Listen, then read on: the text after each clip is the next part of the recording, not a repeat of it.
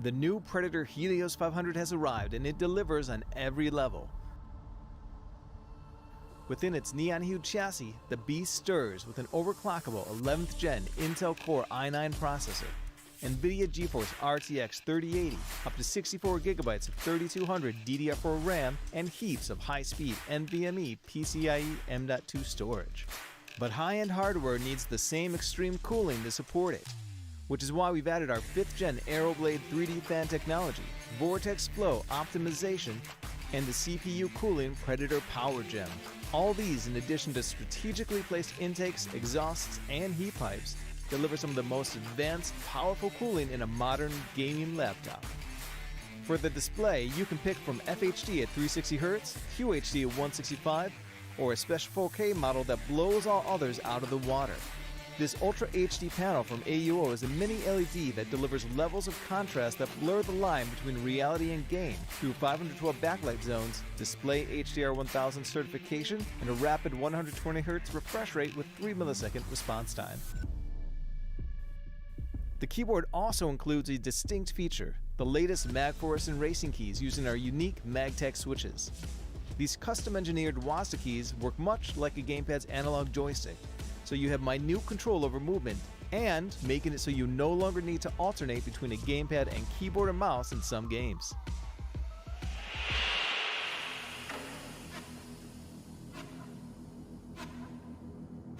Now looking at the RGB, it's everywhere. From the 4 light strips that surround the entire chassis, the logo on the back of the display, all the way to the keyboard itself, which is per key RGB and includes plenty of patterns to choose from.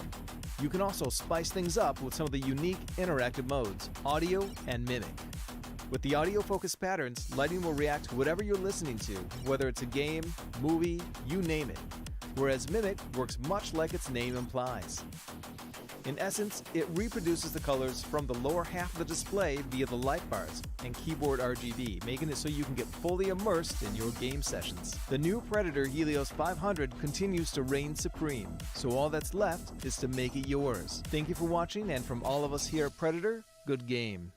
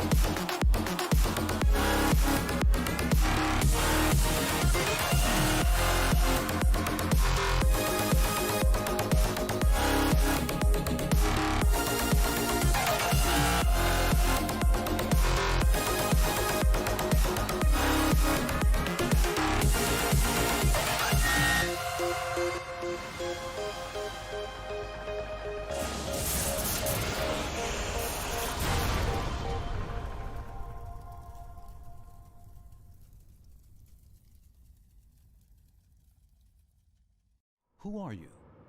Who do you want to be? Do you want to win? To stand victorious over your opponents? But victory must be earned, practiced, perfected. At Planet 9, there are others, there to fight alongside you and take your skills to new heights. Through training with coaches, utilizing game stats, and taking part in our thriving active community, you'll attain the skills needed to succeed. Coaches, chosen based on their expertise, will be suggested to help you grow. Or choose our carry format to play alongside other veterans. Pros will guide you. Immediately interact with them in real time, share gameplay, and advance together as a unit. Record your recent matches for coaches to examine and offer their expertise on. All game-related stats are made available to determine how best to grow one's strengths, eliminate one's weaknesses, and improve one's overall standing. All presented in a comprehensive, easily understood format. At Planet 9, all the elements, coaching, game stats, community, and tournaments can be found on a single gaming platform, where gamers can come together and claim victory for their tribe. Do you have what it takes? We think so. See you soon at Planet 9.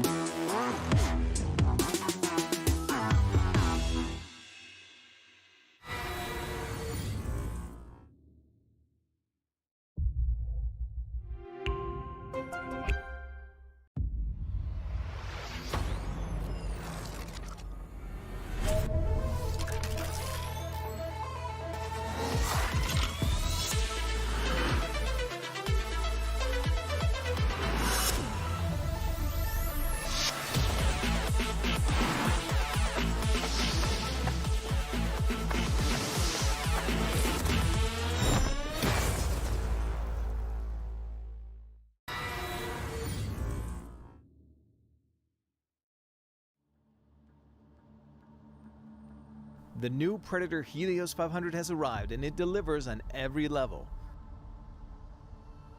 Within its neon-hued chassis, the beast stirs with an overclockable 11th Gen Intel Core i9 processor, NVIDIA GeForce RTX 3080, up to 64 GB of 3200 DDR4 RAM, and heaps of high-speed NVMe PCIe M.2 storage.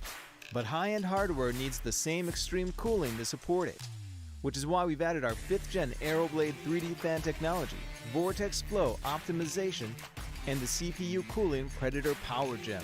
All these, in addition to strategically placed intakes, exhausts, and heat pipes, deliver some of the most advanced, powerful cooling in a modern gaming laptop.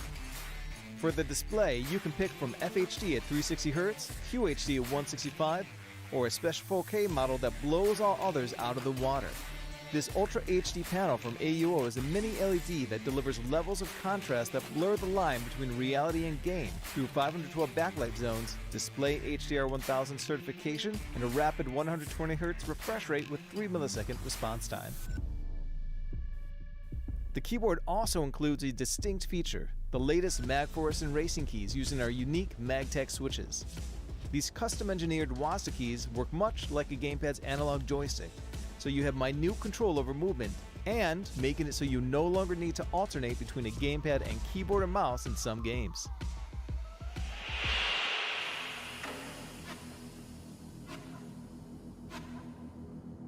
Now looking at the RGB, it's everywhere. From the 4 light strips that surround the entire chassis, the logo on the back of the display, all the way to the keyboard itself, which is per key RGB and includes plenty of patterns to choose from. You can also spice things up with some of the unique interactive modes, audio and mimic. With the audio-focused patterns, lighting will react to whatever you're listening to, whether it's a game, movie, you name it. Whereas mimic works much like its name implies. In essence, it reproduces the colors from the lower half of the display via the light bars and keyboard RGB, making it so you can get fully immersed in your game sessions. The new Predator Helios 500 continues to reign supreme, so all that's left is to make it yours. Thank you for watching, and from all of us here at Predator, good game.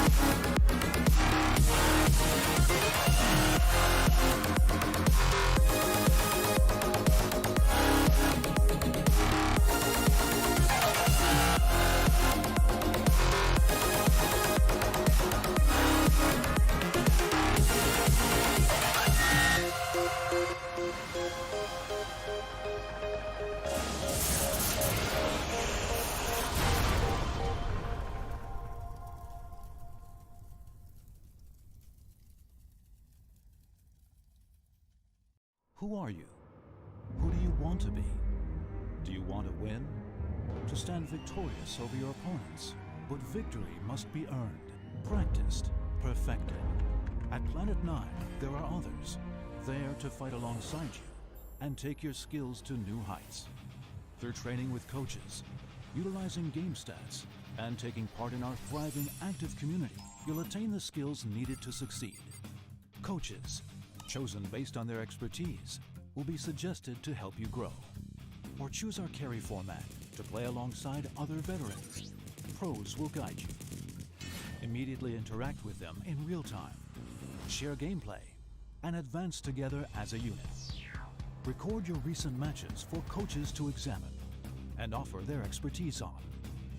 All game-related stats are made available to determine how best to grow one's strengths, eliminate one's weaknesses, and improve one's overall standing. All presented in a comprehensive, easily understood format. At Planet 9, all the elements, coaching, game stats, community, and tournaments can be found on a single gaming platform, where gamers can come together and claim victory for their tribe. Do you have what it takes? We think so. See you soon at Planet 9.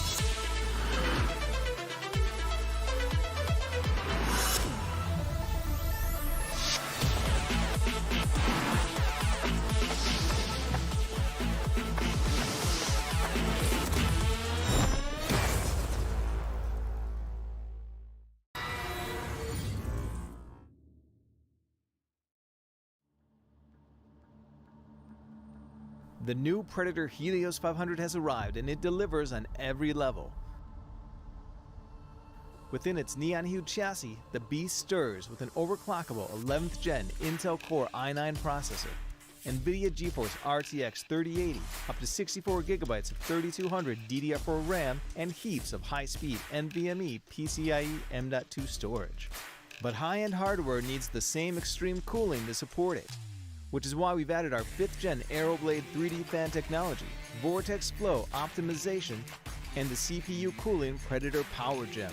All these, in addition to strategically placed intakes, exhausts, and heat pipes, deliver some of the most advanced, powerful cooling in a modern gaming laptop. For the display, you can pick from FHD at 360Hz, QHD at 165, or a special 4K model that blows all others out of the water.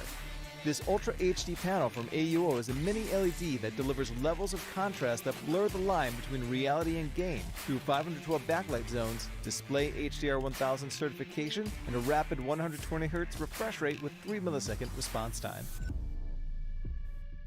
The keyboard also includes a distinct...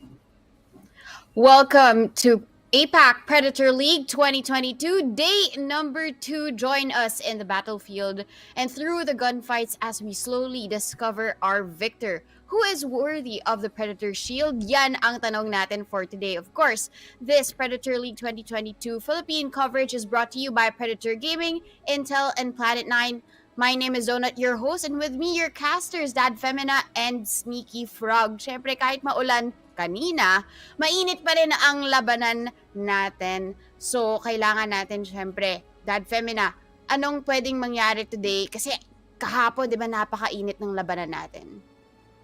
Ay, nako po. Siyempre naman, napakainit ng labanan. Siyempre kasi yun yung pinakamagandang chance para ilabas yung first impression at saka yung expectation ng mga iba't ibang teams natin sa kung ano man yung magiging performance mo in the next coming days natin, di ba? Nakita nyo, Genius Esports still on top of the board after 2 chicken dinners. Taas yung kill count nila. Nasa kanila yung focus pero bigyan natin ng landscape yung mga tao sa ilalim nila ngayon, di ba? We have 7 teams sa ilalim nila. Napakalapit ng pagitan. 1 to 2 points apart of each other lang. At among those teams, ang laki ng chance na pwedeng i-steal away yung mga top spots natin. But that is how we're gonna see it happen dito sa ating day 2. Kaya napaka-importante na kailangan nilang humabol ngayon.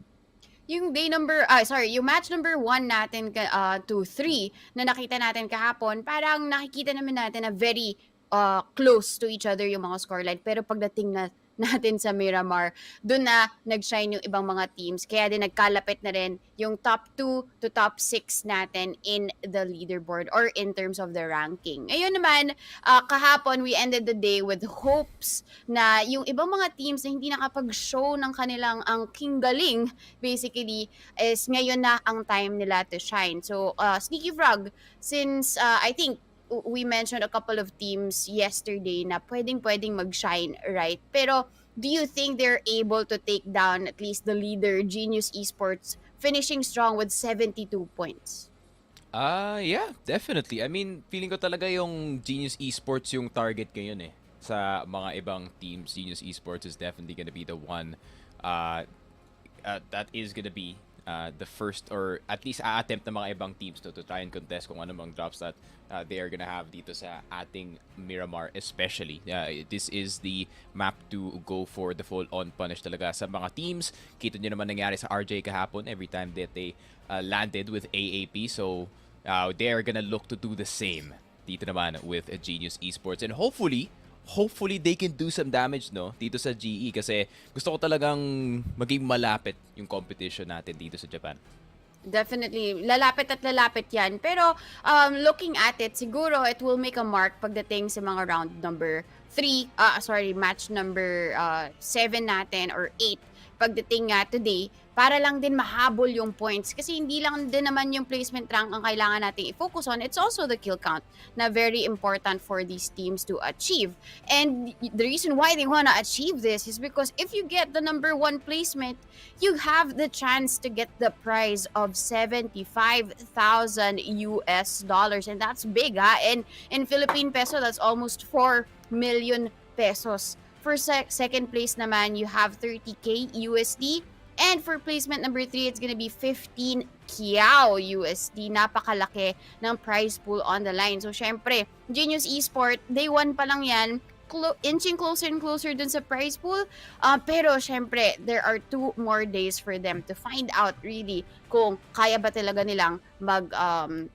mag-create ng impact to increase more of that score. Pero, syempre, hindi lang naman PUBG ang nakikita natin ngayon sa screens nyo. We also have a Dota 2 stream ongoing at the moment. So if you guys are Dota fans out there, syempre, check out Predator League's official Facebook page for some Dota 2 action. Pero syempre, going back to PUBG, we do have at least the start of the broadcast, which is going to be at 2 p.m. But we'll just take a little break, of course, so that the teams get ready for the official match for match number 6. Nakikita nyo naman at 3:25, doon tayo magsisimula ng bakbakan. Pero, I mean, hindi ko alam kung ano nangyayari dun sa APAC Japan for Dota 2 kasi focus na focus tayo dito sa PUBG. But I know that at least during the first 2 games, no, nag-move forward na rin ang isa sa mga Philippine teams natin, and hopefully we show some Pinoy pride and support them as well.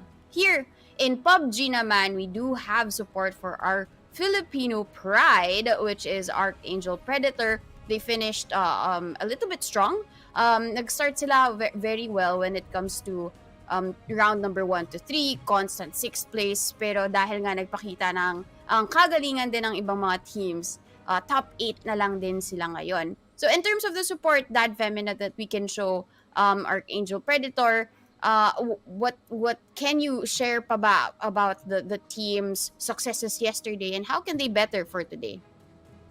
Well, good thing that you actually mentioned that kasi maganda na iligay natin ng spotlight yung iba pa mga teams natin. Not only yung Pinoy pride nating Archangel Predator who's definitely top 8 pero a lot of the stronger teams as well. The Korean team, Damwon Kia, strong start on the day, napaka-calculated ng playstyle, passive, papunta sa aggression doon sa later stages kung saan mas nag-landscape na yung kung saan sila lalaban para sa kanilang placement, di ba?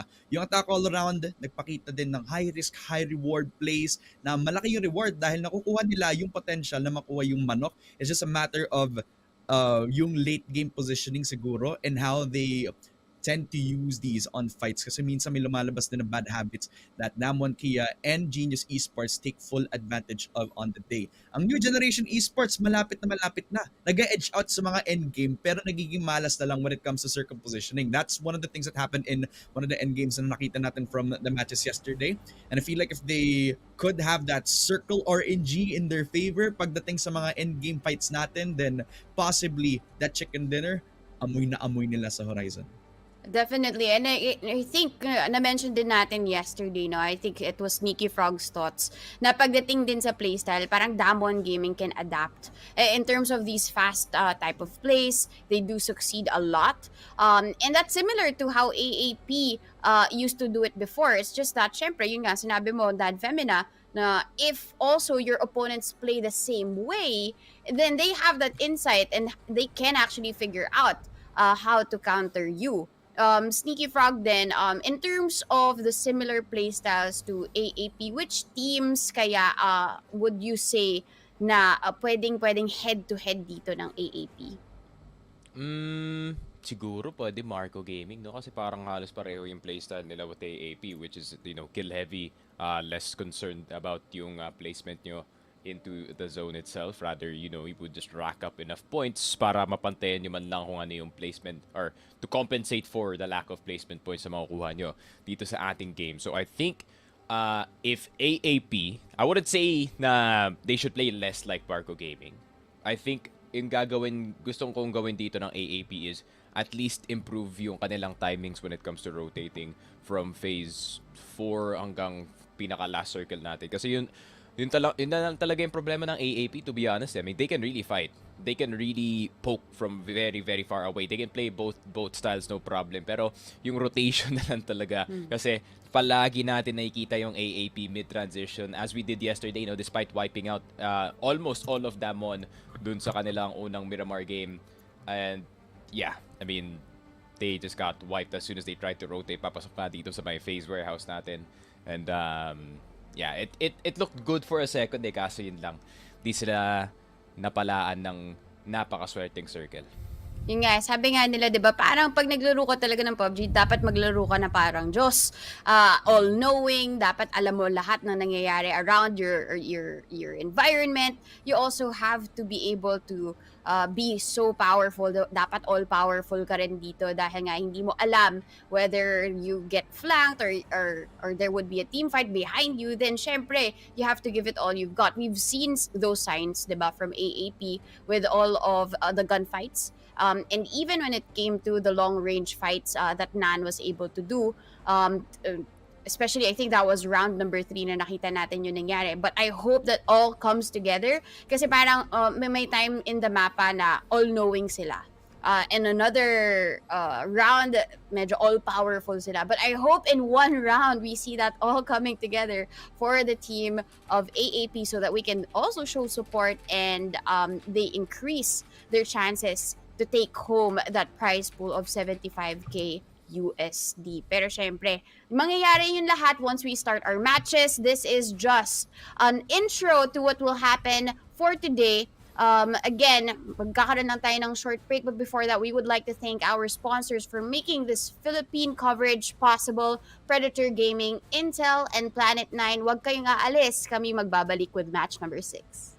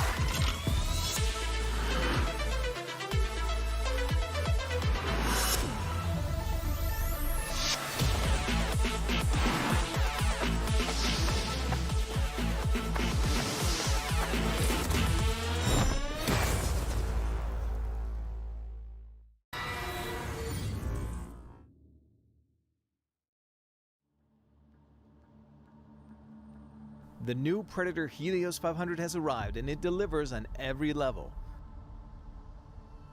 Within its neon-hued chassis, the beast stirs with an overclockable 11th gen Intel Core i9 processor, NVIDIA GeForce RTX 3080, up to 64GB of 3200 DDR4 RAM, and heaps of high-speed NVMe PCIe M.2 storage. But high-end hardware needs the same extreme cooling to support it, which is why we've added our 5th gen Aeroblade 3D fan technology, Vortex Flow optimization, and the CPU cooling Predator Power Gem. All these, in addition to strategically placed intakes, exhausts, and heat pipes, deliver some of the most advanced, powerful cooling in a modern gaming laptop. For the display, you can pick from FHD at 360Hz, QHD at 165, or a special 4K model that blows all others out of the water.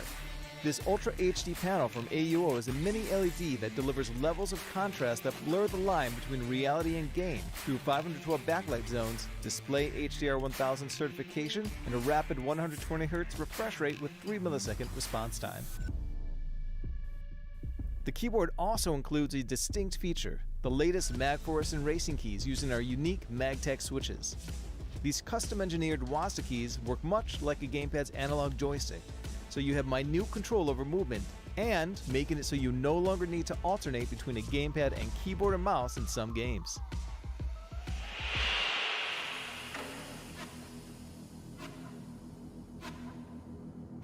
Now looking at the RGB, it's everywhere. From the 4 light strips that surround the entire chassis, the logo on the back of the display, all the way to the keyboard itself, which is per key RGB and includes plenty of patterns to choose from. You can also spice things up with some of the unique interactive modes, audio and mimic. With the audio-focused patterns, lighting will react to whatever you're listening to, whether it's a game, movie, you name it. Whereas mimic works much like its name implies. In essence, it reproduces the colors from the lower half of the display via the light bars and keyboard RGB, making it so you can get fully immersed in your game sessions. The new Predator Helios 500 continues to reign supreme, so all that's left is to make it yours. Thank you for watching, and from all of us here at Predator, good game.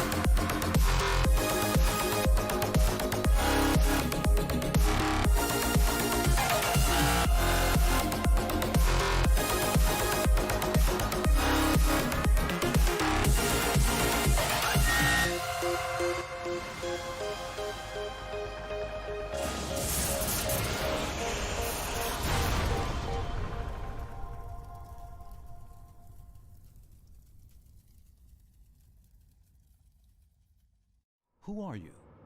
Who do you want to be? Do you want to win? To stand victorious over your opponents? But victory must be earned, practiced, perfected. At Planet 9, there are others, there to fight alongside you and take your skills to new heights. Through training with coaches, utilizing game stats, and taking part in our thriving active community, you'll attain the skills needed to succeed. Coaches, chosen based on their expertise, will be suggested to help you grow. Or choose our carry format to play alongside other veterans. Pros will guide you. Immediately interact with them in real time. Share gameplay and advance together as a unit. Record your recent matches for coaches to examine and offer their expertise on.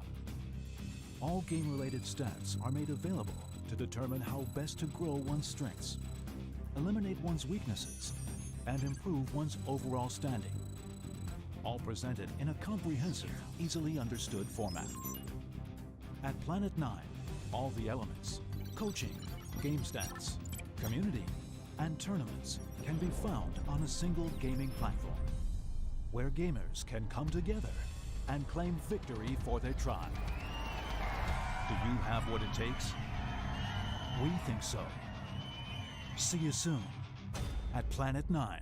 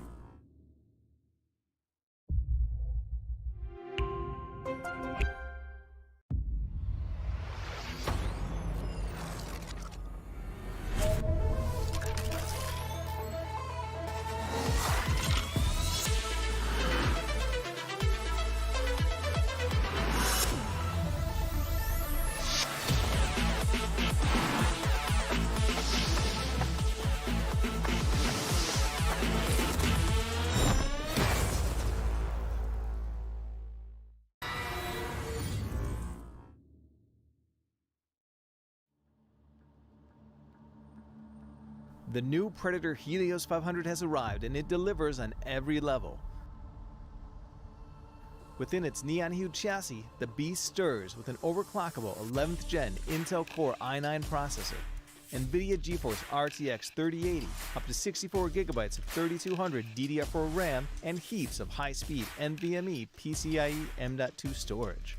But high-end hardware needs the same extreme cooling to support it, which is why we've added our 5th gen Aeroblade 3D fan technology, Vortex Flow optimization, and the CPU cooling Predator Power Gem. All these, in addition to strategically placed intakes, exhausts, and heat pipes, deliver some of the most advanced, powerful cooling in a modern gaming laptop. For the display, you can pick from FHD at 360Hz, QHD at 165, or a special 4K model that blows all others out of the water. This Ultra HD panel from AUO is a mini LED that delivers levels of contrast that blur the line between reality and game through 512 backlight zones, display HDR 1000 certification, and a rapid 120Hz refresh rate with 3 millisecond response time. The keyboard also includes a distinct feature, the latest Magforce and racing keys using our unique MagTech switches. These custom-engineered WASD keys work much like a gamepad's analog joystick, so you have minute control over movement, and making it so you no longer need to alternate between a gamepad and keyboard and mouse in some games.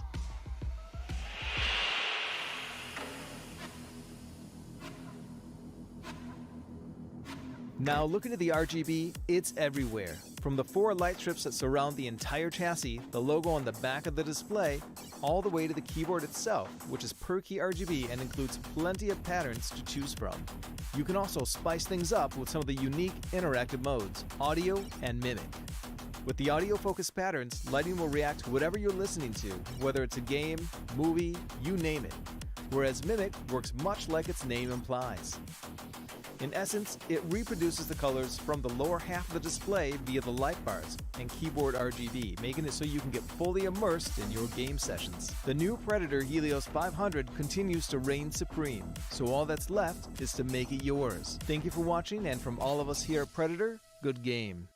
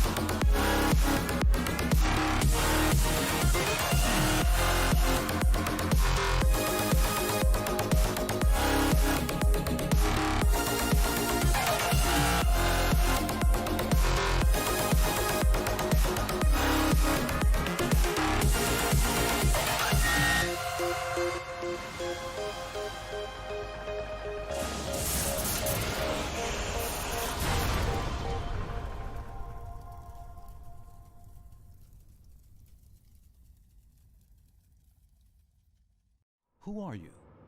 Who do you want to be? Do you want to win? To stand victorious over your opponents? But victory must be earned, practiced, perfected. At Planet 9, there are others, there to fight alongside you and take your skills to new heights. Through training with coaches, utilizing game stats, and taking part in our thriving active community, you'll attain the skills needed to succeed. Coaches, chosen based on their expertise, will be suggested to help you grow. Or choose our carry format to play alongside other veterans. Pros will guide you.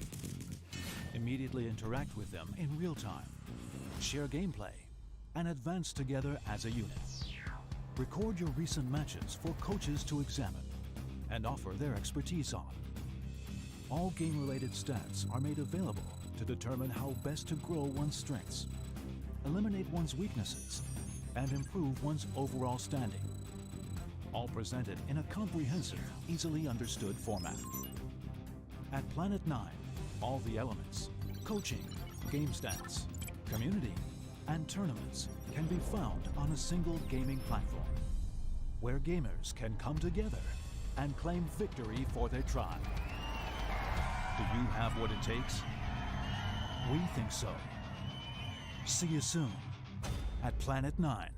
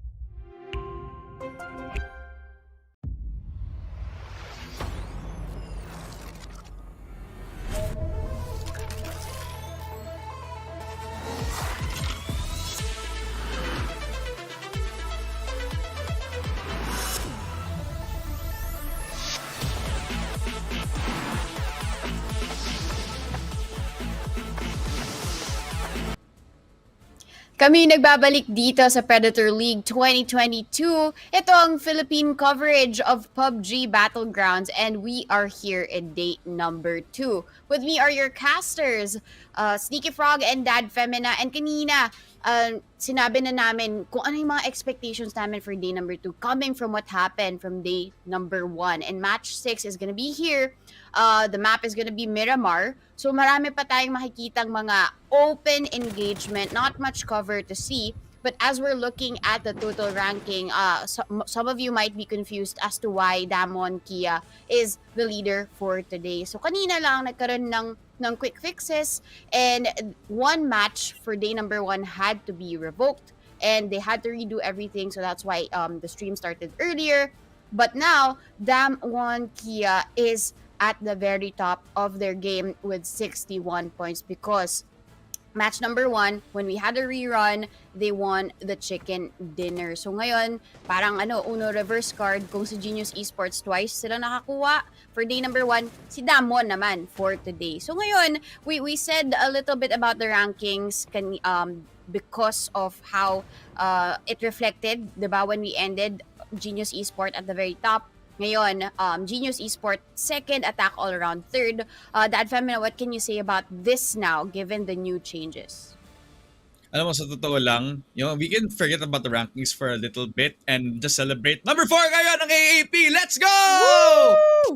Pride, alive and well para sa mga Pinoy natin dito sa APAC Japan. Pero we do have to give a little bit of a highlight towards a few of these teams ngayon. So yung Genius Esports, since yung isa mga chicken dinner sila naging invalid, it still remains. Sila pa rin yung isa mga top teams natin. Considering that they almost got that chicken dinner, they still have it in the bag. Mataas pa rin yung kill count nila ng first day, and it will not matter if they did not have one of their chicken dinners validated ngayon. So Damwon Kia, very much not surprising for me na hindi sila, or ngayon sila naman yung top on the leaderboard right now with a strong start on the day, napaka-calculated ang playstyle. But for a few of these teams here, you also gotta give notice. Katulad kay Attack All Around, napakita na may high reward sa mga high risk plays. Kahit konti na lang, makukuha na nila ang manok. At ang new generation esports, na-edge out na sa mga in-game. Pero nagiging malas na lang when it comes to circle positioning. So it's all a matter of how they can play on this day 2. Specifically since sobrang lapit na ng mga placements natin at yung mga points para makuha yung mga top spots natin. Yung Damwon Kia, na-prove na nila na kaya nilang habulin ang Genius Esports. At hindi lang nila hinabol, kinuha nila yung top spot. What more? Yung mga nasa ilalim ng both of these teams ngayon. Hinabol, nahuli, at even kinain ng buhay, basically, especially for that rerun of day 1 match 1. And I love that you talked about Attack All Around because I think they're one of the teams na binild up natin ng day number 1. And pinakita naman nila ang ganda ng mga plays ni Yanko and ni Gems. But Attack All Around, sometimes yung the high risk, high reward plays sometimes get punished by other teams. Now, Sneaky Frog, with these types of risks that Attack All Around always want to do, and it gets rewarded all the time. Pero alam mo yun, how will you now balance that risk with reward coming into day number 2? I guess do whatever Damwon's doing at this point. Kasi Damwon, despite yesterday not having too much wins, and despite getting this second win dun nga sa kanilang replay ng matches. I think when the matches when we were reminded na the matches were gonna be replayed, I was thinking, okay, Damwon has a fair chance because sobrang consistent nila sa pag-perform talaga dito sa top 5. So I think whatever Damwon's doing, I think everyone should be doing as well. But at the same time, it is their style. So gagana yan para dito sa Damwon.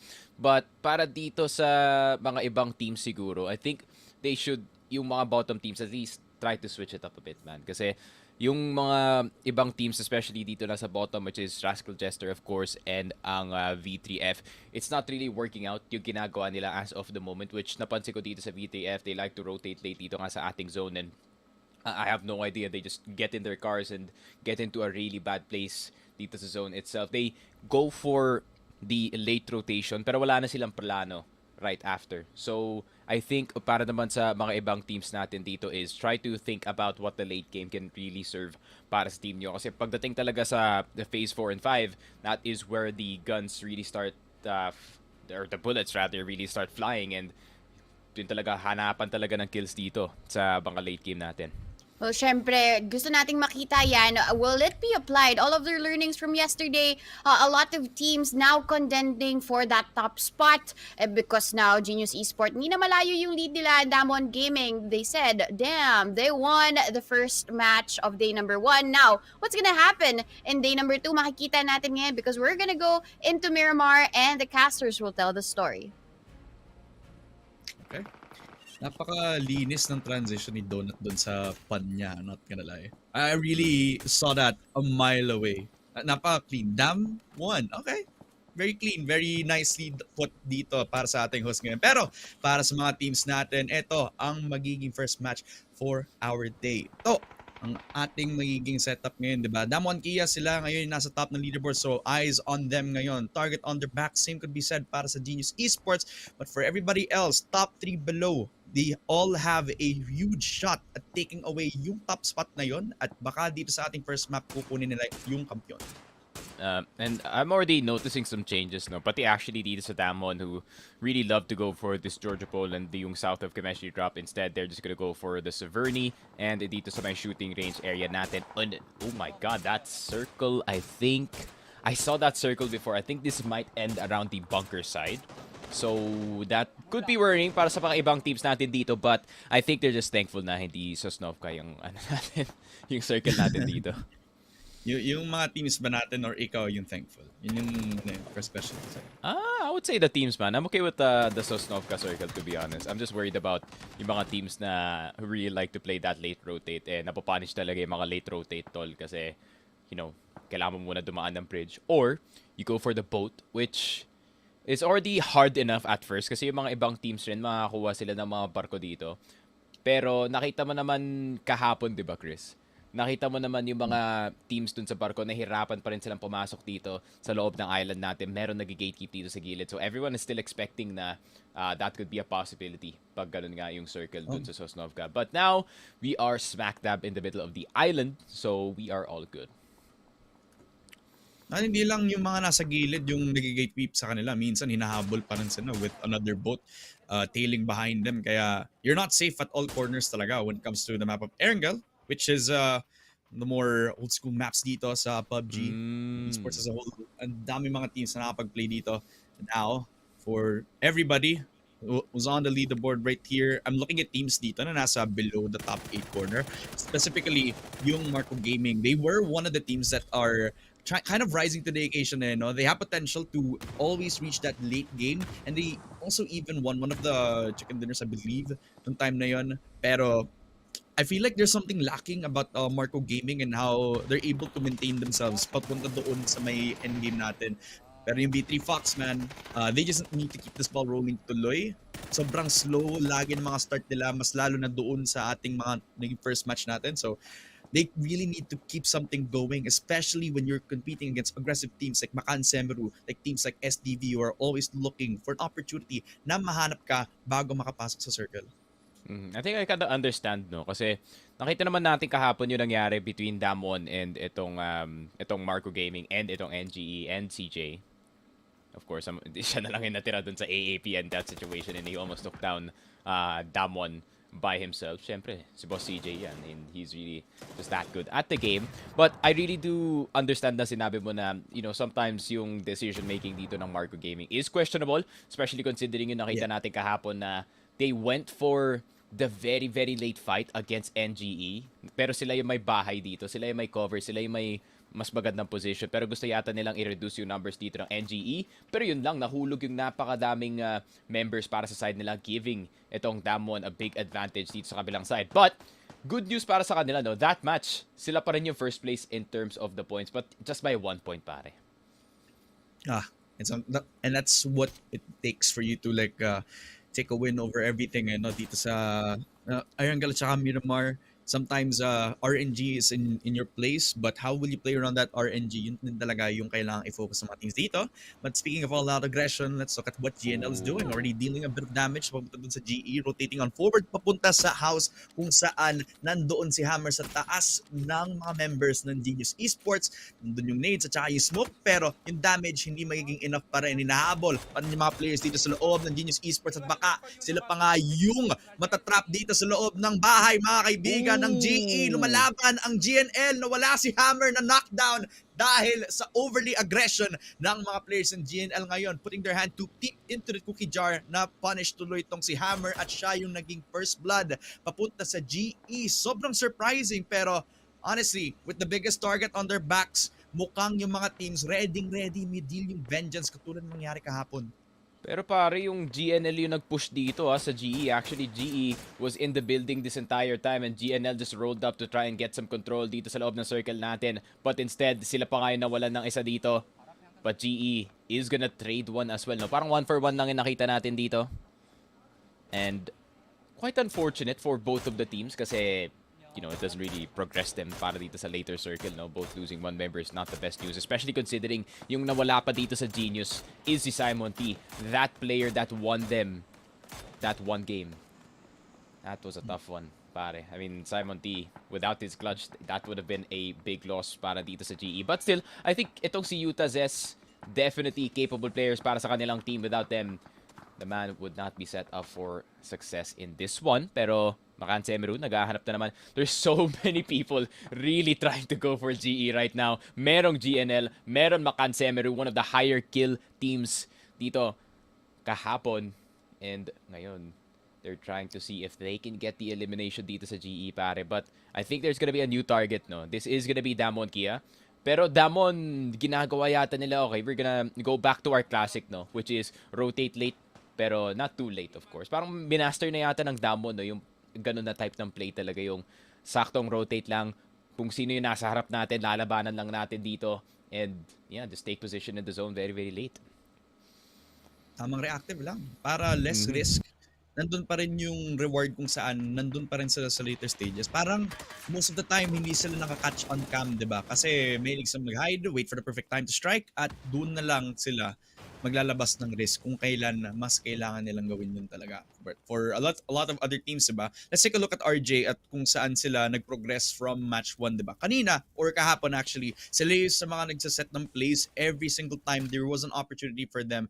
They were one of the people kung saan sila yung nakakuha ng mga early picks. But this time, mga later stages ng ating first day, parang hindi nila nakakuha yung mga early attempts na yon. Nawawala na yung tempo na gusto nila sanang kunin at nakaka-catch out sila agad ng mga teams na kinakatch pa lang sila on rotation, gatekeeping them before sila makapasok doon sa safe zone. At in this type of regard, I feel like RJ just needs to understand that sometimes those set plays, hindi yun mangyayari at hindi yun makakapag-benefit sa kanila if hindi sila fully secured sa mga positions sa pwede nilang kunin. But for other teams dito ngayon, no, let's put some focus on NGE here. Yung NGE, katulad ng sinabi ko kanina, they had the potential to actually edge it out sa sobrang tagal ng game kung saan they always had their numbers still up and ready, pero doon sa ating later stages, hindi nila na-secure yung buong chicken dinner. Pero para sa Archangel Predator, nasa kanila din yung storyline, nasa kanila yung potential para makuha yung top of the leaderboard. And they're starting it strong right now here, already taking control of the upper grounds dito sa ating mga bahay. Pero ang AAA again, this is one of the teams that also I really want to put my magnification glass on kasi sila yung napaka-aggressive, always taking fights before they could possibly push papunta doon sa may cover. So very well put. A lot of teams here, the potential is there, especially with the leaderboard right now. But the top tier teams here are definitely the Japan teams as well as the Korean teams. Oh no, Rascal Jester na naman ang magiging biktima dito. Possibly one player already down para sa side nila. Wesker trying to see kung kaya niya magbigay ng backup para sa kanyang team. But I think aalis na lang sila dito. They do not want to deal with attack all around at all, especially considering how good the early game fighting is para dito sa attack all around. Nabiktima pa nga yung AAP dito sa team na yon nung isang araw. Pero E36? Ooh, E36. You don't want this smoke, buddy, kasi naandito na si CJ18! Surprise, Mr. Star-Lord! And that's gonna be the scout para sa E36 down. And AAP collect a freebie, my friend. May kanina pa kinokontrol ni CJ yung warehouse na yun while isolated pa yung isa sa mga players. Talagang kinuha niya yung opportunity niya. Lalo na sobrang isolated ang layo dahil nagro-rotate pa lang ibang mga players. Now though, para sa Havoc, they can't take one of these picks here. Yung SDVV2, masyadong slow na yung naging start nila. Specifically with how they played this 2-2. Masyadong naging isolated itong si KMF1 dun sa kabila niyang player na sa kabilang side ng si IMP na down din dahil sa long range shot from the semi-automatic rifle. Pero para dito sa ibang mga players, ang Havoc, dalawa pa rin, isa na lang ang mga buhay sa kanila while they try to at least overwhelm itong mga players ng SDVV2 na dalawa na lang ang natitira sa kanilang side ngayon. Needs out palabas doon sa bahay pero hindi pa nila nasa-spot yung player na nag-rotate palabas para makapag-reposition. Kung Havoc players is trying to scramble, trying to locate kung nasaan yung dalawa na lang para sa SDVV2. Pero same could be said para sa kanila. They don't want to get out of this house without a fight talaga, Sneaky. Yep, SGD V2 right then and here. So na lang natitira para sa side nila. One of the later winners dito sa Erangel. And also rather sa Miramar on the yesterday's game. Jump shot does get itong si Veds, and that's gonna be one down. Slowly but surely itong si Aoki, he is gonna try to reduce the numbers dito ng Havoc. Meron pa naman silang tatlo dito. Low si Aurum, but he does pop a medkit really quickly. Pero yun na nga, natapuan pa nga ng Molotov dito, and SGDV2 are gonna be out and are gonna be the first ones that are gonna taste death dito sa ating Miramar. And, NGE. Grabe naman si Dayan doon. Just like a snake. Parang ahas lang sa damo pare. Nagulat yata si 17 RDK dito. He was not expecting that someone is crawling dito sa ating field. Nako po. I mean, I can't blame him kasi you gotta focus on the road. Kailangan, focus ka lang sa kung saan ka nagda-drive, diba? Baka may mabangga ka, baka may masagasaan.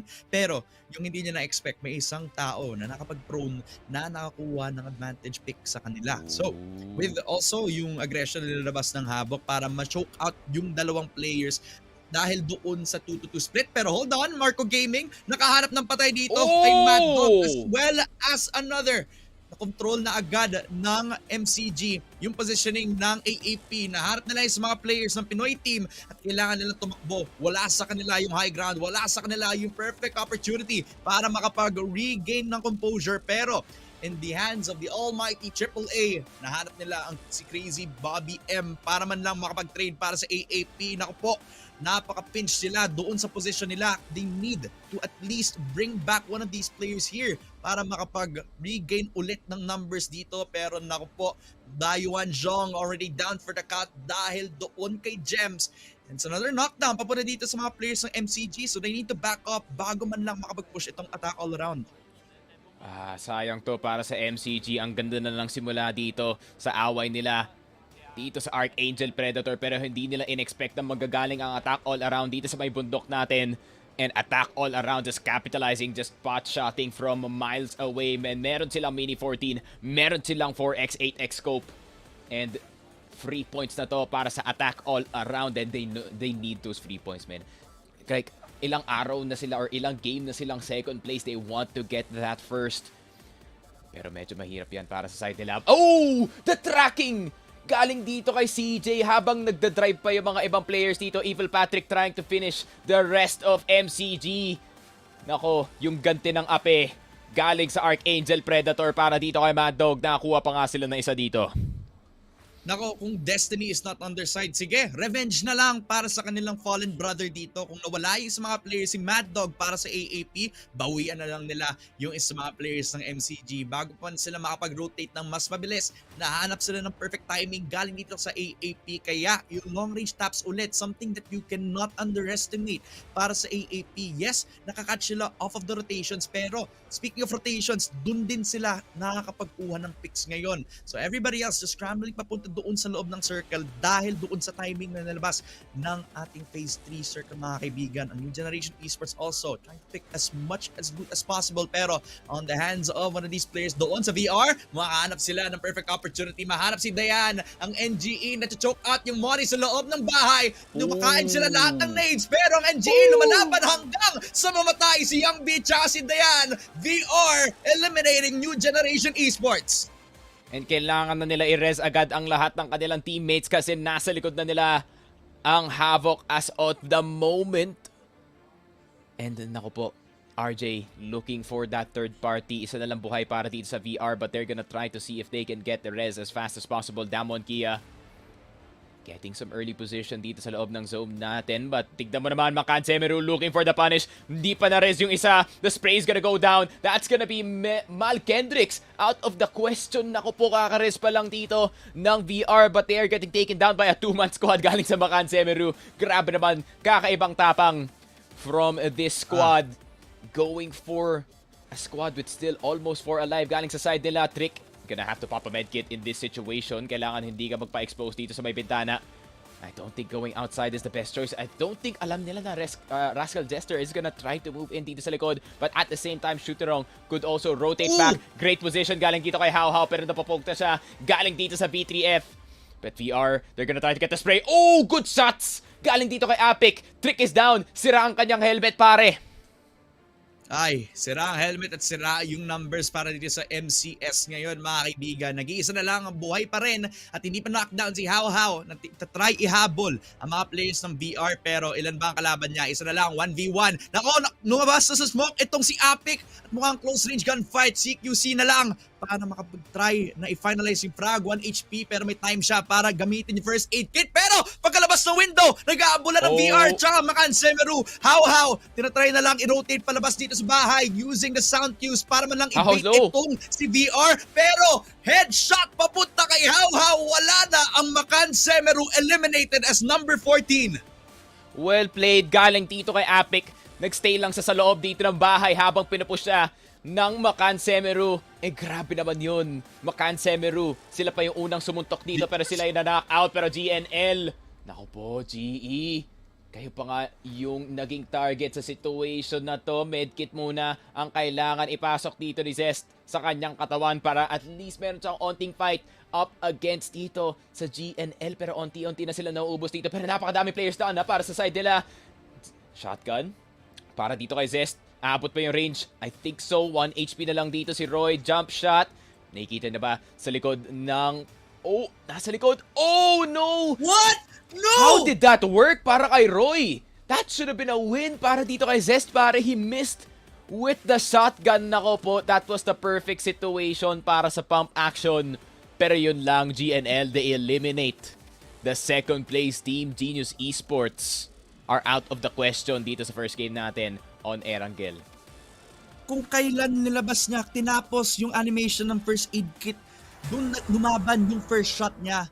At yun pa naman yung nag-iisang moment para mahanap yung isa sa mga players ng GNL. Pero once the animation was done, nakapag full HP na yung mga players ng GNL. Specifically, Zest did not have any choice at all but to push forward.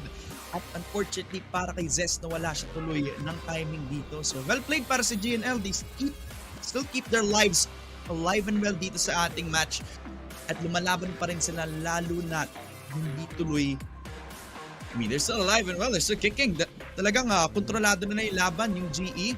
They're already taken out of the fight at malaking epekto yun dahil sila yung isa sa mga pinaka-late players dito sa ating endgame. Pero hold on, for V3 Fox, nagtatagal sila dito sa ating team and they're still fighting kahit sila yung isa sa mga teams na sobrang low on our leaderboard ngayon. This could be a comeback in the making, pero with this still being in the mid game so far, it's kind of hard to tell. But for Crazy Easy, a lot of damage dahil doon sa P19, nalalabas doon sa RJ, pero with the rotate coming forward sa kabilang side ng ating circle, baka hindi nandun yung focus na kay GNL with under-putting everybody down sa GNL, eliminated out of the fight ngayon, Sneaky. Grabe naman si Under dito. Kahit nasa loob ng kotse, yung mga players, easy pa rin ang pot shots for the side of Lamon Kia. Boss CJ nakakuha pa nga ng isa dito sa background natin. And na onting-onti na nauubos ang mga players. Phase 4 pa lang tayo dito, Chris. But it seems like we are playing like it is Phase 8. Bush is gonna come in para dito sa Shooterong versus Magic Esports. Pero down na nga dito si Pet Dr. Et. But what can they do? That's gonna be big pass shots and that's gonna be Earth Zapaluy already down para dito sa Magic. Pero magpupush na nga galing dito sa gilid, but I think V3 Fox has that covered as well. Pero si Crazy Easy getting the finish dito kay KSMZ with that Groza picked up from the earlier package na nakita natin kanina. Pero mukhang nauubos na nga ang MG dito. Mukhang kakainin pa nga sila ng zone because of that damage. Damon Kia opting in for the rotate now bago pa sila mawala ng position dito sa loob ng zone, as we do see Havoc and RJ, they have the first move. Yung ibang teams masyado yatang busy na nag-aaway dito to even mind the blue zone. I think MG is just gonna lose at this point. Stuck pa rin si Rise doon sa loob ng blue zone habang yung D3 Fox at saka yung Suterong talagang ginigay-keep na lang itong si Rise. Pero habang nangyayari yun, nagka-third party na ata yung DK. Walang passive-passive. Laban na lang tayo habang nandito yung opportunity. Yung RJ rotating on forward papunta sa loob ng circle, pero lahat ng aksyon nasa labas kung saan namamatay na, knockdown ang mga players ng Suterong. Ang V3 Fox kinuha na lang yung elimination dito sa MG. At just like that, Suterong also get eliminated. So two teams wala agad sa isang iglap, pero sa loob ng bahay ang daming knockdown. Ang daming naghihintay na lang ng kamatayan nila. Ang Rascal Jester lumalaban pa rin. Barman trying to shoot down the Gordon door. Unlucky. Pero na-eliminate sila. Kakapasok lang dito sa ating bathroom pero pinalabas agad ng Havoc. I think masyado maaga yata nag-rotate dito ang Rascal Jester, pare. Napakalaki pa ng circle, pero gusto nila lang kunin yung building control dito, pero hindi nila alam nasa loob na yung Havoc. They already hunkered down, pero tuloy-tuloy pa rin ang laban dito sa ating gilid ng blue zone. CJ nakuha na nga si SoQQ for that down. Uy, pero E36, medyo hinaharas din nila dito yung AAP. But at the same time, Damwon Kia looking for more points outside the zone. This is a classic Damwon, pare. Isisend nila yung isang player dito. Especially itong si Mentul, who's so good with that SLR. Can really finish off yung mga players na gusto mag-rotate. And grabe naman yun, pare. 2 shots and Crazy Bobby is already falling. And Marco Gaming is out of the question dahil dito sa Damwon. They are collecting so many points because of this backfill. Pero push na naman nila dito ang V3 Fox, the last place team in this other day. Pero meron na silang onting placement points. Pero expect pa nila ang Damwon Kia na magpupush na sila dito. Usually the pushers have the disadvantage and that might be true. Purchi nakuha na nga dito si Under. Nades are gonna start to fly. So tamang iwas lang, tamang sayaw lang para hindi sila masabugan ng paa dito. And Damwon Kia, nako po, kailangan na nila kunin si Under. And binubuhat na nga si Under dito. Get out of there, Private! Man. I mean, at times like these, the numbers really do favor you right as well. Kaya, yung V3 Fox, they know this. They're chasing off these players ngayon na tinatry i-transport yung isa mga players ng Damwon to a very early or a very safe position para makapag-gamit ng first aid kit, makapag-gamit ng kanilang health items. Pero, wala. It's all a little too late dahil habang tinatry nilang i-transport yung mga players, hinahabol na agad ng V3 Fox, nakahanap ng 2 picks at ng finalizations dito kay Damwon Kia, while they're also trying to use the blue zone para makapag-rotate ng mas safe. Pero para sa AAA, kailangan nilang ihanap tong si CJ na tinatry i-lurk on through. Pero yung nade at yung paghanap nila dito kay Evil Patrick tsaka kay CJ, enough para ma-eliminate agad ang AAP. Unfortunate para sa ating Pinoy Pride. Pero they racked up a good number of placement points and kills din para at least makapag top 4 dito. So it just matters on how a lot of these top 4 teams can place this time around. Siyempre, alam mo naman, sobrang gigachat ng Pinoy team, pare. Hindi natin kailangan ng placement points. We go for the kills every time, but that is gonna cost them at the same time, pare. We do have 49 points, no? So we do keep a steady lead dito sa 4th place since patay dito yung NGE. So we take those. That's for sure. Definitely a good start to the day para dito sa AAP. Could be worse, no? We could be V3F right now. In 12th place, 19 points. We Or could we could be have RJ. been RJ. We could be RJ, di ba?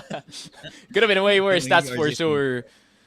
Pero I have an odd feeling, no, Chris, na if maka-rotate na maayos dito si Foxy, I feel like Damwon can pull some magic dito sa game natin. They can definitely do some winning strategy. Pero medyo mahirap na, no? I mean, si Mentul yung medyo separated sa kanyang team, kaya 2v2 pa rin para dito sa Damwon, but they really have to play this one really, really smartly. Attack all around, nandito na naman sa ating top 4. But can they capitalize, no? This already happened twice, itong situation na to, para dito sa AAA, where they're all so close dito sa chicken dinner, pero hindi nila makuha yung manok dito. Havoc and V3F.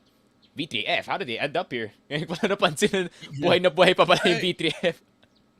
No, I mean, I think they're doing what DK has been doing, but a bit cleaner this time. Playing the passive safer, game, not no? trying to go a bit safer. Parang yung kapag ka may hinahanap sila laban, okay, hanap na lang tayo ng loot. Mas i-priority natin yung placement points natin habang yung kills, mamaya na lang sa mga top 4 teams natin. Pero para sa Damwon Kia, again, long range angle set up at tinatry na lang paglaruan ang mga players ng Havoc sa loob ng bahay. Pero ang V3 Fox, as we are trying to give them the best impression ngayon, ang attack all around, ina-atake sila all around that tree. At mukhang na-knockdown pa nga itong si Yuno. Nako po, as these shots are flowing through yung V3 Fox, kailangan maging careful. Yung smoke, maganda para makapag-revive ang mga players ng V3 Fox ngayon at marami silang time, marami din silang choices para makapag-reposition. Pero with the circle actually going on forward, konti na lang yung time para sa mga teams na nagiging edge-heavy ngayon. So magiging compress pa nga ang labanan natin habang yung mga players ng Damwon Kia, sila talaga yung magiging underdog, which is kind of ironic since sila yung top place team. Pero in terms of numbers, they're gonna be struggling mamaya pagdating sa ating late circles. Yeah, that's for sure. Pero good news no para dito sa Damwon Kia yung attention papunta nga dito sa may V3 Fox. So pwede pa sila makakuha ng third or second place dito sa ating game kagaya na nakita natin dun sa Miramar. Pero Havoc, a really good position. They have the best position dito sa zone actually. Tatlong bahay occupied by all the members from that Indian squad. Pero V3F, medyo late yata sila makakarating. Pinipilit nila yung kotse pare. Wala nang gulong yan, men. Wala pong grip ang iyong kotse. And papasok kayo dito sa Damwon Kia. Niratrat na nga ang V3F dito. Pero din-drive-by ang Damwon Kia, pare. Grabe naman yun. Drive-by as you're progressing into this game, pero yung V3 Fox, medyo nagiging costly pa nga yun dahil doon sa pagsira ng kotse, biglang sumabog sa muka ng ating mga Foxes. Pero okay lang pa rin sila. At least they already took out the top 1 team dito sa ating placements. Pero for AAA, this is the perfect time to shine. They have the high ground. Alam nila kung nasaan yung Havoc at isolated pa yung isa mga players nila. So they need to back off for now. At honestly, this actually could be one of the fastest games we've had for the last 2 days that we've had. No? Parang ito yung proactive fighting na hinahanap ko sa mga PUBG games. And this is definitely delivering ngayon, pare.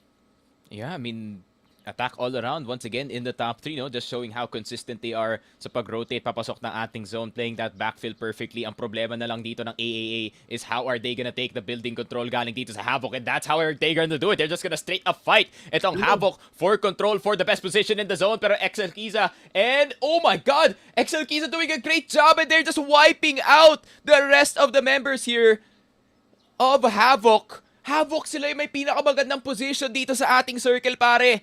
Pero lumabas yata sila ng bahay and mukhang mali yata ang paglabas nila dito. Ay. Oh, man.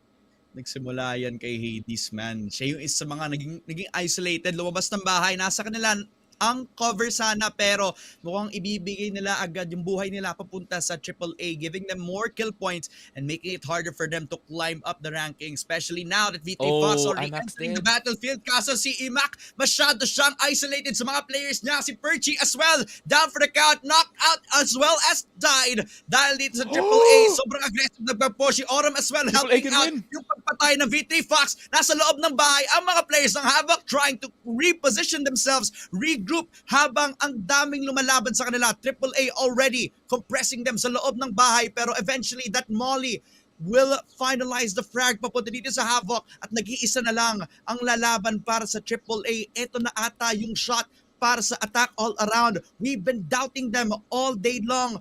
We have been saying that they have the potential. Kailangan nilang i-prove na kaya nilang gawing top 1 chicken dinner all around para dito sa attack all around, pero dito na lang ata nila kukunin sa day number 2 at V3 Fox.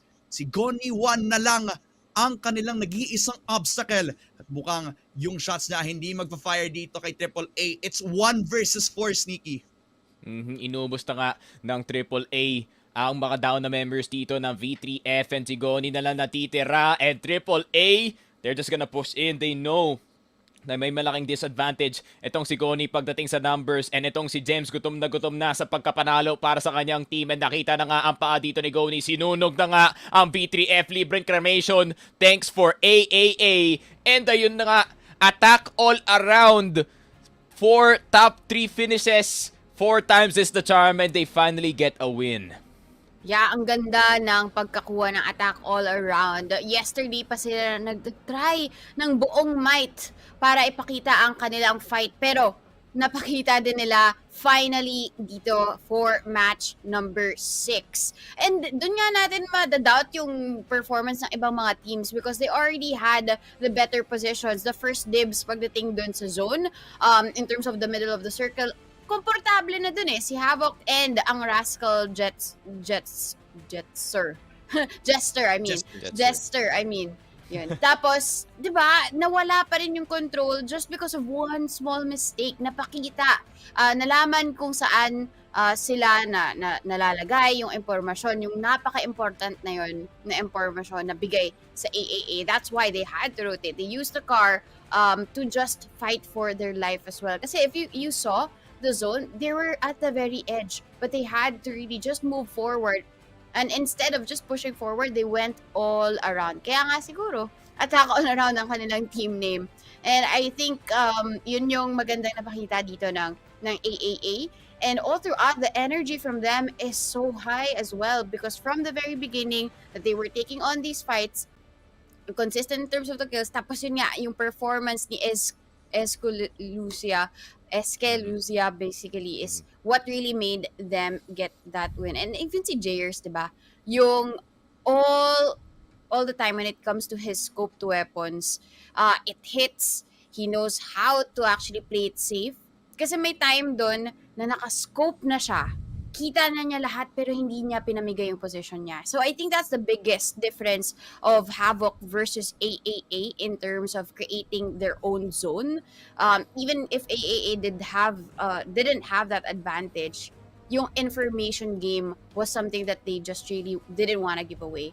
And apart from that, I think Damwon had a chance. I thought they were gonna get another chicken dinner, but AAA did not let that happen, and they're inching closer and closer. GE was eliminated agad, so they lose that advantage for the top spot. I'm actually looking forward to seeing kung ano na yung updated rankings natin after that game, because it was a balance of Damwon getting the placement plus all of the kills, and not underperforming. He was just really performing all throughout and getting the kills for the team of Damwon. Actually, I do have a question for you kasi yesterday pa natin nakikita yung V3 Fox, right? And even ang RJ, ma-eliminate agad. But this time, hindi. Nagpakita sila ng kagalingan nila dito sa map of Erangel. And anong masasabi mo doon, Dad Femina, that finally, they are shining? I mean, well, I already pegged them sana as one of the stronger Erangel teams natin para sa ating APAC Finals. Considering siguro na lagi silang nakakat off doon sa ating match 1. Now, they cleaned it up. Kung saan sila mag-rotate, they sure as well use the safe routes. At yung mga fights nila, mas kalkulado, mas clean, at sama-sama sila lagi compared to a lot of the other teams here na nakakat off yung kanilang 2-2 split kung saan kailangan nila kumuha or mag-distribute equally ng mga loot nila sa iba't iba nating teammates natin. No? Something na common sa iba't mga teams natin ngayon was the 2-2 split that we've always been seeing. But V3 Fox, as well as teams like Attack All Around, sila yung mga nag-punish doon sa mga splits na ginagawa ng iba't iba nating mga teams. It's also given the fact that they used a lot of those late rotations that Damwon Kia also love to play or do as well, reacting sa mga aggressive plays na nangyayari sa ibang side where they already have that info na sige, may dalawang lumalaban, i-third party na lang natin, let's not initiate that fight all around. And very well put, V3 Fox mas nagiging clean na dito sa ating Erangel map. Maybe they can have more consistent results kung mas may consistent yung ginagawa nila ngayon sa ating first match. I definitely agree. I think that match was a testament of their best performance all throughout this whole tournament, right? Match number 6 was something to note for V3 Fox. Basically, they fought for their lives, but yun nga, at least mid-round they were eliminated, but they were able to rack up a couple of points because of all of the kills that they've gotten. Just really also unfortunate though for SDV2. Kasi doon natin nakikita, they got a chicken dinner in Miramar, but here in Erangel, parang hindi sila nagpe-perform as well. So Sneaky Frog, now that we have the match rankings on our board, what can you say now about Attack All Around getting 11 kills plus the placement of 10 points? Yeah, I love the patience here. Galing dito sa Attack All Around to just wait for a mistake galing dito sa Havoc or sa V3 Fox to actually come in kasi sila may pinaka-likely na magkakaroon ng mistake dito sa ating game kasi nga, sila pa yung maglalaban para dito sa ating zone in Attack All Around. We're just waiting dito sa backside ng ating ng white circle and they were just like, okay, just let them fight I guess. Tapos pwede na tayo mag-third party dito. But at the same time, ang ganda ng proactiveness dito, no, to actually take that one building galing dito sa Havoc super early dito sa ating fight and try to see if they can kind of bait itong V3 Fox to go for the third party and kakalma muna sila dito. Okay, let's just take this one building and try and see if we can at least force a fight galing nga dito sa dalawang teams na nasa labas ng ating bahay. But at the same time, I think that was a big misplay galing dito sa Havoc. I really do not think na kailangan nilang kunin lahat ng bahay, at least dito sa ating last circle. So, I would say it's kind of a mix of a mistake galing dito sa side ng Havoc, overcommitting for control. Kita mo naman sa screen, man, they were kind of mad about it, to say the least, na natalo sila sa game na to kasi nasa kamay na nila yung laro, nasa kamay na nila yung chicken dinner. But then, all of a sudden, two squads roll up from front and back, and biglang nagulat nga sila dito. So many players down from Havoc super early, and Attack all around were just waiting for the perfect opportunity for that finish, to just finish everyone off. Ang daming down agad para dito sa V3F and sa Havoc. Nung sinasabi mo yun na nawala pa, parang nai-imagine ko yung Havoc doon, may hawak ng drumstick ng Chicken Joy, tapos nakuha pa, na-snatch pa. Kasi nasa sidewalk sila. Masyadong out in the open kasi hindi nila sinecure yung pagkain nila ng kanilang Chicken Joy. So that was just unfortunate for Havoc, but a great try as well for them because they had all of the advantage, upper hand basically pagdating sa zones. Pero yun nga why will you let Attack all around take that away from you? And V3 Fox, they also had the same intention to take that away from Havoc. Pero hindi, Attack all around when it comes to the firepower, yun nga, I think all-powerful, all-knowing sila ang AAA for this specific match, which does seem great. And I feel like they will continue to be that way now that they're at least top 3 kanina. I think they've advanced now to top 2 because GE was eliminated pretty early. So looking forward for match number 7. I think that will be on your screens just in a bit. But before that, we'll just take a quick break and thank the sponsors as well for making this Philippine coverage happen. Predator Gaming, Intel, and Planet 9. Huwag kayong aalis, kami ay magbabalik. So sit back and relax.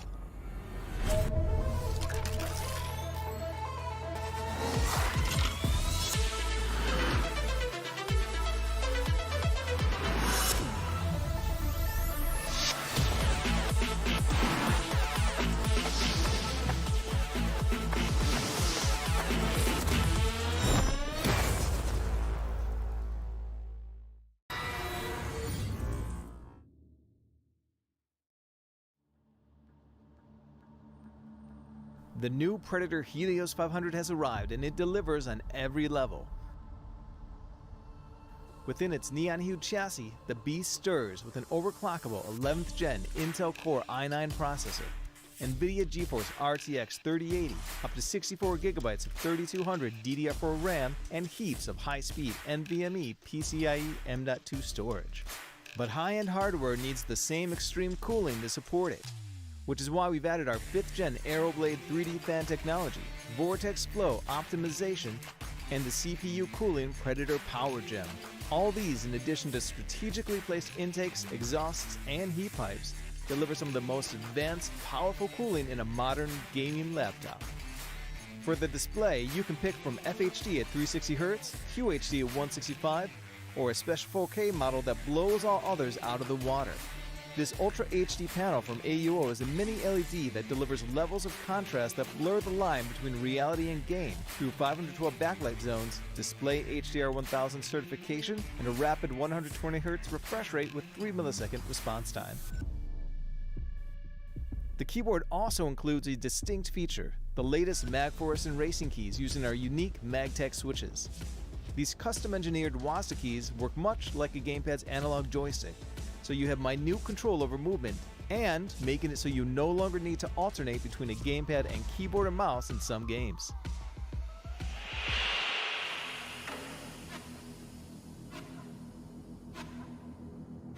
Now looking at the RGB, it's everywhere. From the 4 light strips that surround the entire chassis, the logo on the back of the display, all the way to the keyboard itself, which is per key RGB and includes plenty of patterns to choose from. You can also spice things up with some of the unique interactive modes, audio and mimic. With the audio-focused patterns, lighting will react to whatever you're listening to, whether it's a game, movie, you name it. Whereas mimic works much like its name implies. In essence, it reproduces the colors from the lower half of the display via the light bars and keyboard RGB, making it so you can get fully immersed in your game sessions. The new Predator Helios 500 continues to reign supreme, so all that's left is to make it yours. Thank you for watching, and from all of us here at Predator, good game.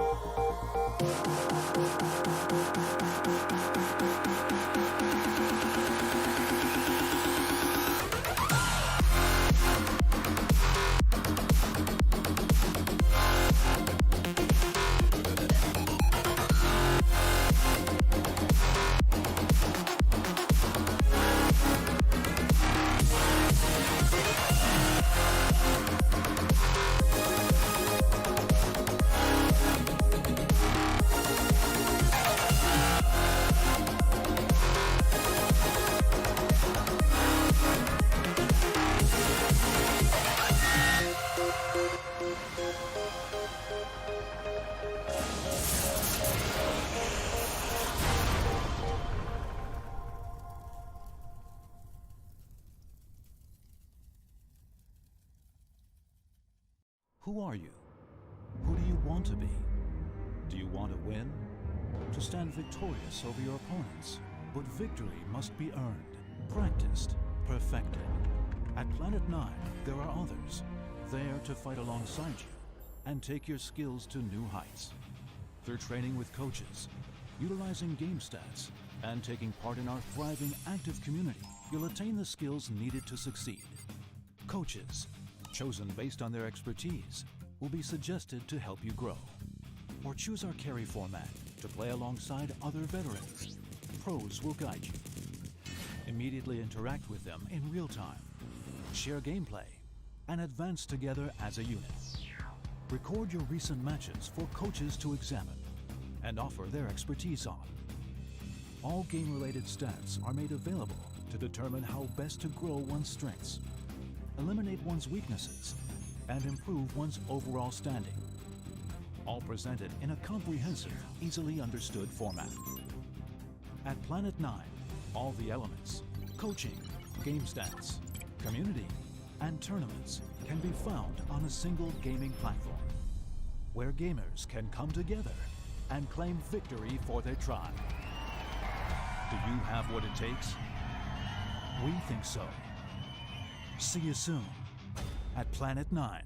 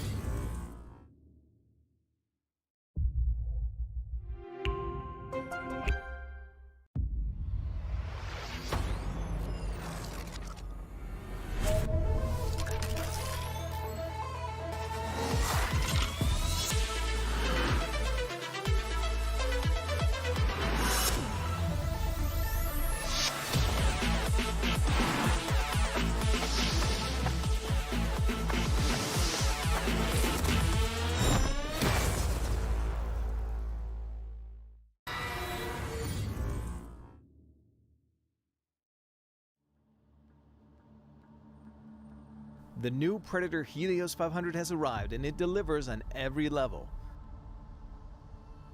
Within its neon-hued chassis, the beast stirs with an overclockable 11th gen Intel Core i9 processor, NVIDIA GeForce RTX 3080, up to 64 gigabytes of 3200 DDR4 RAM, and heaps of high-speed NVMe PCIe M.2 storage. But high-end hardware needs the same extreme cooling to support it, which is why we've added our 5th gen AeroBlade 3D fan technology, Vortex Flow optimization, and the CPU cooling Predator Power Gem. All these, in addition to strategically placed intakes, exhausts, and heat pipes, deliver some of the most advanced, powerful cooling in a modern gaming laptop. For the display, you can pick from FHD at 360Hz, QHD at 165, or a special 4K model that blows all others out of the water. This Ultra HD panel from AUO is a mini LED that delivers levels of contrast that blur the line between reality and game through 512 backlight zones, display HDR 1000 certification, and a rapid 120Hz refresh rate with 3 millisecond response time. The keyboard also includes a distinct feature, the latest Magforce and racing keys using our unique MagTech switches. These custom-engineered WASDA keys work much like a gamepad's analog joystick, so you have minute control over movement and making it so you no longer need to alternate between a gamepad and keyboard and mouse in some games.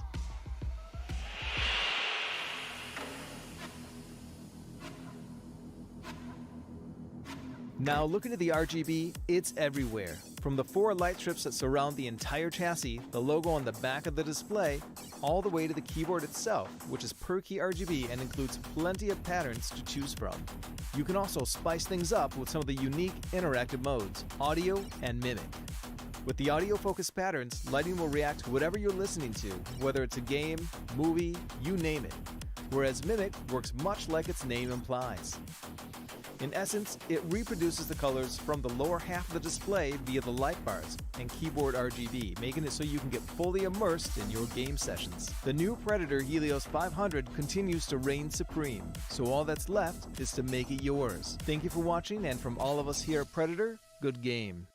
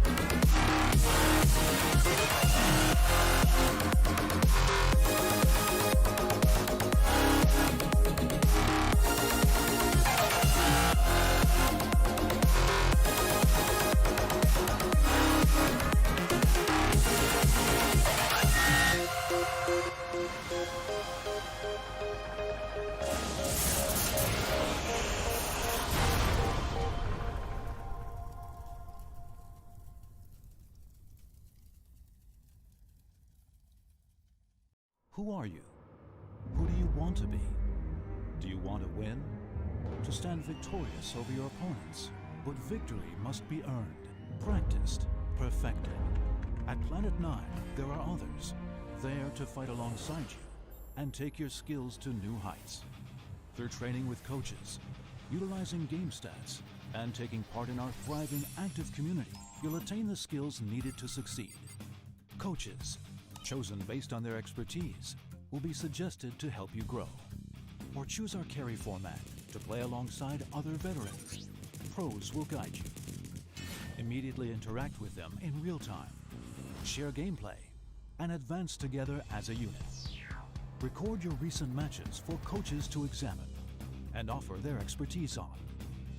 All game-related stats are made available to determine how best to grow one's strengths, eliminate one's weaknesses, and improve one's overall standing. All presented in a comprehensive, easily understood format.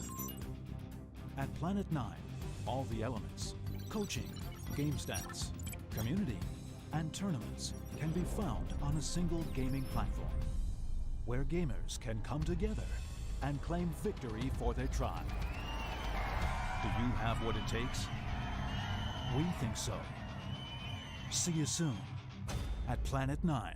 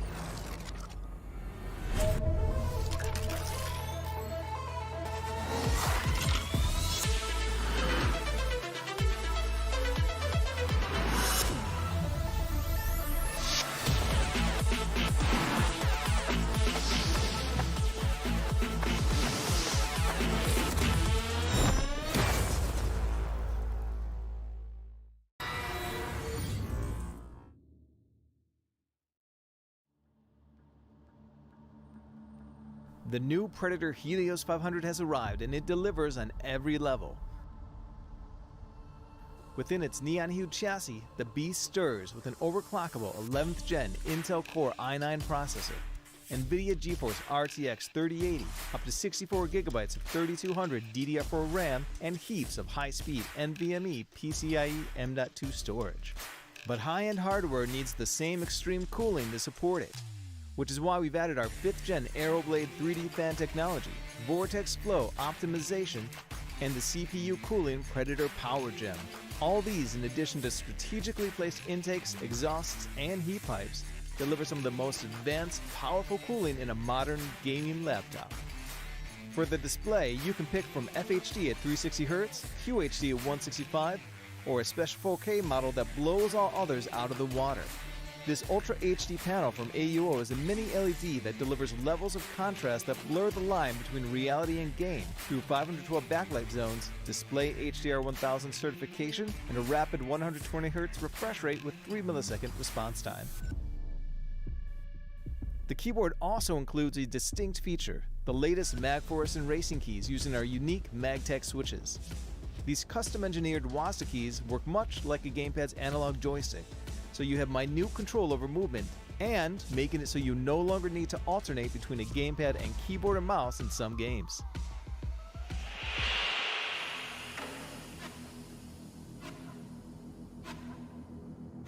Now looking at the RGB, it's everywhere. From the 4 light strips that surround the entire chassis, the logo on the back of the display, all the way to the keyboard itself, which is per key RGB and includes plenty of patterns to choose from.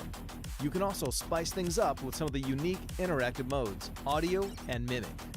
With the audio-focused patterns, lighting will react to whatever you're listening to, whether it's a game, movie, you name it. Whereas mimic works. We are back here at Predator League 2022. The Philippine coverage is brought to you by Predator Gaming, Intel, and Planet 9. My name is Donut, your host, and with me, your casters, Dad Femina and Sneaky Frog, and match number 7 na tayo for today. Day number 2 pa lang kanina, day number 2, match number 1 pa lang kanina, pero mainit na yung laban, and finally, attack all around ang nakakuha ng chicken dinner for match number 6. Pero nung nakita naman natin yung mga points nila, I could really see that the balance is there for Damwon Gaming because in terms of their placement points, it's quite equal pagdating sa kill points nila versus attack all around that are very kill heavy. That's the reason why they are at the number 2 spot now, overtaking dito sa Genius Esport na yesterday ang top 1 natin. So that Femina, ngayon that we're going into at least back to the map of Erangel, any thoughts on how Damwon Kia will perform? Will they keep to their own playstyle, or do you think magbabalance pa rin ba sila placement points versus kill points, or tingin mong magkakaroon na ng priority for kills first for Damwon? No, well, yung priority sa kills, yun yung nakita natin sa first match. Yung para sa Damwon, they need to avoid yung pagiging kill-heavy nila nung time na yun. I think they were at a bit of a crossfire between 2 wars happening. Kaya medyo na-catch sila agad bago nila makapag-push na doon sa safe rotation na kung saan sila dapat pupunta, di ba? So on that path, again, it's a common mistake that we've seen dito sa mga teams natin or sa mga teams natin in the leaderboard na nakakat off agad sa rotation bago pa man sila kukuha ng mas clean na repositioning, diba? So, it's the same thing as everybody else. Just don't do that. You know, wag kayong magpapahabol or wag kayong magpapa-cut off na lang. So, kung gano'n na lang mangyayari sa Damwon Kia, then maybe they can clean that up as we go into our second match.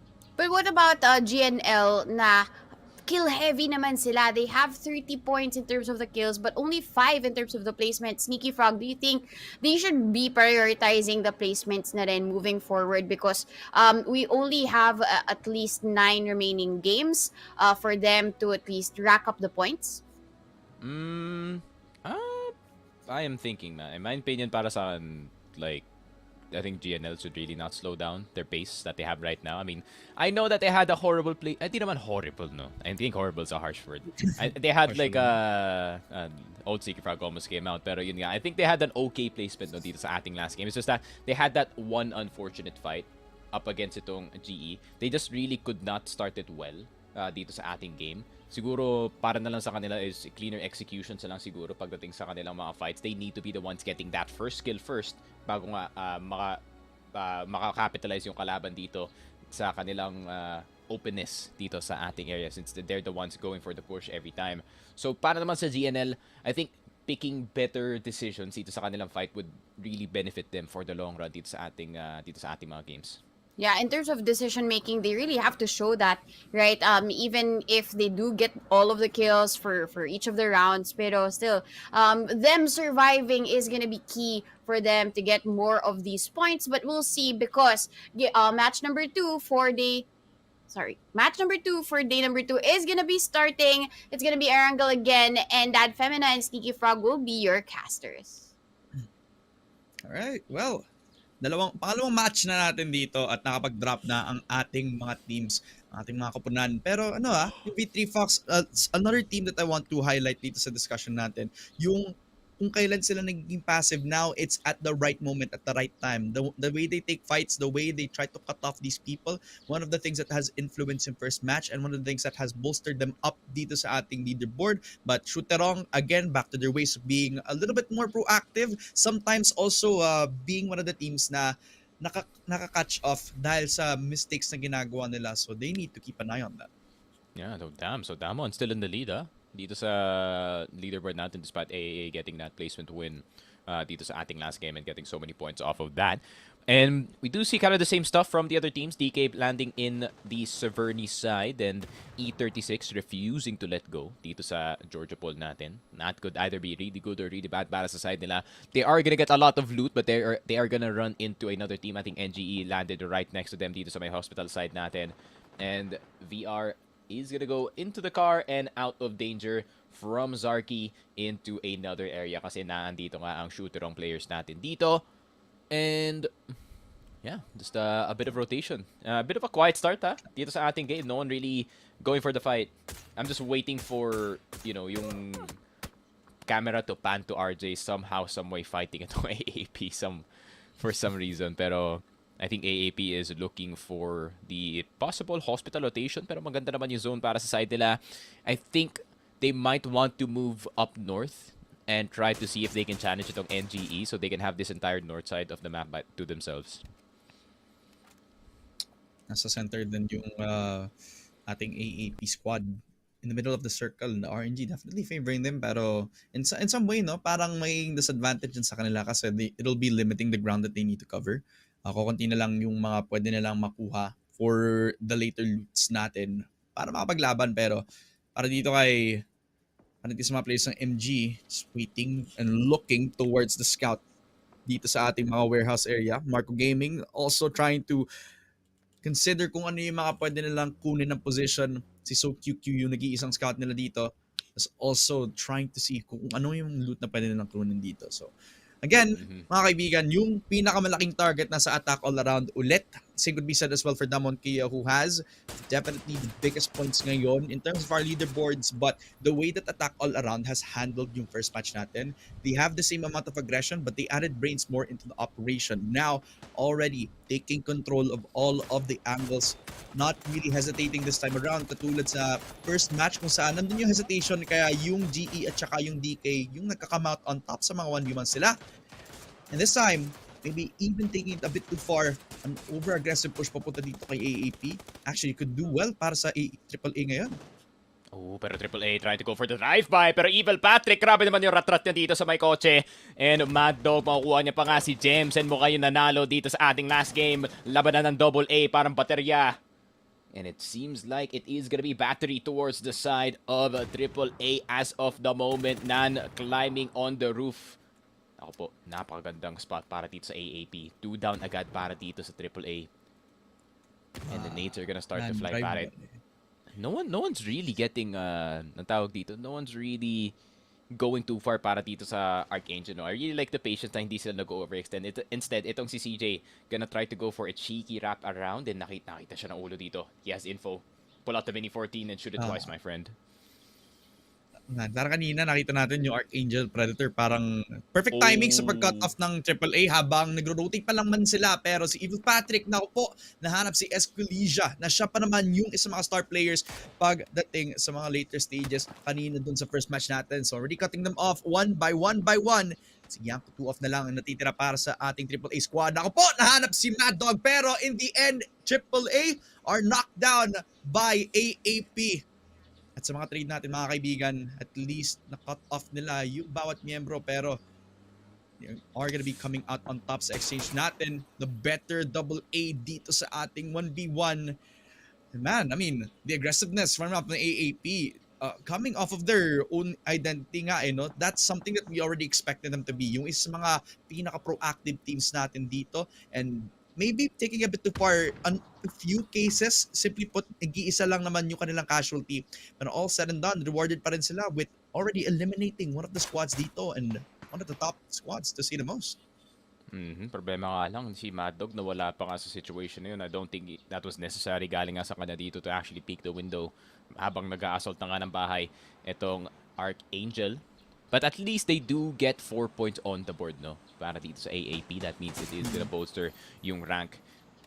And we are gonna see the zone about to close in just a bit, of course. But teams are still trying to loot all over the place. Itong SDV2, napaka-interesting. They're gonna opt in for the full loot. Wesker, what are you doing? Wesker! Flying 10 feet in the air with the car and naubos pa nga sila dito ng NGE. I am dumbfounded what that man just did right in front of my screen, Chris. This man, Evil Knievel, but in all the wrong ways, pare. It seems like siya yung si Evil Knievel, pero na-aksidente nga. Oh. Tamang mismatch, tamang mistime, at tamang kuha na lang ng picks ang NGE squad, man. I mean, RJ. They did so well last Jester, game too, man. They were, kanina parang ang tagal nila sa game pero again, the fumbles lumalabas ulit sa ating second match of the day and NGE doing a really good job of capitalizing on their positioning dito and missed timings all around. They could have actually at least rotated on back towards the house, maybe played around cover. Yung NGE already wrapping around though as they were trying to move around here pero oh man, it could have all have been said and done pero When that happened, when he flew 10 feet in the air with literally a 1-ton truck. I think in-expect na may makakasagasa siya na isa dito, but instead nasagas sila ng kabilang team nga. That is just, that's definitely something. That's definitely one of the plays in PUBG, Chris. It's one of the things that you could expect from this esport as a whole, man. I mean, something na kailangan i-calculate ng mga players natin is yung kung ano yung risk na kailangan nilang kunin para makuha yung advantage dito. Something that RJ definitely paid with their price, man. Yung price para makuha yung chance na at least ma-trade off yung mga picks nila dito. Makansemro, para kanina pa natin Yeah, true. Parang Makansemro, one of the more consistent teams natin. They do like to play around the middle pack of our leaderboard. They tend to do the right things, but Not to play. I wouldn't say they're building up to it pa lang. For playing for placements lang, not really playing for kills at this point. Yep. You could say sila yung parang opposite no ng Damwon dito. Instead, they go for kills every time ito Makansemero. But this time, they're gonna try to go for the passiveness. Zest! Great guess on that nade. Si Young B down na nga dito, NGE. Nako po, one player is already down. NGE did get the finish.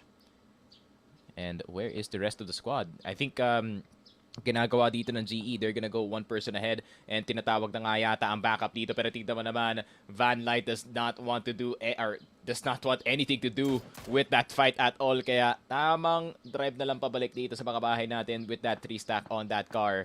But at the same time, medyo open sila galing dito sa gilid, no? VR could definitely go for the third party if mag-commit sa fight dito yung GE, pare. Ay, at yun ang ayaw mangyari ng GE ngayon. So, if they do want to commit that fight, that's a huge thing that they have to commit forward. Taking a risk, that's something that is not to be put forward here. Pero, already taking the fight papunta doon sa SDV, rotating papunta sa house. At least they got there without losing too much members, but they lost a bit of health bago man lang sila makapag-push forward doon sa bahay na yon. Archangel Predator doing a really good job of setting forward yung boundaries na pwedeng ilabas ng mga teams natin. They need to be wary about this middle position na tinake na agad ng mga players ng AAP. Pero MCG! Surprising yung MCS. Sobrang isolated ni Dayon Jong pero he does not give a care in the world. Nade papunta kay Trick at nawala yung isa mga members ng Makanse Meru playing a 3-man team. Now that they already got isolated by one of the players of Marco Gaming, even trailing behind them, papunta doon sa bahay kung saan they're taking refuge habang tinatrain na agad ng Marco Gaming ang mga players na Makanse Meru. A lot of damage papunta sa window at mukhang dink na nga ang mga players dito sa MCS. They are getting trailed off and scrambled by these players of Marco Gaming. They need to hide. Grabe naman pare, who is Marco and YZ Gaming, and YZ so damn good at this game. Pero patay na nga si Marco dito, tinamaan sa ulo ng AWM.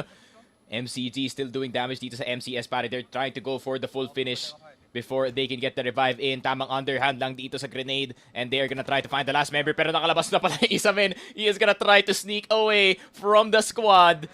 Meron bang pot shots from the other squads dito? How from behind. Pero nandito na si Daoyan Zong. And that's gonna be Makanse Meru out. Taken out by Marco Gaming from Hong Kong. Grabe naman. MCG. Back to normal na sila pare kanina. We are playing for placements but they're like, okay, that's not the way that we are supposed to be playing. That's not the way. That's not the Marco Gaming way, pare. That's not how really Marco like plays it nga naman, pare. Oo nga. Kailangan That's not how Marco games, pare. Ay, tama.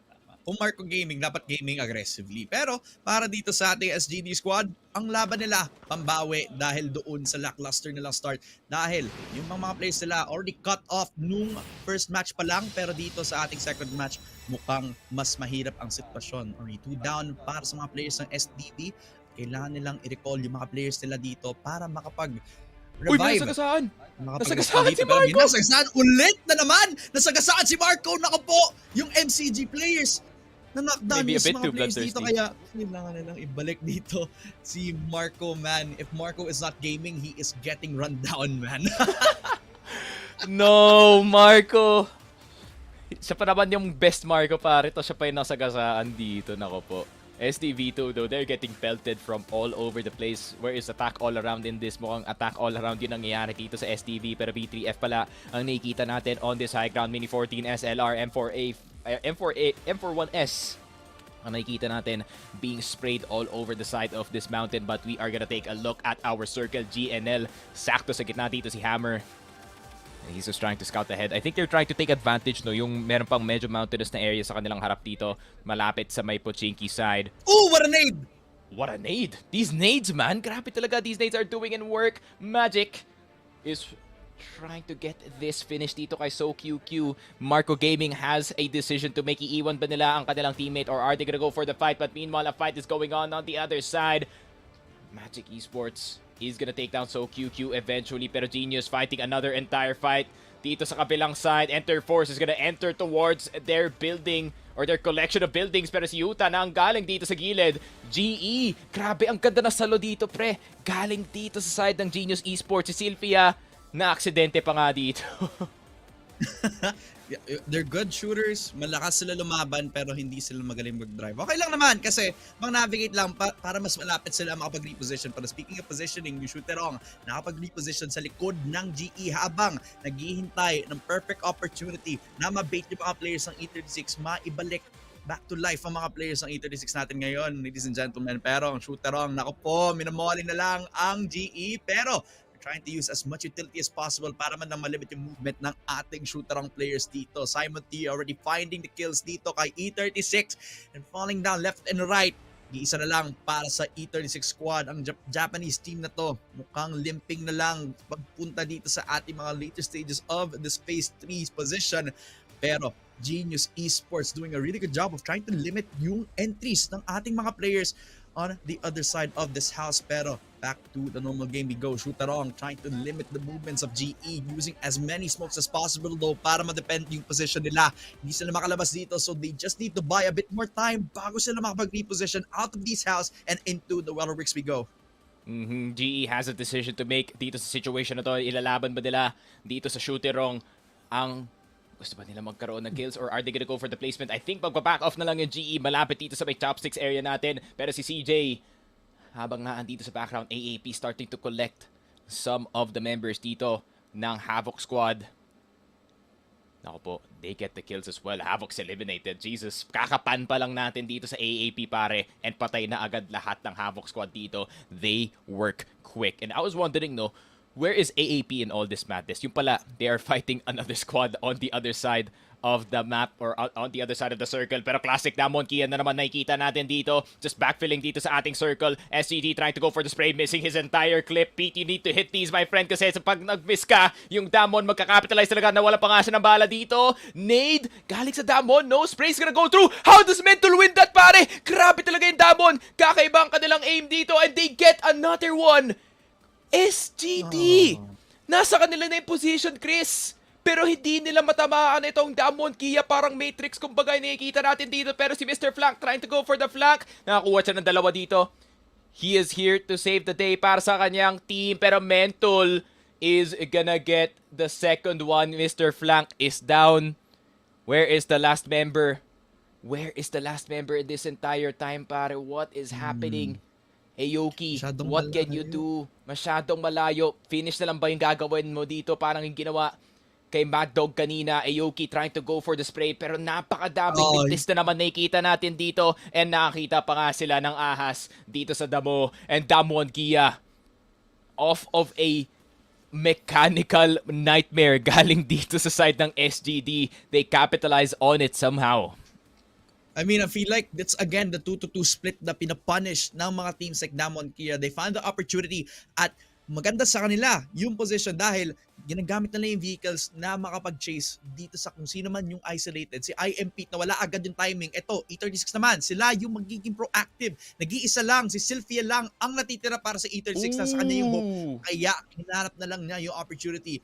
Kimon now out of the count para dito sa mga players ng VR. Dalawa na lang natitira para sa kanila. So Sylphia, nasa kanya yung underdog story na eliminate na yung majority ng mga players ng E36. So if people can find or everybody else can find Sylphia here, they can knock out E36 right here, right now. Pero in terms of the positioning kanina for SDV2, I feel like IMP never really needed to fight off that hard dahil since nandun pa rin yung nag-iisang cover, he could have just ran when he already knew the positionings of Damon Kia. The overcommitment, yun yung nag-cost sa life niya dito. Pero ang pinaka-importanting detail sa lahat ng ito, Sneaky Frog, ay buhay na buhay pa rin ang AAP. GNL eliminating these players of VR, but Predator Shooterong already on the back foot here. Men, I think nakita ko kanina si Sylphia, gusto niya i-drive sana yung kotse papasok ng zone pero walang gas ang kotse pare and yun nga mamamatay si Sylphia kasi mahal ang gas ngayon pare, wala silang panggas dito sa kanilang kotse pero Damon Kia, they're gonna get pushed in by Magic Esports and I don't think they're gonna miss anytime soon. Meron na isang down para sa side nila, Taegyun taking one down, but what a spray galing dito kay Mental. He is playing absolutely mental as of the moment and ayun na nga, he takes down one more with the help of Under. Isa na lang natitira para dito sa Magic. Speaking of Magic, Damon Kia somehow making this work. The spray's gonna go through. And Mental! What is going on, pare? Sila yung napupush dito. The enemy team has the first move, pero Damon Kia has the better aim. Mental has 5 kills ngayon, Stiggy. You could tell that this guy is on a field day. Galit siya sa nangyari sa first match. So bumabawi na lang si Mental at he's hammering these players dito sa ating leaderboard, mga kaibigan. And eliminate na agad yung VR and everybody else on Magic Esports. So you can see the landscape of whatever is happening on the leaderboard right here. We got a few teams still alive and well dito. Archangel Predator waiting for the rotation of DK, cutting them off. Baka yun na nga yung best chance para sa kanila. Si Nan, siya yung mag-iisang first contact para dito sa mga players ng DK. So kapag nag-push ang DK, may-meet nila yung bangis ni Nan. M416. Ito yung magiging pinakaunang contention. Ayun, nahanap si Loki at na-cut off yung horns dito sa DK. Dalawa galing kay Nan. Double kill for Nan here. Might be a triple pero nahanap ni Mental tong si Nan. Siya pa naman yung pinakamalakas ngayon para sa DK in terms of kills. 41. But Nan, my goodness, enough para makapag-deal ng damage. And Evil Patrick, he can pick them off. na yon na nag-iisa na lang siya. Already standing up para sa AAP. Damon Kia Molotov. are in a lot of trouble, but the tables have Oh. been turned. Yung Pinoy team na eliminate ng Damon Kia. Grabe naman, Damwon Kia doing it again and again and again. Pangatlong squad na yan nagpupush papunta sa side nila. Pero meron pa naman pang-apat dito. Fourth party, kumbaga ang pwede natin tawagin. Under na lang natitira. Pero Damwon Kia, napakadaming kills na nila nakuha dito. 10 points towards their way. That is worth a chicken dinner already para sa side nila. I think gagawin na lang dito ni Under. He is gonna go for the placement. And grabe naman, Chris, Damwon Kia, parang sanay na sila sa mga ganitong situation. Hindi sila kinakabahan kahit apat na squad na nagpupush sa kanila dito.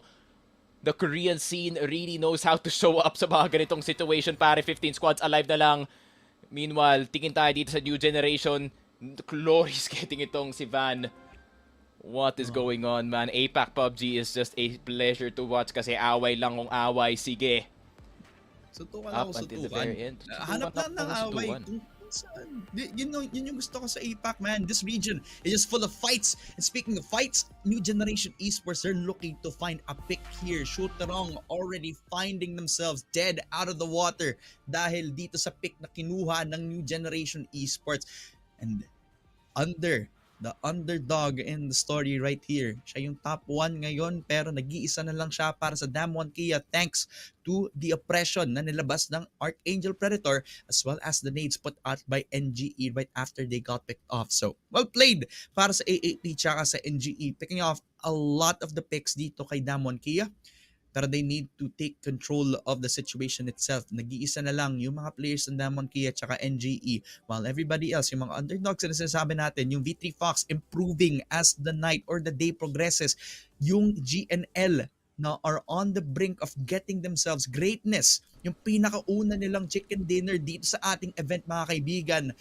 Pero they're holding off against GE who are still alive and well. A stable force ngayon as they rotate on inside the circle and backfilling as they try to play around the safe zone itself. Hammer though, hammering these players while they're trying to rotate on forward. A lot of Ooh, damage Yuta's for down. Yuta. Goodbye na siya agad. Knockdown dahil sobrang open niya into that good night. A 2-tap towards the headshot on towards Yuta. Kaya yung mga players ng GE, as long as they keep themselves dito sa cover, Under. makakaulit sila dito sa bad situation nila. Naku po, naspata na nga si Under dito sa likod ng puno. Mukhang Damon. At least nakakuha sila ng top 4, pare. Nade is gonna go Under. through. Under might die. Oh my god, it's like WW2 up in here, pare. Explosions, everything. Everyone's ducking. Everyone's just trying to dodge. Under's gonna tie to zone. At least naka-top 4 dito yung Damon, pare. That is the goal in this situation. And it is gonna be a 4v3v3. GE looking for their second on the board, pare. V3F. What a turnaround from day 1, pare. They were stuck in last place the entire time. Pero ngayon, nakikisabay na sila dito sa mga top 3 squads natin. GNL looking for their first. Grabe naman. At this point, kahit apat pa buhay, pare, to be honest, galing dito sa GNL, I would expect that GE or V3F can pull something magical here.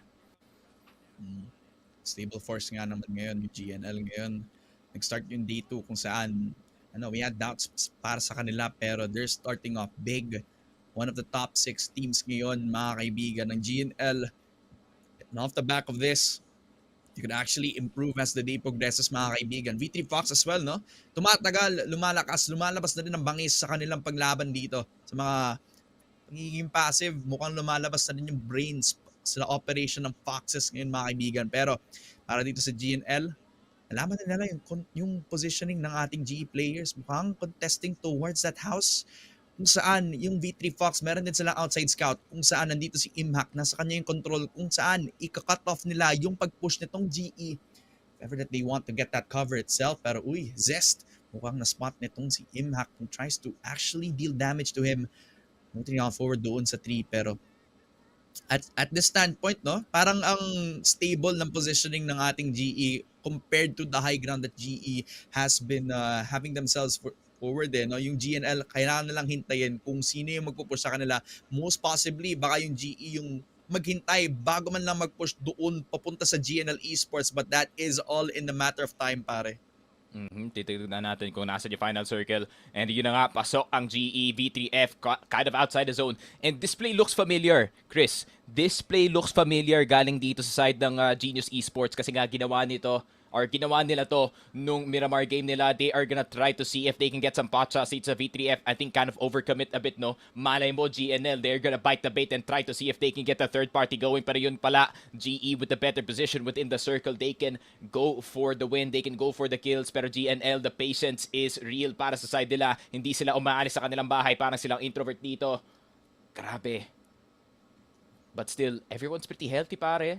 Checking on the meds. Mukhang goods naman on all ends noon. Dami namatay papunta sa side dito ng Genius Esports. So they're definitely gonna have plenty of loot to work with.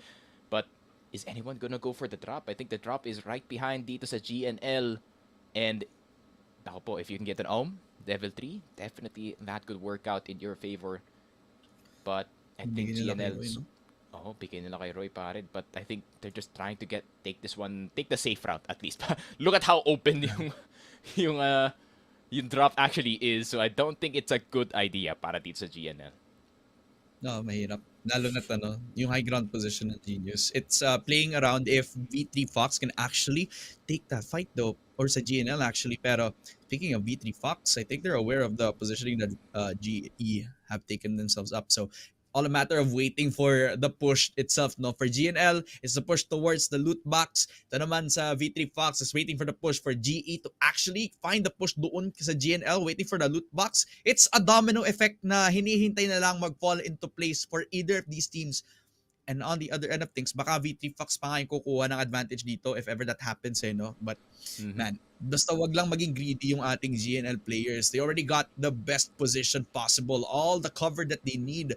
Genius Esports are already relying on the car para makapag-cover sila. Pero hold on, how did EMAC find that shot? Si Taegyo nawala tuloy. Nawawala yung isang mga players ng GNL. They need time para may bring back to life itong mga players ng GNL, mga kaibigan. V3 Fox, mukhang nag-shift na yung attention from GE all the way over to GNL who has the best spot in our final circle, mga kaibigan.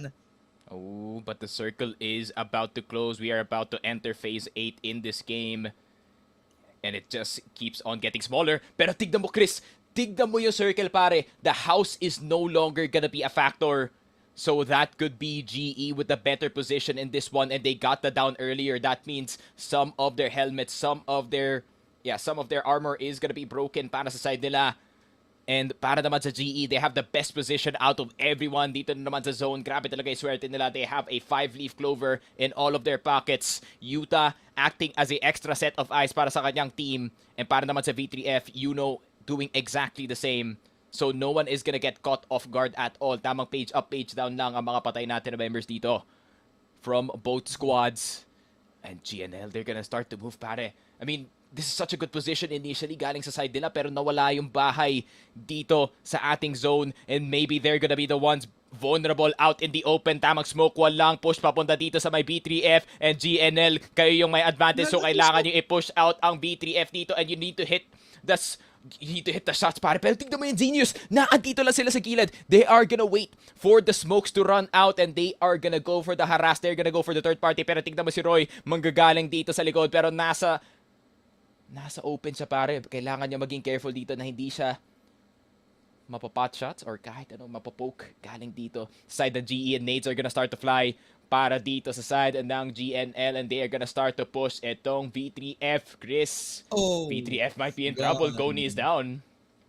Goni is down. And V3 Fox, they're getting cut down agad like trees in the water. GNL Esports talagang hinihintay na lang yung opportunity para makapag-push. Yung smokes magde-dissipate pero yung chances hindi mawawala as long as they're still the healthiest team dito sa ating 3 versus 4 versus 3 right here. Talagang may chance sila para makuha ito. Pero yung positioning ni Clor is interesting itself. Pang third party kung saan if mag-war yung VT Fox at saka yung GNL, then they have a good position to sandwich all these players. But GNL are playing around the smoke really, really efficiently para hindi man lang sila maka-crossfire dito ng V3 Fox at saka ng GE. And they're gonna pick a side. They're pushing on towards V3 Fox and they eliminated them. Oh, Hammer's Palabas down. dito sa ating final circle. Hammer is down. Pero mga players ng GE, they can push wherever they can here with Taegyeon trying to push How on down many the smokes scout do they have? towards these players of GE, using a lot of these smokes, as much of these utilities as possible. Ma-flash man lang yung mga players ng GE para hindi na naman ko yung long range angle, but they also need to consider that Hammer is also out of the picture ngayon. Konti na lang mawawala tong si Hammer out of this 3 versus 3. And Genius Esports, they're playing this pretty perfectly. Talagang prone na lang para mas mahirapan sila camouflage kung kailangan nilang gawin para hindi sila mahanap ng GNL, trying to look for these picks here on towards the final Zes is circle. down. And there you go. Zes is down. GNL, they have the advantage. They're pushing on towards What a Flores as shot! well. Roy, he is the MVP. At isa na lang para mapatay itong GE out of this equation. Simon T backfilling all towards the other side. But GNL Esports, against all odds, nahanap yung chicken dinner. Oh my god, no way. That was a No great way to freaking way. end it, right? I think ang ganda nung pag-use ng GNL doon with all of the smokes. Ano yun, Bro, they Only? threw like 20 smokes sa last fight. Only yung smokes nila doon because they knew that they did not have the great cover when it came to their positions, diba? I think what else do we have left in terms of communication? They did so well, and they made their own path, used their own smoke like a bridge for them to get to the middle. Instead of them being zoned out, they created their own zone, and I think that is where smarts would topple over the creativity here of GNL and how they play that to perfection, because GE, they already had the high ground. I actually doubted the repositioning of Glorious there to try and at least get the kills from the side. Pero GNL had a good idea. Let's just try and push forward. Let's go to the middle, meet V3 Fox first, be ready for the fight, and then isolate GE when it came down to the wire. And I loved that play. Very creative pagdating dun sa GNL. And I think we mentioned GNL before, diba, before match 7 started, because they've been very consistent. Placement, they'd get 5 points or if ever 4. Pero the kill count is very high. So here, this is now an example of a great performance for GNL to use everything they've got. In terms of everything, at least sinasabi ko talaga, they had everything. They had the cover, they had the position, they had a multiple amount of nades, which they used for cover, plus damage against V3 Fox when it came down to that encounter. I think ang dami nangyari in terms of survival in the battleground, right? Damwon still finished 4th even though si Kia na lang ang natira. Namatay nga lang siya dun, dun sa zone, sa labas ng circle. But still, he was able to take at least 4th place. So that's great points for Damwon. So a good balance at least for them. But now we're going to be talking about the resurgence of Genius. They lost match 1 earlier on. They finished 11th, I think. And then last first match naman natin, match number 6, right? Natalo sila agad, na-eliminate sila agad. They had a target on their backs. Now for this match, match number 7, Dad Femina, what can you say about their performance? And what do you think about that last fight?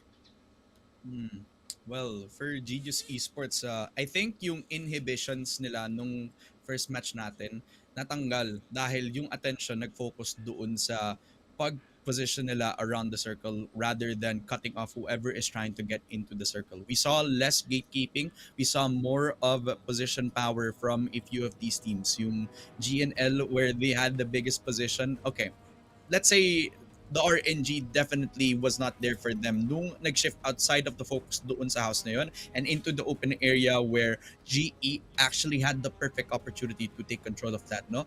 The problem was that GNL had the perfect read on the situation. Sige, if magka-cross tayo sa kabilang side where there's a little bit more cover compared to the house we were in, then why don't we cover up yung angles na sinet up ng nasa kabilang side, which is GE. When from there, they can focus on one side where V3 Fox was trying to take ground doon sa house area na yon. They already cut off yung isang angle na pwedeng ma-set up ng GE. So, doon na lang tayo sa kaliwa kung saan yung V3 Fox hinihintay, kung ano yung gagawin natin. Wall up the smoke ang daming ginamit na smokes para hindi nila makover ng GE while they were focusing on the Foxes isolated habang nagba-backfield pa lang sila dun sa side na yon. This is just one way for them to not only buy time for themselves but also to focus on where or what the priority should be doon sa ating endgame, and that was to take matters in their own hands doon sa V3 Fox bago man lang nila hanapin yung long range fights against GE. Yeah, GE had all of the opportunity to either take down one first, but naunahan lang talaga sila ng GNL.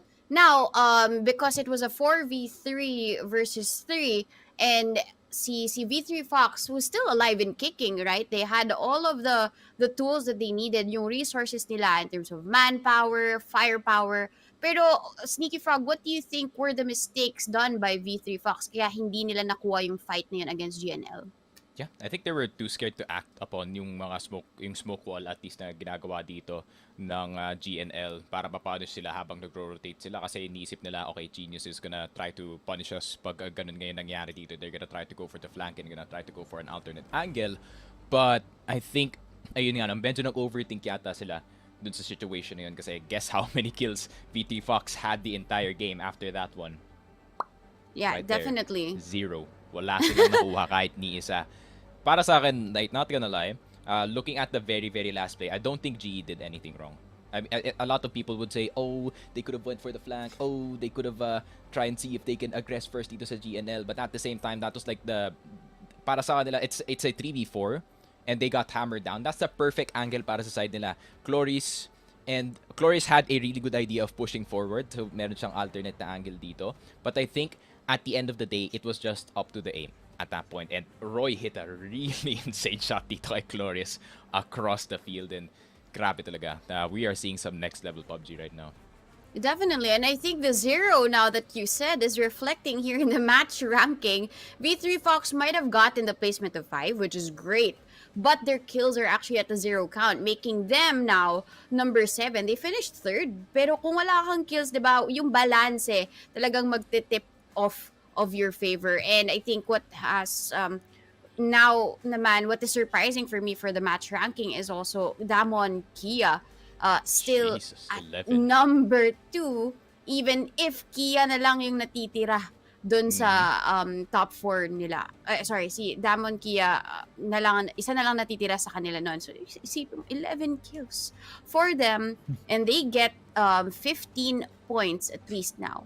But I also want to point out number 4 and number 5, because NGE, they have been very consistent all throughout all of the rounds, right? They might not be getting so high of placements. They don't finish 2nd, 3rd, para mas mataas yung mga placement points nila.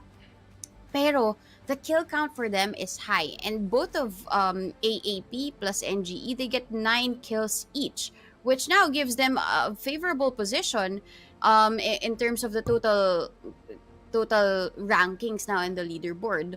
And I really am looking forward to more next level PUBG gaming in match number 8, because I think this is gonna be the last Erangel map. The next 3 ones would be Miramar. So ngayon, do or die, fight or flight ang makikita natin with all of the teams. And syempre, Miramar will be up next. But before that, syempre magbe-break lang muna tayo, hinga, kasi grabe yung last few minutes na yon na puro smokes. Kailangan makahinga muna dun. Oxygen mask, everybody else. Pero yun nga, we will just take a little break, and we would like to thank our sponsors for the Philippine coverage of Predator League for making this possible. Again, of course, Predator Gaming, Intel, and Planet 9. Saka syempre, meron din tayong promo for Predator. If you buy the Helios 300, you can get 1 month worth of a PC Game Pass for every purchase of the Helios 300. So, check out Predator stores and online stores now to claim your PC Game Pass. My name is Donut, and with me are your casters. Kami magbabalik, huwag kayong aalis, because Miramar will be up next.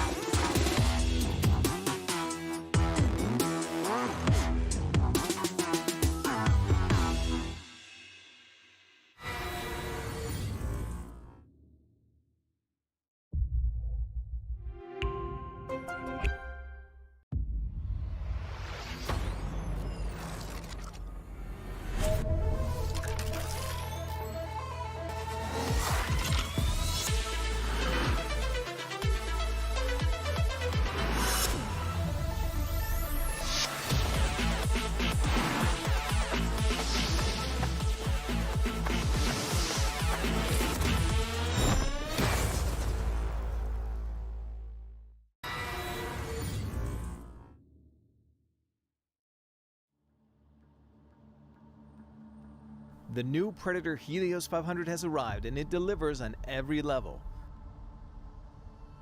Within its neon-hued chassis, the beast stirs with an overclockable 11th gen Intel Core i9 processor, NVIDIA GeForce RTX 3080, up to 64GB of 3200 DDR4 RAM, and heaps of high-speed NVMe PCIe M.2 storage. But high-end hardware needs the same extreme cooling to support it, which is why we've added our 5th gen Aeroblade 3D fan technology, Vortex Flow optimization, and the CPU cooling Predator Power Gem. All these, in addition to strategically placed intakes, exhausts, and heat pipes, deliver some of the most advanced, powerful cooling in a modern gaming laptop. For the display, you can pick from FHD at 360Hz, QHD at 165, or a special 4K model that blows all others out of the water. This Ultra HD panel from AUO is a mini LED that delivers levels of contrast that blur the line between reality and game through 512 backlight zones, display HDR 1000 certification, and a rapid 120Hz refresh rate with 3 millisecond response time. The keyboard also includes a distinct feature, the latest MagForce and racing keys using our unique MagTech switches. These custom-engineered WASD keys work much like a gamepad's analog joystick, so you have minute control over movement, and making it so you no longer need to alternate between a gamepad and keyboard and mouse in some games.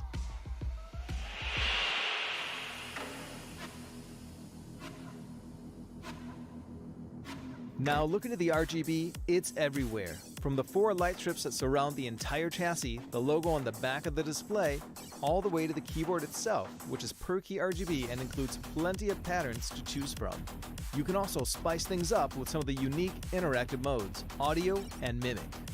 With the audio-focused patterns, lighting will react to whatever you're listening to, whether it's a game, movie, you name it. Whereas mimic works much like its name implies. In essence, it reproduces the colors from the lower half of the display via the light bars and keyboard RGB, making it so you can get fully immersed in your game sessions. The new Predator Helios 500 continues to reign supreme, so all that's left is to make it yours. Thank you for watching, and from all of us here at Predator, good game.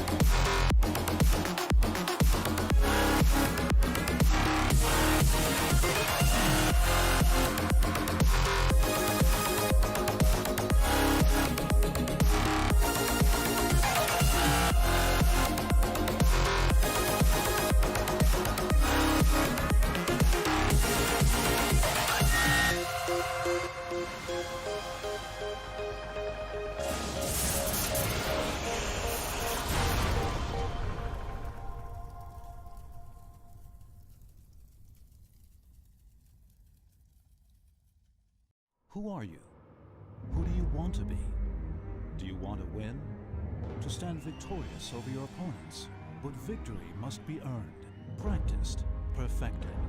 At Planet 9, there are others, there to fight alongside you and take your skills to new heights. Through training with coaches, utilizing game stats, and taking part in our thriving active community, you'll attain the skills needed to succeed. Coaches, chosen based on their expertise, will be suggested to help you grow. Or choose our carry format to play alongside other veterans. Pros will guide you. Immediately interact with them in real time. Share gameplay and advance together as a unit. Record your recent matches for coaches to examine and offer their expertise on. All game-related stats are made available to determine how best to grow one's strengths, eliminate one's weaknesses, and improve one's overall standing. All presented in a comprehensive, easily understood format.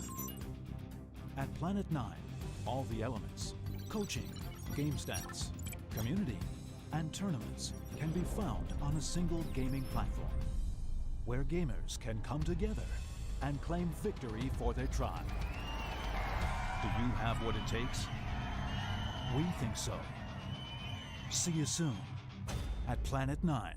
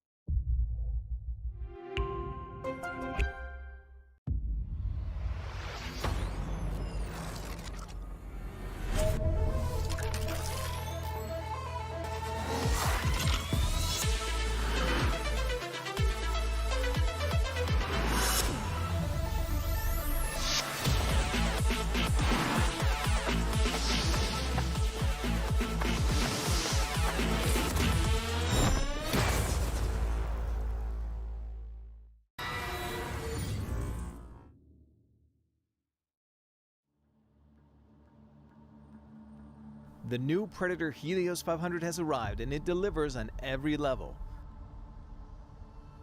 Within its neon-hued chassis, the beast stirs with an overclockable 11th gen Intel Core i9 processor, NVIDIA GeForce RTX 3080, up to 64 gigabytes of 3200 DDR4 RAM, and heaps of high-speed NVMe PCIe M.2 storage.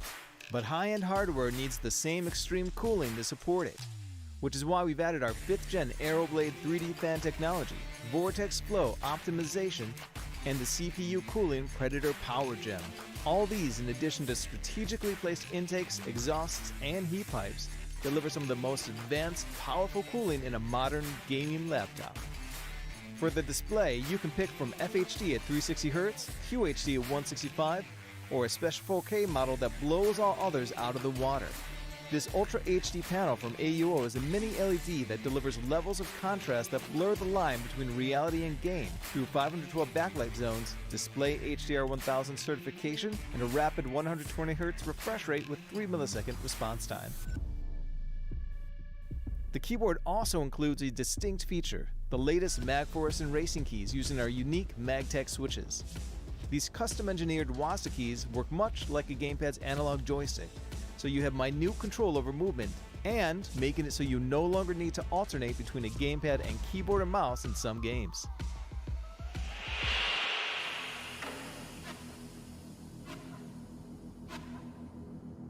Now looking at the RGB, it's everywhere. From the 4 light strips that surround the entire chassis, the logo on the back of the display, all the way to the keyboard itself, which is per key RGB and includes plenty of patterns to choose from. You can also spice things up with some of the unique interactive modes, audio and mimic. With the audio-focused patterns, lighting will react to whatever you're listening to, whether it's a game, movie, you name it. Whereas mimic works much like its name implies.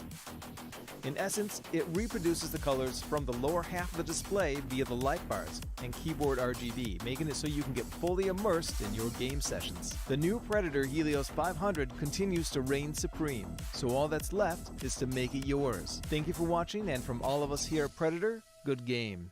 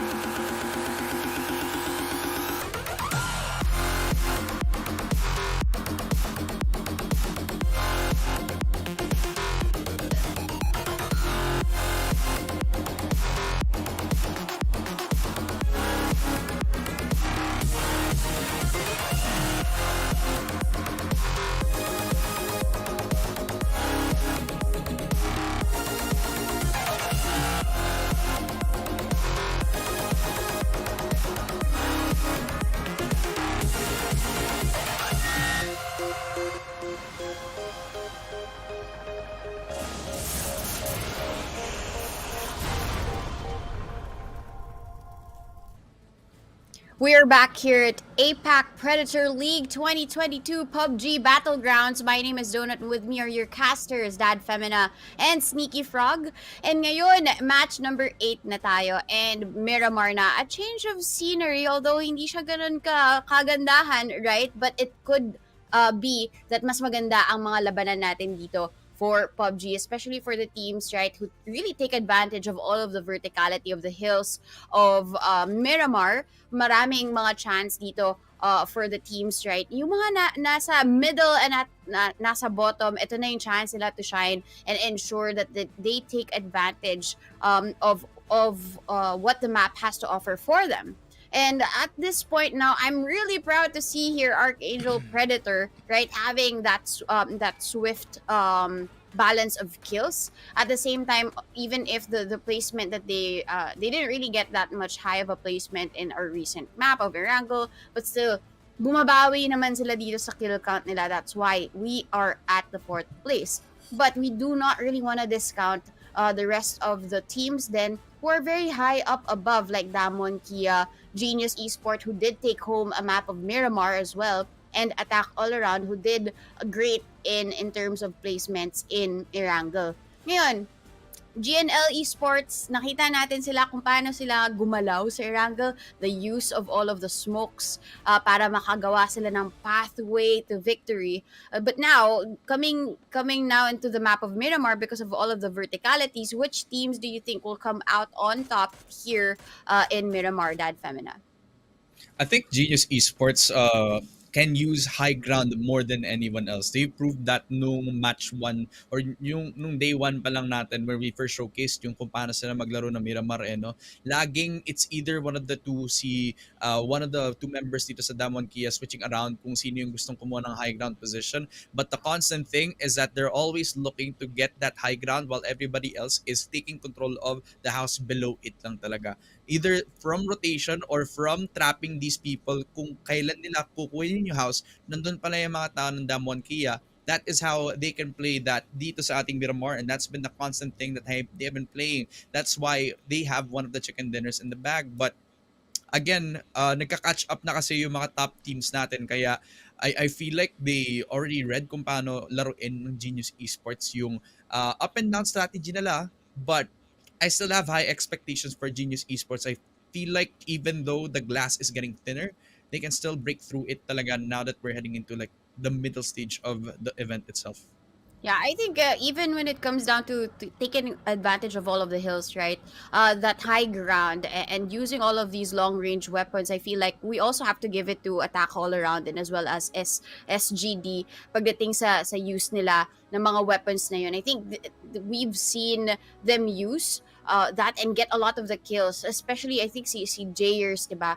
When he uses all of these scoped weapons, laging tumatama with in consideration of the physics. Alam niya kung paano din yung timing ng bullets niya. And I feel like this is really where the next level gameplays of PUBG can actually come out here in Miramar. But other than that, any teams na you think can be able to come out on top, Sneaky Frog, kasi in consideration of the verticality and taking advantage of all of the buildings, nakita naman natin na even if you already have a good spot, a good position like V3 Fox, hindi rin naman nila natitake advantage yun to get the kills.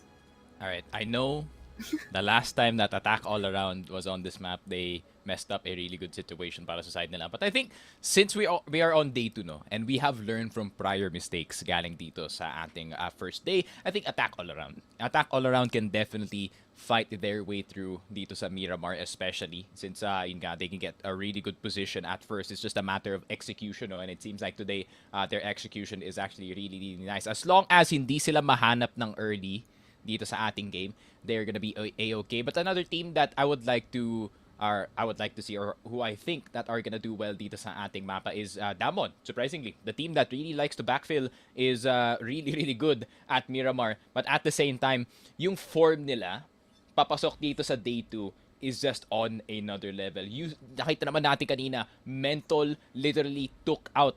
Like, parang naging Rambo siya dito sa ating game for the next 3 squads that were actually pushing into him. Nadamay pa nga yung AAP dun sa situation na yun.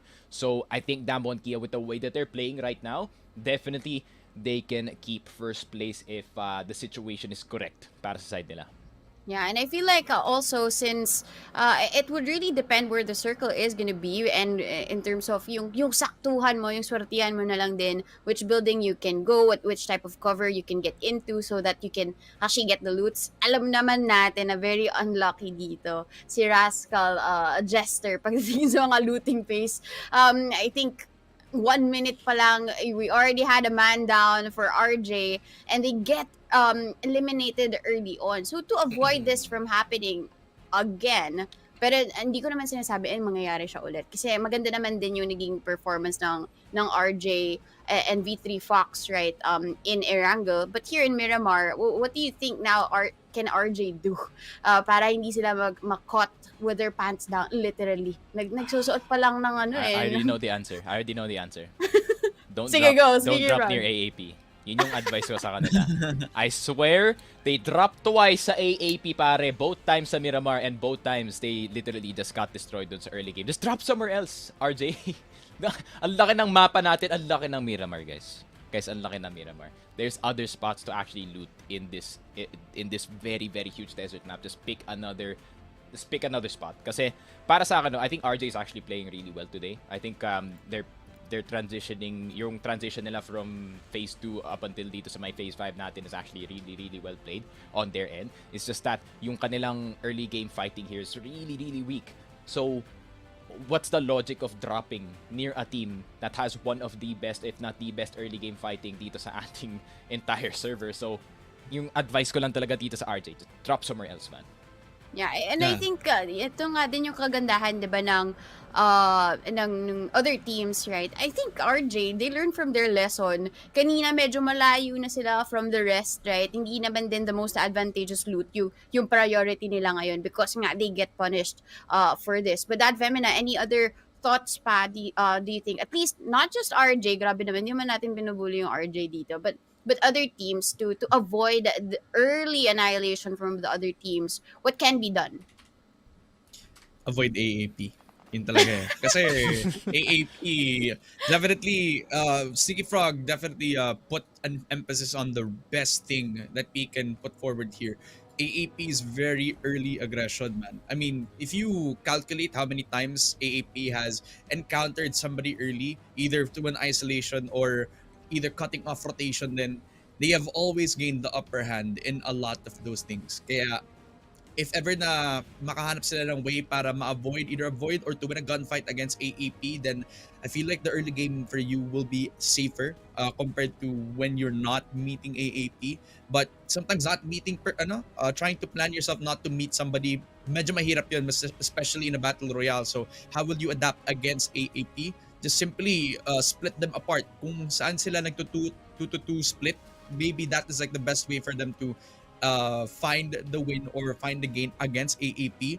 Pero medyo mahirap din kasi yung AAP sama-sama din at the right places eh. Kaya the early game shutdown might not be the play here, but we'll have to wait and see once Miramar will commence ngayon.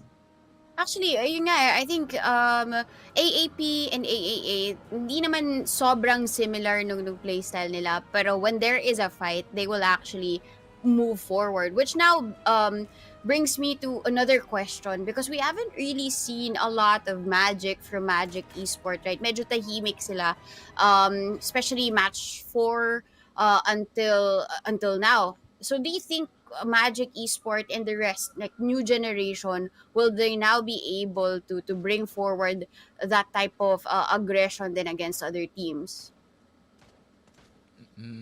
Parang nag-swap nga ng rules yung Marco Gaming tsaka yung Magic Esports eh, no? Para nung first day sila yung naging mahilig mag-push. Now, Marco Gaming like to sit on the sidelines, and yung Magic Esports naman, sila naman yung masyadong naka-cut off before sila makapag-push dun sa circle. So, if ever na they do clean up that rotation, then definitely that would be where they want that safe spot to be. Whereas Marco Gaming now, if they put that proactive play in, then baka tumagal sila lalo comparing to how they were in the previous games that we had so far.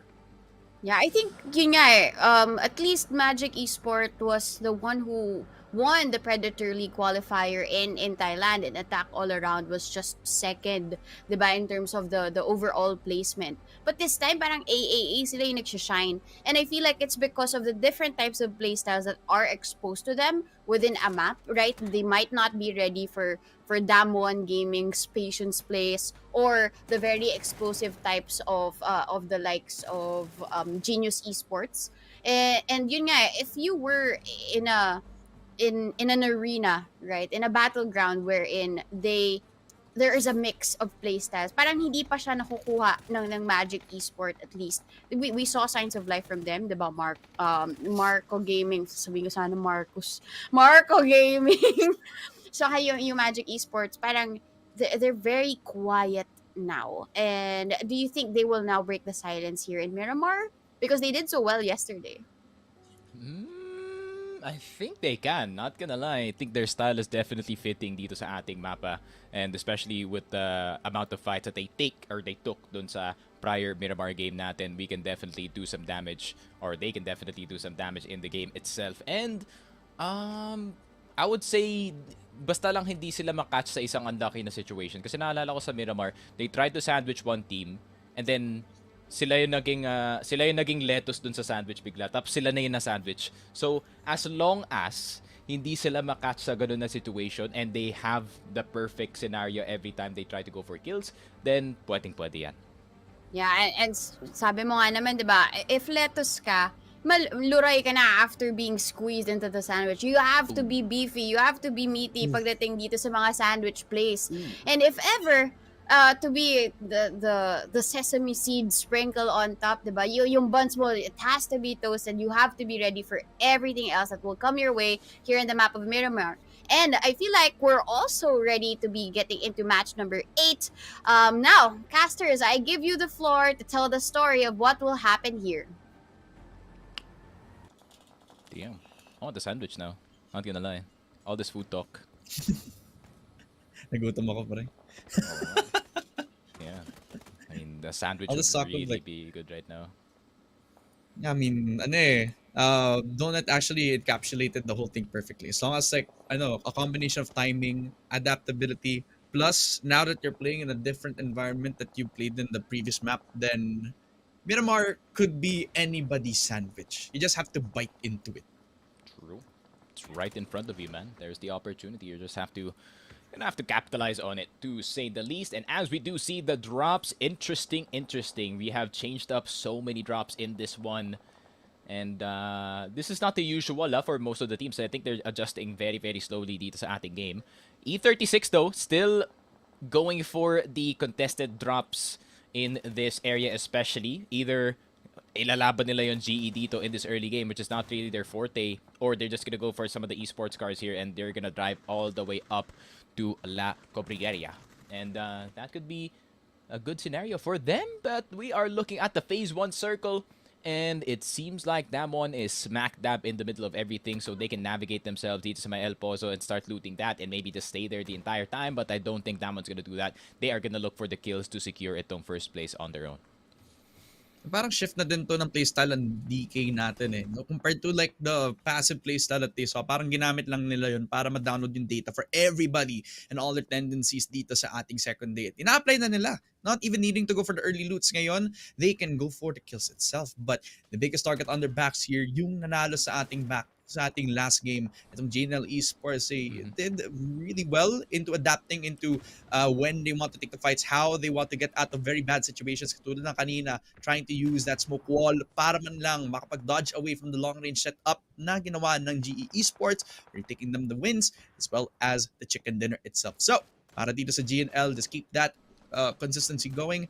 Maybe pull out 5 head plays katulad na ginawa nila kahapon or kanina sa ating naging last chicken dinner. So, good timing dito para kay Hammer, actually taking a very early space, taking the early loot, being the scout para sa GNL, and just let everybody simmer habang ang action nangyayari sa kabilang parte ng mapa. I think that's the perfect thing to describe yung mga Korean teams natin in the game itself. No? They're so good at adapting on the fly. Hindi lang yun sa mga early game natin, kundi rin dito sa late game. Nakita naman natin yung ginawa ng GNL kanina, no? That is one of the best counter calls na nakita ko in this entire tournament. That wall of smokes just to block off the vision and to just push in itong V3F and to circle around itong GE, and that was just pure gunfights at that point. So I would expect itong Damwon and itong GNL to be one of the biggest threats for the scoreboard as of the moment, as we do see the map. And I think yung mga teams natin, especially itong GNL, they're gonna try and see if they can rotate early. But I think what's interesting galing dito sa Damwon, no, is they are now playing the backside of the west side of this mountain galing dito sa El Pozo. And are they just gonna go for the mountain and magsaslipe na lang sila galing doon? Kasi that's a viable strat. I mean, they can take itong trailer park and try and see if they can get some meds. But I think the main focus here is them getting verticality dito sa game na to. Maybe using El Pozo as the trap habang sila nasa high ground. Maybe contest yung mga cover na pwede nilang kunin. And they already have the high ground. So kung sino man yung kukuha ng loot dun sa El Pozo, kailangan nilang maging careful dun sa mountain na sinet up agad ng mga players ng Damwon Kia. Sa kabilang side though, ang GE naman, they're able to get the power plant position para makapagkuha ng early loot ulit din. Again, makapag-expect tayo ng kung saan hindi naman nila kailangan maging overly aggressive. This Japanese team just trying to take as much loot as they can before before sila makapag-decide kung kailan sila lalaban dito. Again, maybe the high ground Mhm. position kung saan sila naging komportable. And again, XQ1 ulit from E36 being one of the scouts again, giving the Oh. information to E36, maybe even catch one of these players off guard here, letting Simon T pass through his vision. Glory is already able to get himself away from the vision of XQ1. So E36 has to Look at be Simon. wary about this position ngayon. Sobrang taas ni Simon T. Siguro yan Simon na says yung rolling player up ng to the GE mountain. taking the high ground now. Yeah, I mean, nakita natin to kahapon, no? Dun sa Miramar game, after their win, they just like to play the mountains and even choking some of the players habang naandito silang dumadaan sa may napakaliit na area natin. And they're just gonna let them pass through. Just No waiting. toll gate needed, pare. I mean, this is what E36 needs to do, pare. They need to avoid these early fights, especially considering GE yung kalaban nyo dito. And E36 are looking for the position instead. Pero tignan mo naman si Simon T and si Yuta already at the top of that mountain. Nakita mo naman yung extreme BMX na nakita natin galing dito kay Simon T. Pero si Star-Lord has to be careful, ah. Si Star-Lord usually yung scout para dito sa side ng E36, but I think he needs to recoup with his team just in case. And tignan mo naman si Glorious, man. He is trying to just play for the sound and gusto niya talaga mag-push dito sa E36 knowing that they can get some early points in this one. And tignan mo naman si Simon T. Look at how much he can see and naspatan niya na nga si Star-Lord dito. This is so good. Galing dito sa Genius. Riding up the mountain with a motorcycle itong si Simon T to get that extra vision and now they have the upper hand. Kanina pa yung position nitong si Simon T. It's like they already telegraphed yung mga positions ng E36 ngayon. Si Omochi Daten agad from E36 already taken out of the picture, being first blood off the hands of GE's Yuta, man. And now they're already responding to the high ground that GE already has. Sylvia, kanina pa niya hinohold yung guard position dito sa labas ng Windon itself, mga kaibigan. Pero GE already he's getting gonna their pick. get spotted, Kaya I think. okay na yan. Kahit okay na yan. Kahit hindi na kailangan lumabas. Pero si Sylvia medyo ipit dito sa position na to. And if GE are already aware of his position, then they can just flush him out using nades or the long range taps. Nakita yata siya ni Cloris dito, pare. Tignan mo, instant reaction galing dito kay Zest. Push tayo dito. Mag-isa lang ang ating player, XK. Just trying to run away as fast as possible in the other direction. Sylvia, I think it is a lost cause para sa kanya dito. But now we're gonna see on the other side, the other Korean team, GNL, previous winner dito sa ating game, trying to punish itong Shuratong for Shuratong? trying to actually do something. Oh, they're gonna drift in. I think they have a different idea. And yun na nga, the cars are gonna start to swing and look at the drive-bys once again for both sides. Onting advantage para dito sa GNL in terms of the HP, and Crazy Easy is gonna go down. Ako po, nawala na rin si Baugin dito. Ano nangyari, Shutarong? I think he just run away at this point. Shutarong, man, they never start these situations well, especially pag kalaban nila yung GNL dito. This happened again and again and again, and now they're just gonna play with 2 players for the rest of the game. That is unfortunate for the team of STR here, man. Grabe talaga. I think they just lick their wounds and just run away at this point. Naku, nasa kasaan pa si Bing J. His feet. Lucky. Oh no, not again, bro. Okay. You know what? Ay, We ay, just ay. let the last 30 seconds just sink in, man. Feeling ko Parang ano eh, you know Super that one moment sa Avengers na is it Avengers? Yeah, dun sa Endgame where sinabi ni Thanos na you should have went for the head.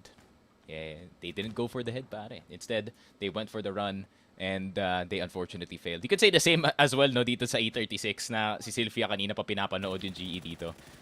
He should have went for the head, pare, but instead it was GE with a turnaround on which Daten's already out. And now, it is a quiet time dito sa Miramar. Up until a certain point, I saw a big 20 just pop out of my screen, and that's gonna go in the way of VR, I think. That's actually not Endgame. are these It was shots, actually Infinity War. It was Infinity War. Pero para kay Makan Semru, man, yung damage na din-set out niya doon sa kabilang side ng mountain, man, that's just enough to at least put an effect. Maybe make them invest a few of these med kits dito. Pero looking at the landscape of the map, man, everybody is just compressed the circle. Talagang inaapektuhan yung positions ng ating mga players dito. All smack dab in the middle. And in the middle of everything, RJ, they're just trying to exchange gunfire with whoever is trying to sandwich them here. MCG at saka yung Look at the Makan Semru. squads on the Oh map. my God, man. They're all compressed through. Kailangan nilang i-reconsider, i-regroup yung sarili nila kung gusto nila kunin yung fight na ito, especially with the amount of pressure that Marco Gaming is putting on towards themselves. Habang yung AAP, tamang chill lang in the middle of everything. Yung AAA din, hinihintay na lang yung time. Nag-early loot na lang habang yung Ooh, mga Zest is players ng down. E36, inahanap yung mga players ng GE. Si Zest na wala, kahit dalawa lang. Yung mga players ng E36, lumalaban pa rin kahit GE yung Good kalaban nade. nila. Clory is trying to get the opportunity of regaining control of Zest. All falling down on towards E36 right here. Yuta! Yuta. Oh, gusto niyang mag-respond kaya kahit bumaba siya dito sa car natin, it doesn't matter. At least Sylvia will get overwhelmed. But the nade was perfect papunta sa katawan ni Zest. But na-knockdown siya ulit. Cloris is there para man lang isupport tong si Zest. And he's in a lot of trouble. Kahit tatlo lang yung kalaban niya dito, he has to back off and maybe play for time. Nandun pa rin si XKey para man lang makapag-respond dito sa aggression ni Sylvia. Oh. Ladies and gentlemen, Yuta do, he has the perfect pick. Kahit na mag-pick to si Sylvia, he's low on Push that. HP tuloy. Oh, yoy. XK trying to go for the alternate angle dito sa likod ng GE. Pero kita pa nila si Simon T galing dito sa taas. Pag nag-cross dito si XK, it doesn't matter kung mag-smoke ka kasi naandun sa taas si Simon T. But he does get tagged by just a bit, pero yung mountain pala yung natamaan dito, not si Simon T, but they do have so much information because of this early position. Oh! Galing kay Simon T, pare, XK is gonna go down. Si Sylvia na lang mag-isa, and kagaya nga na sinabi mo, pre, they should have went for the head. The push is gonna go through, niratrat ng tatlo. Enter Force are out in 15th, nako. And this entire situation is happening. This entire war zone is happening, Chris. But look at Damon's positioning, man. They have a power position dito sa likod ng zone. But NGE is starting to roll up. Mental is kind of in danger here. I mean, kanina pa si Mental nag-go on D5, so malay mo, makapag-even out yung odds niya dito kahit ang daming NGE players ang pwedeng makapag-backstab dito. Pero look at where attack all around is right here in the middle of two people trying to crossfire themselves up. Tong AAP tsaka yung Makan Semeru, pwedeng makapag-catch dito sa mga players na nag-rotate pa lang. Pero Magic Esports playing the high ground dito, trying to find their way over, and you can just see the proactiveness coming out, especially now that we transitioned over to the map of Miramar. Pero Petret, the shot towards the car habang nag-rotate pa lang yung isa mga players ng AAA, at least deals a bit of damage dito kay Escalusia, pero kasama niya si Jair, so I don't think Petret has to take this fight. Yep, Petret just gonna have to back off. He does not want to risk giving one dito sa AAA, especially they are in third place as of the moment, and itong MG trying to play catch up with 5th and 6th, but I think solidly itong AAP at ang NGE, they are in that 5th and 6th position by quite a margin, pare. And actually AAP are tied with GNL as of the moment, and if they can at least get a really good game in, no, pwede nilang kunin yung third spot dito, which is gonna be really good for their future games. But look at the amount of bullets flying all over the place on our minimap. Everyone is fighting everyone in this game, but Mental is just chilling at the backside of the hill. And we are gonna wait for the next zone. I think the next zone is gonna be so important for the next rotations dito ng mga ibang mga teams natin, especially magsistay ba dito yung MCG dito sa may field side natin, dito sa may Monty Fields. But yeah, I mean, this is gonna be quite the banger if there is gonna be a bad circle for half of these teams, especially AAP is in the middle of everything, and they're kind of in danger, no? Pag nag-cross sila na maaga dito, they're literally gonna get shot by the entire server. IMP just has a really good read kung saan yung VR right here, even putting a bit of smack tap damage dito sa isa mga players sa left side ng house. My goodness, sa sobrang separated na lang, baka hindi nila makontest nung si IMP. Talagang isolated picks na lang para man lang ma-deny yung long range angles dito ng ating mga players ng SRDD. Pero yung VR, talagang lumalaban pa rin, hinahanap pa rin, tinatry i-capitalize yung kanyang isolation dito sa mga players ng SDV2. But they're also doing a really good job of doing the same thing as well, isolating them, trying as much ground covered as possible. Pero the circle already put on towards the east side of Monte Nuevo, man, and this is huge para sa GE at saka sa B3 Fox. And you know, paunahan na lang dito sa mga buildings, paunahan sa phase, paunahan sa overlook, paunahan sa shanties, paunahan sa rainbow. Who is gonna get these better buildings? Paunahan mamatay indeed. B3F na naman ang biktima dito ng Genius Esports. Nako po, nagkabangga na naman sila dito. V3F does not want any of the smoke.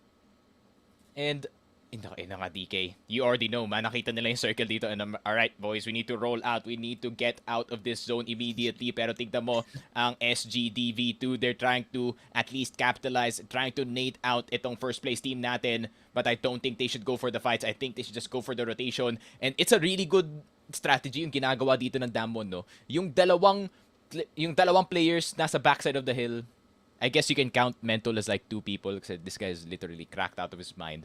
But I like yung early rotations galing dito kay Foxy and kay Loki, no, taking this building for themselves. Natatawa ako kasi parang they were already at the other side dun sa may west side ng ating circle. Pero nung nag-shrink siya papunta dun sa may east, it's like they needed to call Mental like, Mental, tara. we have to move. Mental, huwag ka makulit. Magkamakulit, Mentol. Ang daming NGE dun sa likod mo, pero wag. Mamaya na, Mentol. Mamaya ka na kumain. Pero para dito sa DK, no, I do like that you put emphasis on the rotation kasi they already recognize that if they backfill too much katulad ng kanina, then they're gonna get compressed. Katulad ng nangyari sa ilang mga early teams natin before they were able to get inside the circle safely. So this reposition already very clutch. Pero for AE, again, not Marco. Papunta sa Marco Gaming at si Marco namatay on the hands of Evil Patrick. Naku po, hindi mo talaga madidiscount yung AAP. Even though they don't have the best amount of placement points, they are just hungry for blood sa kada opportunity na kinukuha nila. But for the Korean team, si Hammer nakahanap ng capitalization dito kay Youngby and NGE. They have to look towards the new generation that they are cut down in numbers and they have to keep themselves cool. Grabe naman, who is Marco and why is he bleeding out on the ground after that one? Oh my lord, Marco Gaming losing their captain. Is that the owner? I have no idea. Could be. And I think they're still in a really good spot. They have their cars parked within the garage building itself. So it's gonna be safe from people who are trying to pop those wheels. Kasi nakita naman natin kanina, not steady cars and these players. It's not going to be good news. Mad Dog, I don't think you can shoot through that, my friend. So I think you're going to have to get some high ground going. And we are going to see the circle to shrink. AAP has the backside of the circle. Grabe naman. It was a good position galing dito sa DK. But this is just the DK bread and butter, no pare. The backfill, papasok dito sa may fields area natin. Pero kailangan nila dumaan dito sa may mountain area, which SGDV2 is in the way. If maklear nila si SGDV2 dito, then they're gonna have a really good backfill spot and maybe gonna try to contest it on V2. They have an opportunity to farm up at least almost up to 8 players dito sa situation na to.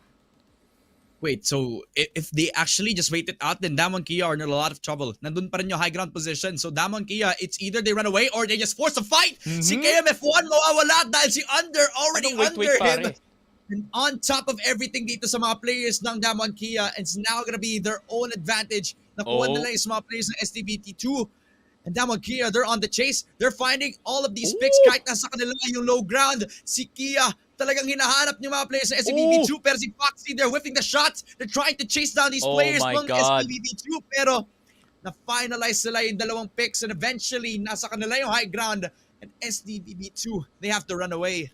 Grabe talaga pare. Wait is not in the dictionary of Damwon Gaming.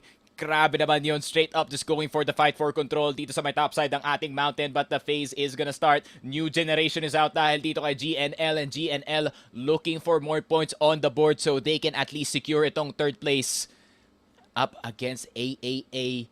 But AAA is also starting to collect some points. RJ na naman ang biktima dito. Wesker, kanina lumipad gamit ang kotse. Ngayon namatay dahil dito sa ating AAA. Kim Goni, at least nakuha nila si Gems, no? So 1 for 1.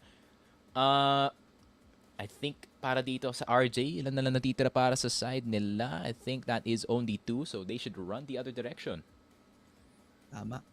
Takbo na lang pero no. They're not gonna run over to the other direction. They're gonna try to side lane them habang yung AAA, they're trying to survey kung saan ba yung positioning ng Rascal Jester. But no, running is not the option.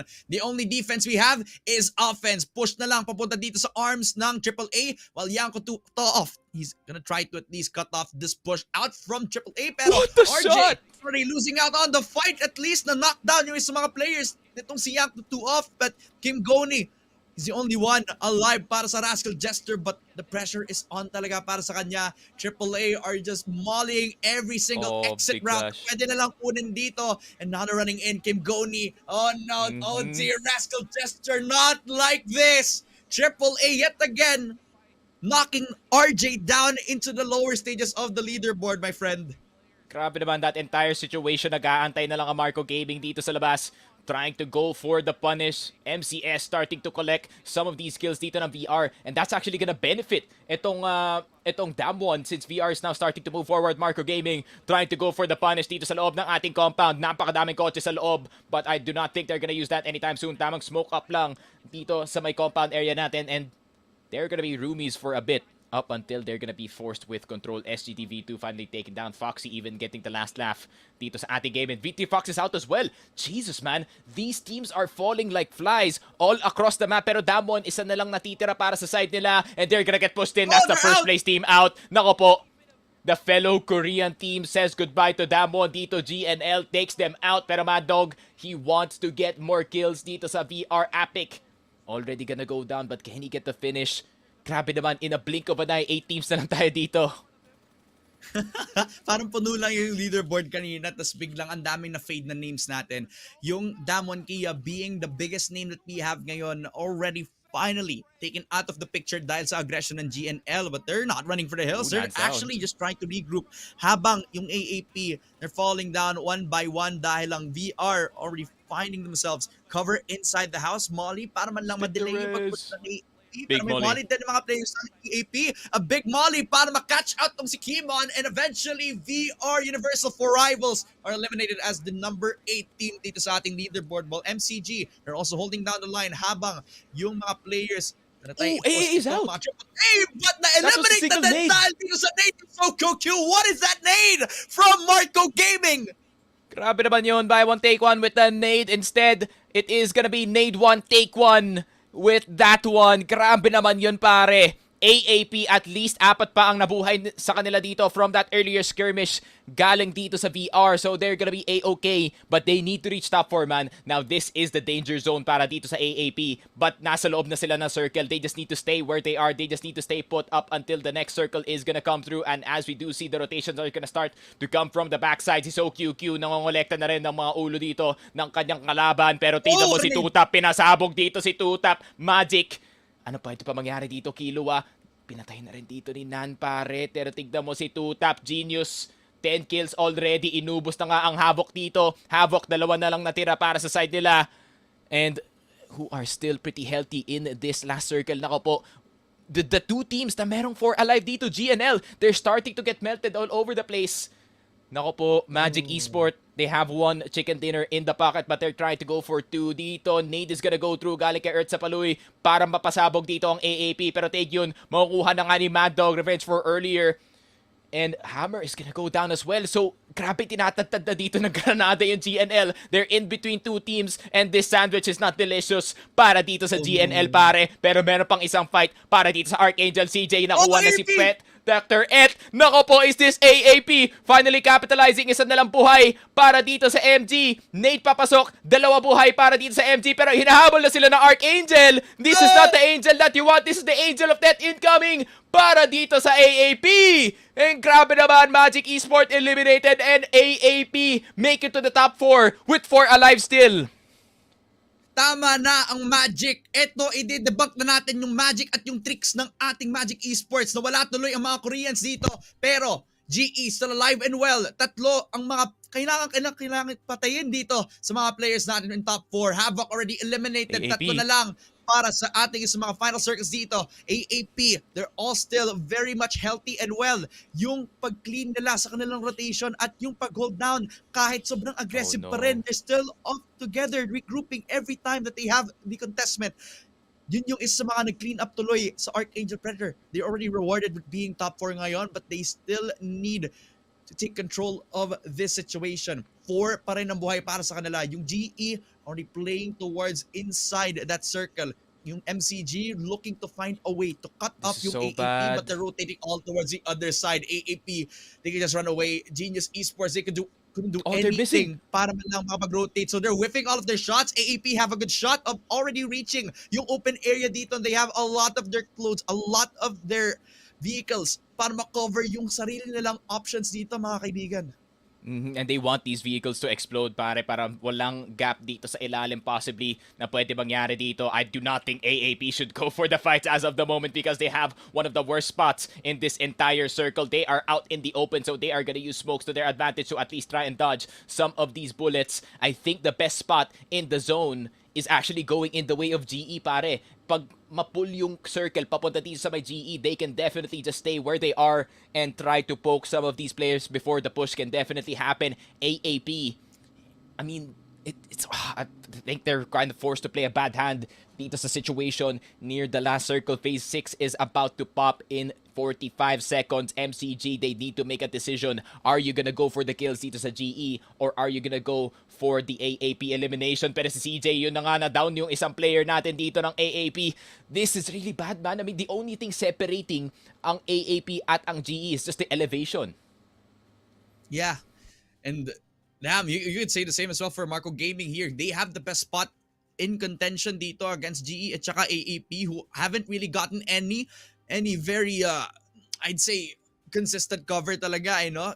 Kailangan nasa open pa rin yung GE at saka yung AAP, while MCG, they don't even need to overly contest Yung isa sa mga ways kung bakit sila na knockdown yung AAP is because they are only relying on the low cover that they have, but it's actually working out in their favor. It's walang mag-throw ng nade over towards that position, then kaya siguro i-hold down ito, kaso yung circle talagang kailangan mag-push tuloy yung AAP to the other side of things habang ang GE try i-cut off ito.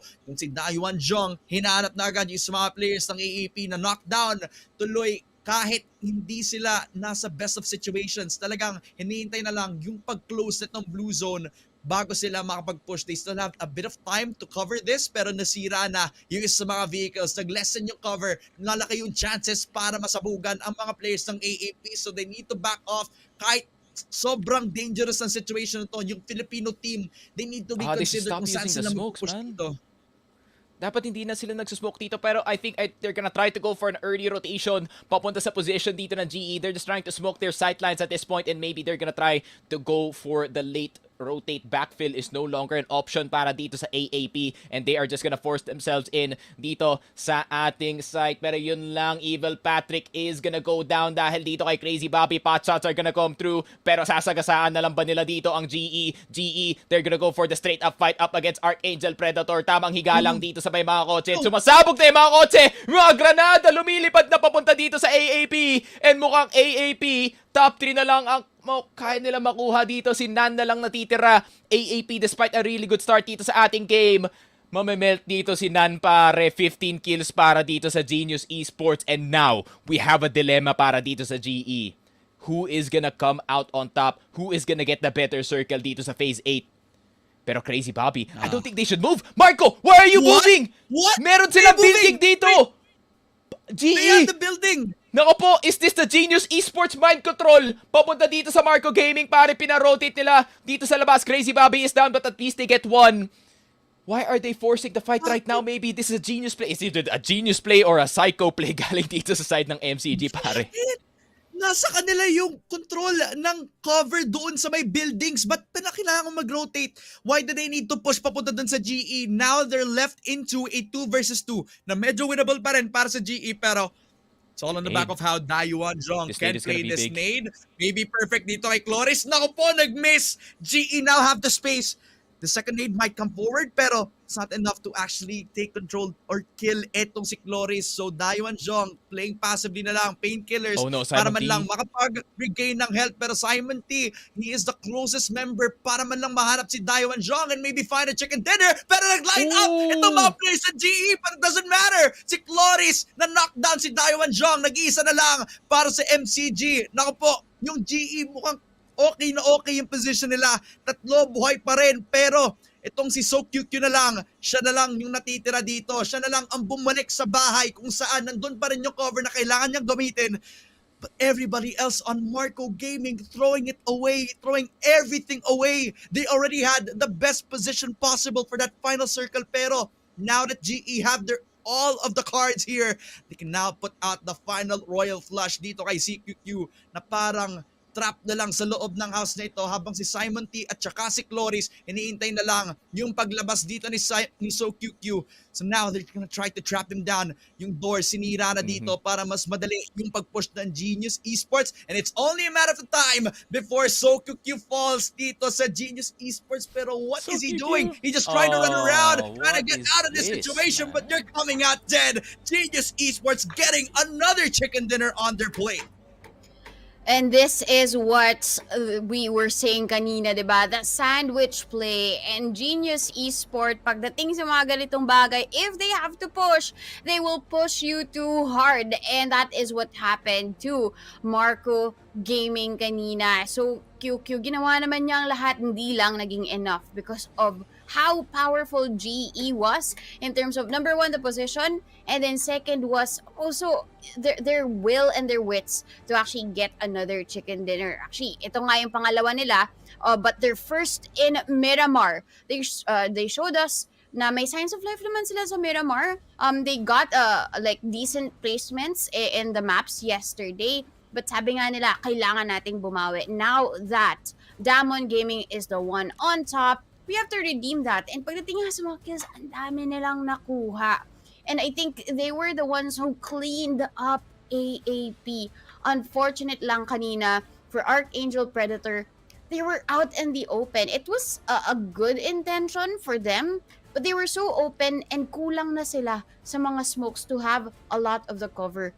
And if you could see that, during the final 4v3 versus 3, all eyes were actually on AAP during that time. And a lot of the needs were thrown at them. And isang pasabog yun ng Genius Esport, especially towards the end. And even the final battle against MCG, they did so well. Kapag dating talaga sa fight or flight, they will fight to the death and make sure that they get the chicken sandwich na sinasabi nga natin na makukuha ng GE. Ngayon, I do have a couple of questions for Dad Femina, especially when it came down to the rotation of AAP. Ako, copium na ako kanina nung nanonood ako. Uy, AAP! Naku, 4 pa sila. They were the healthiest team. During that time, nung last 4 teams na lang ang alive, what do you think happened? Do you think malas ba talaga? Every time they get into a vehicle and they drop down, nawawala yung luck nila? I think they had to face the wrath of Simon T. Man, I mean, against like the push doon sa mga final circles natin, AAP towards that, no? Before we actually went into those later circles, na-clean up ng AAP yung kung paano sila mag-rotate. Now avoiding a few mishaps that they had in a lot of the previous matches, but keeping that same aggression that they always had. I think sobrang consistent ng kill feed where I always saw AAP and they put priority on gaining points from the kills themselves. The fact is though na minsan nagiging unlucky na lang sa mga 50-50 fights na kinukuha, and even though Genius Esports had only 3 players alive nung time na yon, AAP were just too impatient sa pagkuha ng last fights nila dito. It's just unlucky talaga that Genius Esports knew how to adapt into the 3-man disadvantage that they had playing into the later circles, but I want to give props pa rin to AAP into how they cleaned up yung mid-game nila. Kasi parang towards the end where they always prioritize kills, they also managed to react to a lot of like the proactive plays that every single later team had. They even eliminated AAA as well. So props to them for actually taking the fight to all of the top teams this time.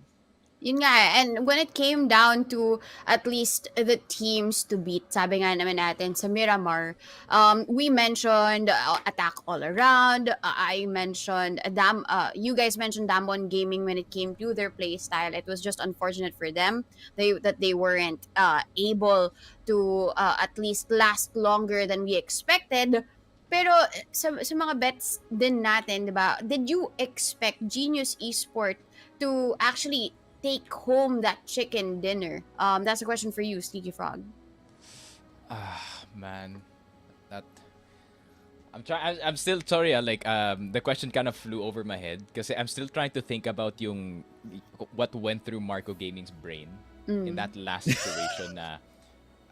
they went for the push dito sa ating game. I think there was kind of false information na nakuha nila, AAP pushing from the side, and they kind of expected na it was gonna be 2 people down from their end. And then Marco Gaming was like, oh, let's push in, and malay mo, we get the chicken dinner. But then they realized it's Genius Esports pala yung kalaban nila. This is a tough one, man. It's making my brain melt. Na that question just whizzed past my head. Can you ask it again, Donut? Yeah, I mean, it's correct. Actually, the expectation of GE to win was my question, but you answered still in line, 'di ba? Kasi it was just mainly the mistake of Marco Gaming to push out was the answer, at least for that. Pero all throughout, kasi middle Genius Esport had 19 kills in My total God. now for match What? ranking. Imagine, they already had the top placement, 10 points na. Okay lang, sige, top tayo. Pero hindi, Hey, we take 19 those. kills din sila. They take those, iuwi nila yung chicken sandwich nila.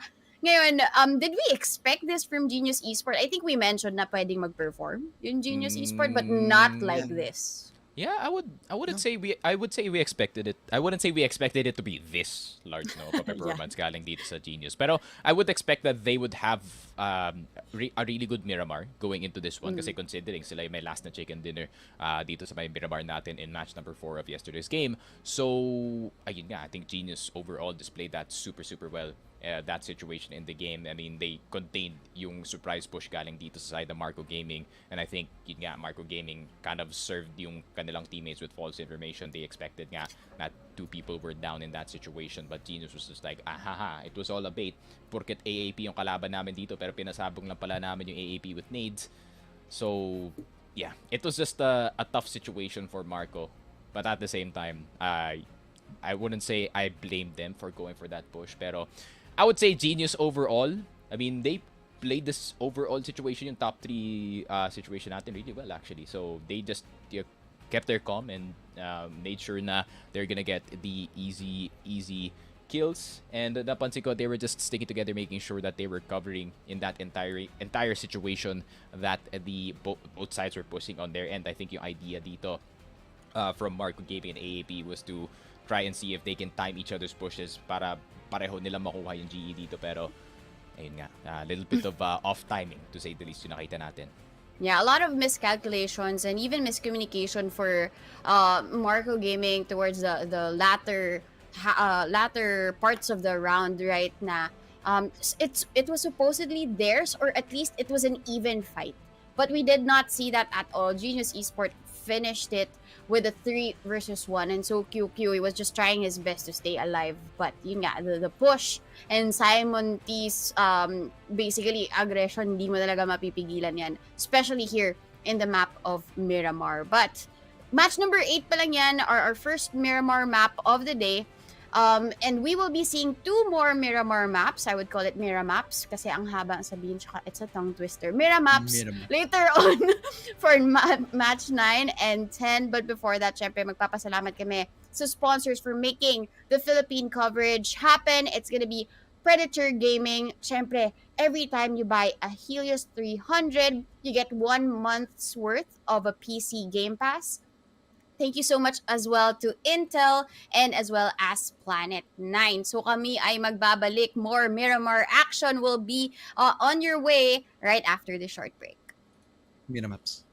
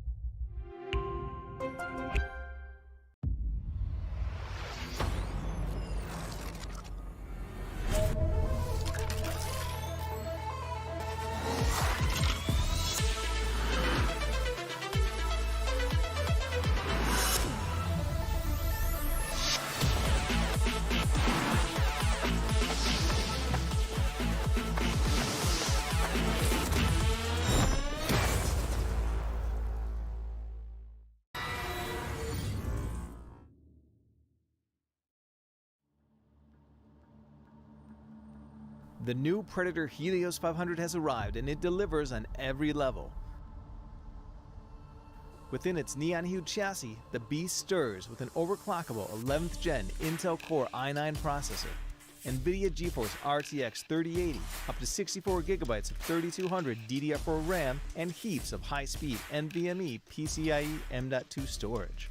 But high-end hardware needs the same extreme cooling to support it, which is why we've added our 5th gen Aeroblade 3D fan technology, Vortex Flow optimization, and the CPU cooling Predator Power Gem. All these, in addition to strategically placed intakes, exhausts, and heat pipes, deliver some of the most advanced, powerful cooling in a modern gaming laptop.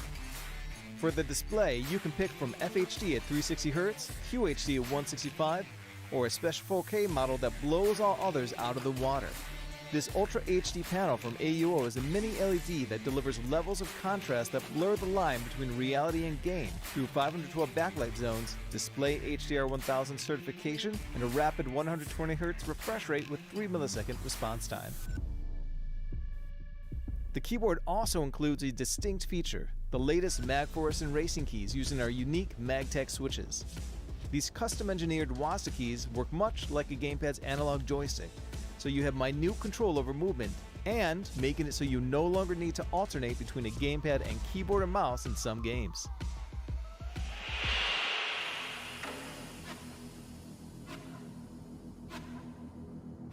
Now looking at the RGB, it's everywhere. From the 4 light strips that surround the entire chassis, the logo on the back of the display, all the way to the keyboard itself, which is per key RGB and includes plenty of patterns to choose from.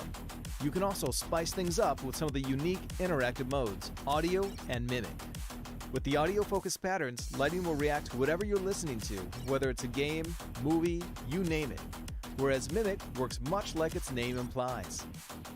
In essence, it reproduces the colors from the lower half of the display via the light bars and keyboard RGB, making it so you can get fully immersed in your game sessions. The new Predator Helios 500 continues to reign supreme, so all that's left is to make it yours. Thank you for watching, and from all of us here at Predator, good game.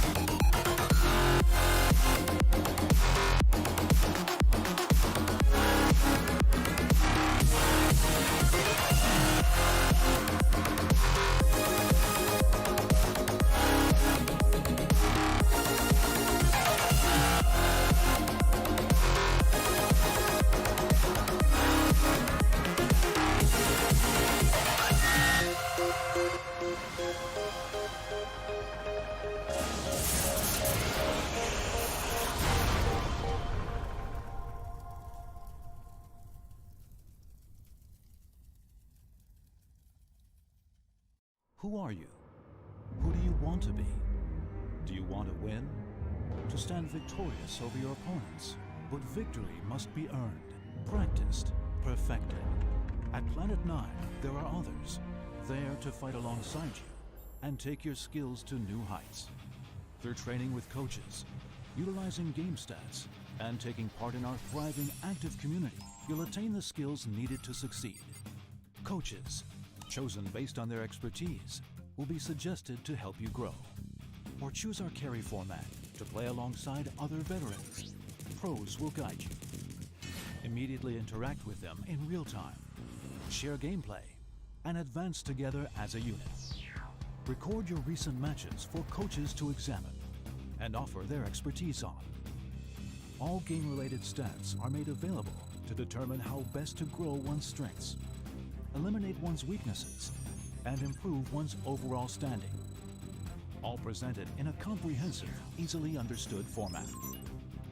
At Planet 9, all the elements, coaching, game stats, community, and tournaments can be found on a single gaming platform, where gamers can come together and claim victory for their tribe. Do you have what it takes? We think so. See you soon at Planet 9.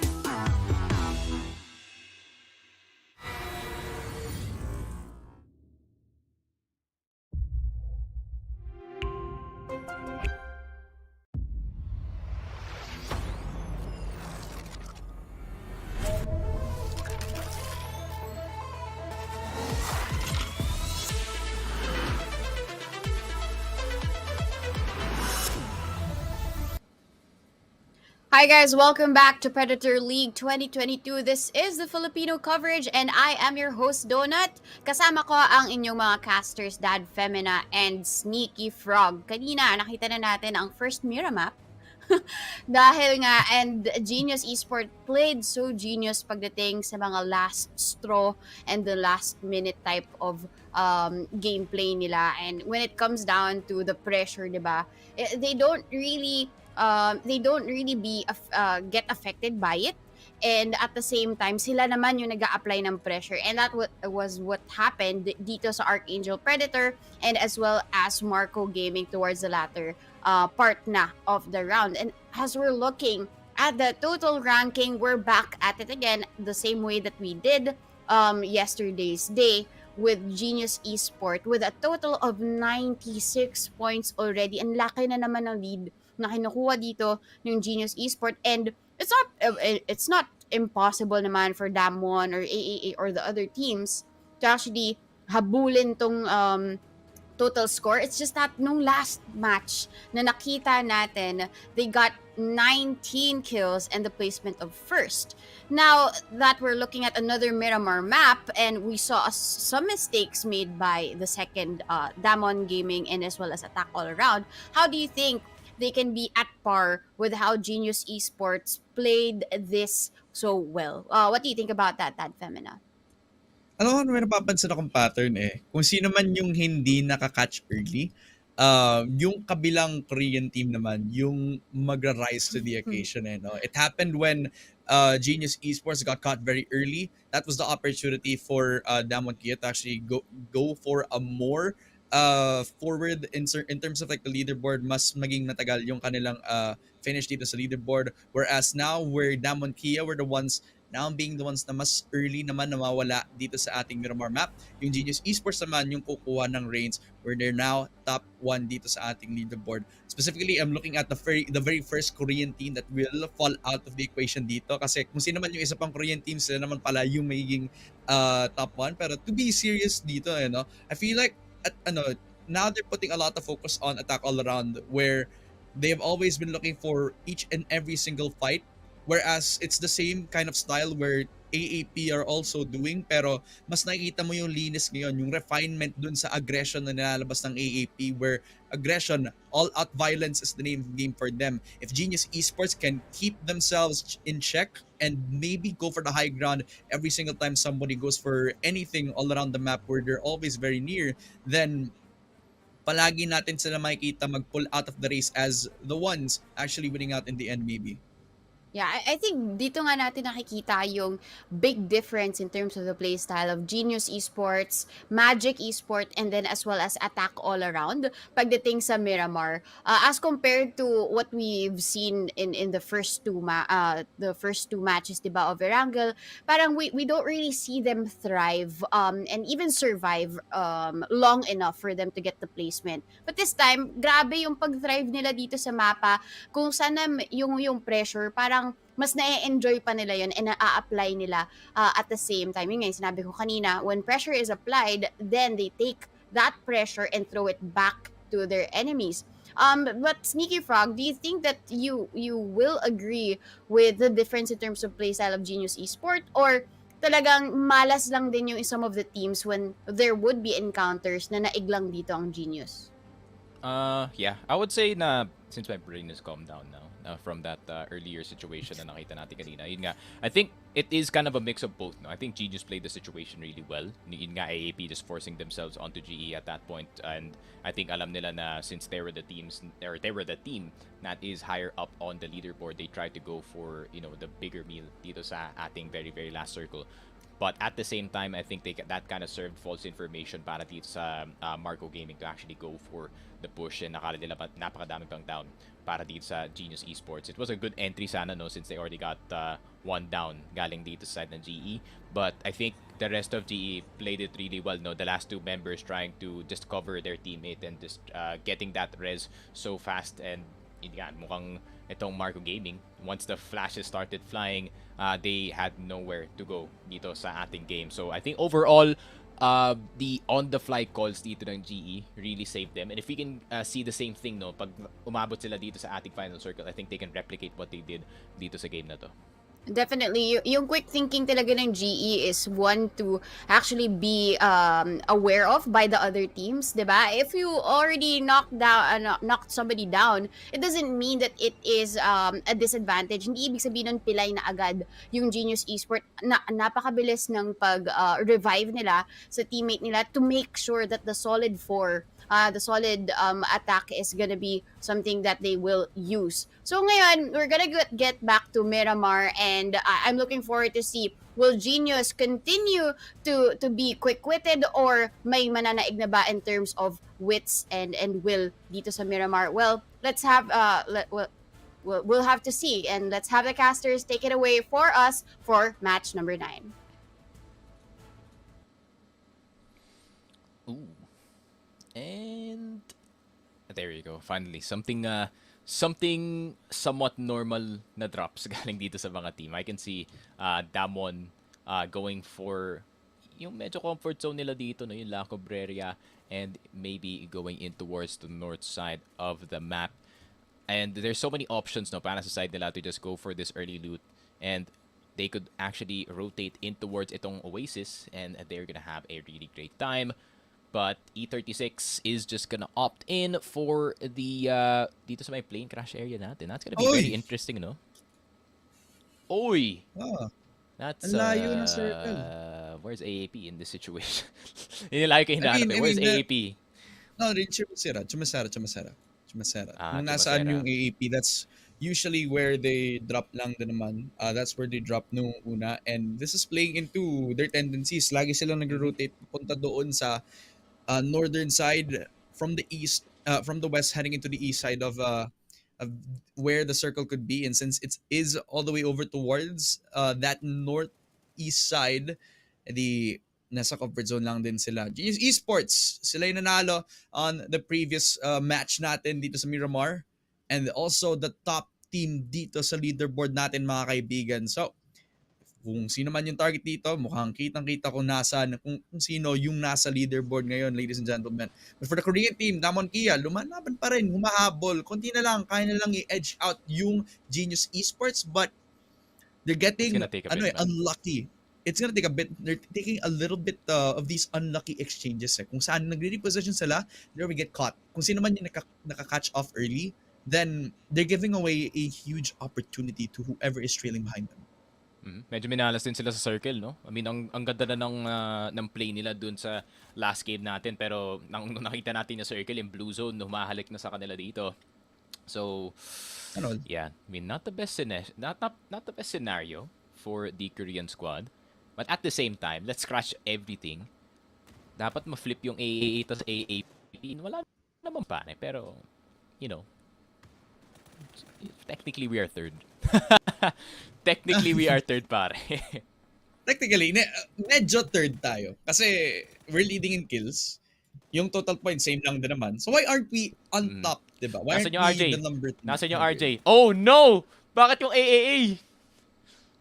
Where's AAP in all this madness? Alam ko malapit yung AAP actually dito. But I think they're not gonna even bother. Oh my god, Rascal Jester. Nah. Bro, they've been in this exact same situation countless of times, and mapupush in na nga sila dito. Oh! Wesker is gonna go down. Naka po, he does toss the nade, but I think he threw it to himself.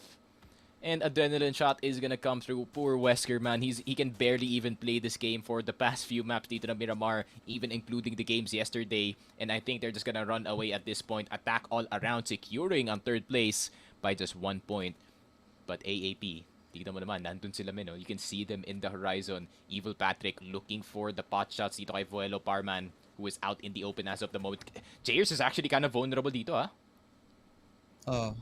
Kung kanina akala natin bug, hindi pala, spoiler pala yun. Pero uy, one tap galing dito kay Escalusia. Vuelo is just down for the count dito, mga kaibigan. AAA are taking everything away from RJ, at kanina pa sila nagtatry makapag-game dito sa ating finals. Pero in the past 3 maps, Rascal Jester, I believe it is their struggle, no? Sobrang naka-counter agad sila kung saan sila nag-hold ng position, but aggressive teams like Attack All Around, they thrive on people who are trying to get these passive positions already in the early game. Yung pag-control nitong Attack All Around from all sides, already limiting yung movement nitong Rascal Jester, just taking them one by one. Isa na lang para sa Rascal Jester, they're not out of the game just yet. But with the landscape that it is in Miramar, we're looking at very expected results out of these teams right here. Shooterong, nasa taas ng structure na dito, at baka mahanap din yung GNL. Pero ang Shooterong ang kukuha ng first blood dito sa Hammer, dito sa mga players ng GNL Esports. Pero Shooterong, they can still try to get that 1-for-1 dito. Si 2-tap, naku po, 1-tap na lang, Sa konti main na lang para 14. makuha yung kill dito kay Shooterong, pero Minje, he is gonna get fallen into the hands of Roy himself. GNL Esports, they are getting trapped left and right, kaya wala silang choice. Pasok na lang sa bahay kung saan nandoon ang Predator Shooterong that will take them out entirely. Kaso, buhay pa rin yung dalawang players nila, kaya yung 2-2 split not working in their favor. Mingje is dead as well, so dami na babawasan ng mga players dito from both Shooterong and from the side of GNL. GNL already losing itong si Hammer and si 2-tap, so it is only gonna be Roy and Taekyun. But as long as you have Roy, man, I think it is a possibility that they can do some damage dito sa game na to. The guy is insane. But I actually want to look at the AAP situation again. No, I think they rotated early. CJ, or I think si Nan actually yoinked one of the kills, so we do get the free point. And man, look at how close 3rd, 4th, and 5th is actually. Pag namatay yung GNL dito, the race is just gonna get farther para sa kanila. And Makan Semeru looking for the capitalization from that early fight. Taekyun using the rock in his favor. Meron siyang angle dito. Meron nagpo sa kanyang harap. Ooh, does not get the full finish. Naku po, naspatan na nga siya dito, and it is gonna alert the rest of MCS to go for the push. Teddy is gonna go down, pero may magfi-finish ba dito kay Taekyun? Ooh, he is in and out there like a ninja, pare. 1 point and tied with AAP. Naku po, GNL getting away with murder in this one. Tamang devour, tapos takbo na lang para hindi siya tuloy matitrade off ng kahit sino from Makan Semeru. Good job para sa kanya, pero I'm gonna try to find one of the killers dito. Makan Semeru trying to rotate off dahil ang GNL or yung sa mga teams na nakapag-aggress dito talagang hindi binigyan ng opportunity para man lang ma-revive at maibigyan ng justice yung pagpatay dito sa mga players. Pero naku po, Roy, kanina pa natin siyang hina-hype up, pero he is at the wrong place at the wrong time. Sylphia running him down. Tuloy yung GNL, nakakat down na yung numbers nila. Nag-iisa na lang si Taegyu na kanina nating sinabi na assassin, parang ninja lang, pero dahil isa na siyang wonder, kaya ba niya labanan yung Enter Force 36 na kanina pang in-hold down yung house na ito at sinasalvage na lang ang kung sino ang papasok sa territory nila. Enter Force with the power of God on their side. They're inside the church, man. An anime. Yeah, definitely. And, man, GNL, Taekyun, parang binatukan. Parang binatukan niyo yung tropa mo, tapos you run as fast as you can the other direction to not get hit back. But at least, buhay pa siya, no? Maybe he can play as a rat for placement, so that's what counts. Parang yung ginawa ng Damon nung isang game. Pwede ka umabot ng top 4, pare. Parang kaklase mo lang na merong yung mahabang papel, tapos sinapak niya yung isang mga kaklase, tapos biglang binigay sa'yo yung yung papel na mahaba. Tapos ipo-point na ikaw pala yung sumapak sa kanya. I've had that happen. But I was the guy with the paper. Oh! Ayun lang. Bully pala Not sa a bully, season. guys, I swear. Solid good fun. Pero, I know, at least AAP, no? Maybe they can capitalize at least solidifying themselves dito sa 4th place. But at the same time, if they can find itong AAA rotating, kasi halos pareho lang naman yung daan nila papunta dito sa may north side natin eh. And if they can catch them mid-rotation, then definitely that could do some damage. And I think that's exactly the plan. Tignan mo yung AAP trying to gatekeep itong AAA. Lalabanan na naman ng AA dito sa may south side ng ating mapa. And this is gonna be a spicy one indeed. Just right below El Al-Zahar. I think that is the mini junkyard being played here by the side of AAP. But they're gonna just rotate out, no? Itong si Mad Dog gusto na talagang i-preserve ang kanyang life dito considering how he died for the past few. But I think yung tunay na objective dito ng AAP is to try to go for that big drop to get that level 3 and possibly an AWM towards their side and ilagay sa kamay ni CJ, pare. Kanina pa si CJ dun sa mga long range fight. So why not elevate that? Hindi na natin kailangang i-gatekeep yung mga to kasi mamaya na natin papatayin yung mga yan. The action happening all the way towards the middle side of that circle. Pero yung Genius Esports, again, playing that high ground, trying to scout out some more info kung saan yung mga rotations dito. Pero nakapag shrink na yung circle at mukhang it's in the middle of everything. El Azahar now being one of that paths para makapag-push yung AAP. Nakuha na nila yung loot box at nakuha na rin nila yung time kung saan sila magpo-push dito at magro-rotate, which is something that they have always cleaned up na. Nakita natin na in the previous games, AAP always get caught in the most random of places. Ngayon, sobrang late na nila into the party, and that's good kasi they're already preserving themselves sa pinakamagandang time kung kailan nila pwedeng patayin yung kahit sino in their path towards the later circles kung saan lumalaban ang the likes of the Korean teams. Attack All Around being one of the more aggressive Thailand teams that we have ngayon sa ating finals, mga kaibigan. Genius Esports taking this like a genius, at least rotating on forward at maybe contest later like the Genius Esports that we all know and love dito sa ating finals. And I think yung para naman dito sa side ng Attack All Around, they'd rather have a good spot in the zone than to go for the kills dito sa AAA. And grabe naman. Oh, Pet Threat is already getting one. VR is suffering once again.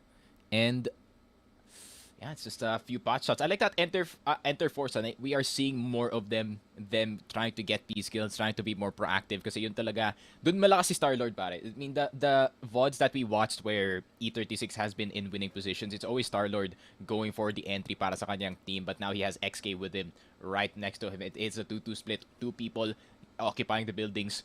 2 people up in that mountain para merong vantage point. Etong Enter Force, now they have the information advantage as well, not to stat better angles papunta dito sa SGDV2. And it is just gonna be pot shots thrown from either side. They're just gonna be occupying some houses dito sa Cruz de Valle. But yeah, just gonna be, you know, an exchange of bullets, to say the least. It's not really anyone getting killed. It's just that, you know, someone... Oh! Never mind. I take it back. Oh. Aoki wants to go in, and he wants to enter Force 36 right about now. And Star-Lord in the middle of everything, just trying to play the half wall.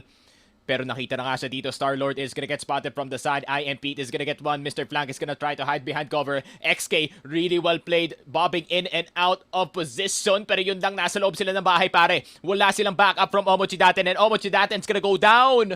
Nako po, it's another disaster para dito sa Enter Force. You had such a good position within this spot. Pero si Sylphia na lang natitira once again, and I think he has to leave his teammates in the dust because SGDV2 just rolled up and destroyed half of the squad in this one.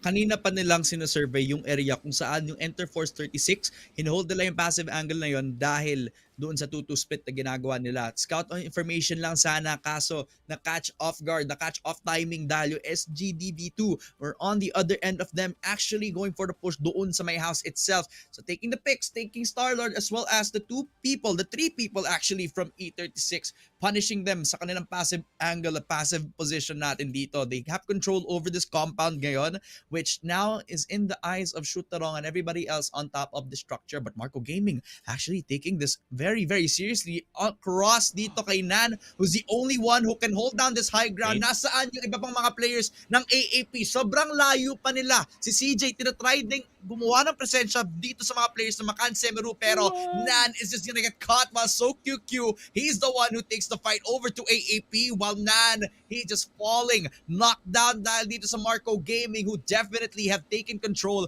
of the positions of AAP this time around. Evil Patrick though, nandito na para tulungan si Nan. Tinatry na lang i-backfill itong mga players ng MCG, pero hindi pa finish, hindi pa siya patay. Kaya pang i-smoke up, kaya pang ibalik ng buhay itong si Nan habang reposition pa dito sa loob ng smoke, habang ang Marco Gaming tinatry na lang ilabas yung bangis dito sa taas ng structure. Pero now that they already knocked down one of these players, they don't need to over this time. Kinicarry na lang sa loob ng zone itong si Nan habang binibigay na lang ng buhay. Mukhang maganda yung exchange dito para sa MCG, pero at the very least for AAP, walang namatay dito in this exchange. Grabe naman, Evil Patrick pulling a Forrest Gump, trying to pull his teammate out of danger in this one. And I think MCG just accepting that they have one casualty and they're just gonna go into the zone instead of being in such an unfavorable position. And Phase 3 is about to start. Medyo stuck pa sila sa labas dito ng zone, sa malapit sa El Al-Zahar. This is a tough one, man. This is a tough one para dito sa AAP. Because they're outside of the zone and possibly pwede sila mag-gatekeep dito na Marco Gaming. But, oh, Rascal Jester's out. What's new? You know, Sticky Frog, may tatlong constant sa buhay. Death, taxes, and RJ. RJ getting Sila last. yung pinakaunang mamatay sa sa mga matches natin. It's Bro, all at I'm this saying point, is not they're trying to go surprising. they're trying to be early for the catering, man. Ano kaya ulam nila? Yan ang tunay na tanong. Tonkatsu? Konkatsu? No, the real question is, ngayon, nakakain na ba yung mga players dito sa leaderboard natin? Kasi yung pinakaunang appetizer nila is Rascal Jester. AAP is like, anong kain-kain? Laro lang pare. Alam mo naman, Pinoys, we can stay in the internet cafe for 14 hours, no problem, no eating. Money well Pansit spent lang. to say the least. Pansit lang pare, pansit lang sapat na. And pag sobrang gutom ka, pwede ka mag-order ng 2. Yun talaga, great Oo, value. tas pandesal. Yun, get some carbs in as well, no? Might as well. Pero V3F? Oh, Kilo Kilo's been dying a lot sa mga past few games natin dito. I think I kind of see the reason why he is the kind of like the scout para sa kanyang team of how Star-Lord is for E36 initially. But now he's gonna try to get a better position para sa kanyang team. They do get a good scout dito kay V3F, no? Opportunity at least para sa Havoc to collect some points, maybe to try and see if they can catch up dito sa Marco Gaming. But AAP in a really good spot. But look at Evil Patrick, bro.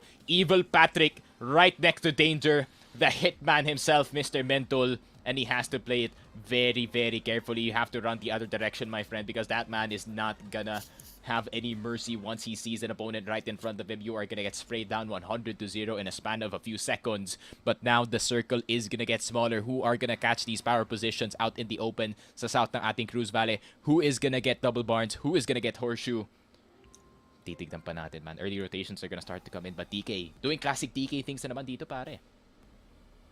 Hindi naman sila kailangan mag-push or kahit mag-take ng fight na early. They don't need to do so. Sylvia. Mamaya na lang kung kailan. Nandito yung mga late stages of fights. Pero si Sylvia, oh man, he's limping. He's barely breathing pero he's a dead man dying. Kanina pa ginagamit yung health potions niya. Pero ayan, perfect timing. Nako po, kanina sinasabi natin, Sylvia, munti ka na mamatay pero baka mapatay pa dito si Mental down. Mentol na kanina pa Where's nagiging AP? consistent force para sa DK pero nasaan ang Damwon Kia? Nawala si Mentol dito kaya Sylvia, perfect time para ma-catch off Big guard yung mga nade. players ng Damwon Kia. Ay big nade, maybe to find the last kill dito kay Mentol pero itong Damwon Kia, they want revenge for one of their fallen brothers. Loki hammering the last nail in the coffin for Sylvia here just to try to avenge itong si Mentol bago pa siya mamatay entirely. NGE though, finding the first few picks dito sa Havoc. Already finding the Indian players dito sa team natin, mga kaibigan. Sutarong as well.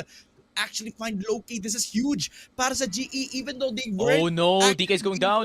killing one DK. Nandito, talagang hinahammer down ng DK na kahit sino around the leaderboard even though GE aren't doing anything. This is benefiting so much. Grabe, DK kind of forced in this situation. Evil Patrick, nakuha pa nga si Tao Yanzong. MCG, gonna say hi to AAP once again. Pero Magic Esport, kind of spotting yung dalawang players dito sa side ng Havoc. One nade and they are basically done. But V3F is just gonna get annihilated by GE in this situation. But this is an opportunity para dito sa AAP na mag-farm ng mga members dito ng Marco Gaming. Pero naspatan na una dito si CJ. Pero mas magaling si CJ pagdating sa M416. And ayun na nga, Marco Gaming is out. And AAA, they have not secured the fourth, or they have not secured third because AAP is gonna take third on their own. And can they extend their lead dito? Damwon, mag-isa na lang ang miyembro dito para sa side nila. GE looking for the extension of the lead that they already have. 100 points is already broken by the squad itself with 69 kills. Very nice. But they are trying to go for more. Ay, konti na lang. Kayang-kaya pang i-extend yung lead. Mas lalo na nahanap nila itong si Sauce Vatek. VR are giving away free points papunta dito sa Genius Esports, man. And you just gotta give a lot of props dito sa Vietnamese squad. Oh no, AAP. Always finding the best opportunities. AAP are losing, cutting down on numbers dahil ang Blue Zone, kinakain na lang ang mga Pinoy. Alam kong masarap sila, pero kailangan ma-preserve yung numbers nila before they can go for the fights. Sobrang low on HP bago man lang makapag-push dito sa gas station. Naku po, matay na yung dalawang players ng Ooh, big AAP shots. dahil sa Blue Zone natin dito. Big shots galing dito kay Van. At ang mga players dito sa NGE capitalizing on the players on AAA who are mispositioned because of the Blue Zone trying to push them out here. AAP now fighting these picks dito sa AAP. Naku po, eliminated na dito ang Pinoy team. Unfortunate para sa atin, Sneaky Frog. Pero the action just does not stop. New Generation Esports still trying to gatekeep yung mga players dito. Pero AAA are aware of this so they have to back up. Mas lalo na medyo out of the way itong si Esquilusia who does find one of the picks dito kay Youngby. Ooh, big shots from Escalucia. Pero pag namatay dito si Escalucia, para this could be the opportunity para sa AAP to secure itong third place. Isa na lang ang pagitan ng dalawang teams natin dito, but third is looking better than fourth. That is for sure. Escalucia out in the open. He's gonna get tagged up. And there it is. Oh! AAA is dead. And we have third, brother. We have third Let's place go! secured. Nako po. Let's AAP go! in the top 3, my friend. We take those even though 1 point lang ang pagitan. We are still third. Nako po, top 3 is better than top 4. That's for sure. Pero Genius Esports looking for more kills dito sa NGE. Glorious is just... He's just scrolling, man. He is waiting for the perfect time to strike. Parang ahas sa damo, pero walang damo dito sa Miramar. It's only sand, my friend. Maybe it is. He's more of a sand snake, as we do call it. Pero, uy, Shooterong just riding in the sun, my friend. They're just enjoying the vehicles that they have as of the moment. But they have to be careful, no? Makas Sumeru is right in front of them. Ako, if they actually come into the crossfires, but oh no! Speaking of crossfires, may isa sa left side, may nababan din doon sa kabilang side dito. At doon siya sa open pa siya na kapag gamit ng motorcycle, kaya kailangan tulungan ng mga players ng Semerung. Itong isa sa mga players dito. So NGE also, they're having their own battlefield. GE are just trying to trial themselves over towards the higher ground, but NGE just did not need to peek out dahil binibigyan ng chance itong GE para ma-reposition, para makuha yung angulo na setup nila dito. Na knockdown at napatay si Nielty at saka si Van. At ang GE, man, they're just building up a lot of these points dahil sa mga kills na kinukuha nila dito. Unfortunate para sa iba na nasa crosfire, nasa crosshairs ng GE ngayon. And they're still not done dahil si Trike, he's in a lot of trouble. The nade from Claudius was perfect. At pwede na siya maging basketball player. Grabe yung dunk na nilabas niya dito sa mga players ng NGE. And again, yung Setero as well, also dealing themselves a lot of damage from GE. And they're not done. Makan Semeru as well, they're trying to deal as much damage over towards one of these players here. But Zest is just wrapping around. And everybody else are feeling the wrath of GE and everybody else that are this aggressive. My goodness, Makan Semeru now being the targets of Genius Esports right here. And finally, new generation esports eliminated because Zest is just focusing his priority on finding NGE, one of the people who have taken control of GE right here. Pero lumapit siya sa kasakyan at biglang namatay because of the nade dahil kay How How. Grabe naman, big explosions, but GE is still 4 strong dito sa ating game. Flash is gonna come through. Pero grabe GE. Tinakdak galing sa 3 points ang granada na yon. Pero Zest nakuha na nga si 17 RDK. Susunod na dito si How How. And look at the amount of members. It's like the 4 horsemen of Apocalypse paparating dito kay How How. And the push is gonna be incoming. He's gonna try to hold out Zest. Pero merong tao sa kanyang likod. He's gonna get tagged up. 1 HP, 1 bullet away. Makan Semeru is out. And it's like the Grim Reapers on the horizon para GE. Every time they go forward and find the team, they just wipe everyone out. Wala nang passive-passive na dito na ang suntukan para sa Genius Esports. And they always try to get these opportunities for these proactive fights just to take space as well as taking control of the cover that they have always been working so hard, so damnness para makuha. On the other side of things, yung MG as well, Magic Esports making magic all around SDV2 who tried to actually debug all their magic, but Mr. Flag at least nakuha yung trade papunta dito sa mga players ng MJ, but Rise is rising to the occasion. Nag-iisa na lang para dito sa SDV2. KMF1 still standing and trying to knock down yung mga players ng MG. Already finally pick over towards Rise. And just like that, naging 1 versus 2 pa nga against Magic Esports versus SGDV2. But that's a big nade galing kay Earth Sapaloy. KMF, he needs to pop that med kit really, really quickly. Flash is gonna go through to distract some of the players, but the other side, it is gonna be MG taking down everyone from SGD from right far away. And can they capitalize on the rest of the squad? Dito sa Shooterong that's already actually wounded right in front of them, but I think they're just gonna play the passive play, knowing how small the circle is gonna be. But GE is just gonna keep on going! 15 kills na sila dito, nahanap pa nila si Foxy. Top 4, Shooterong make it.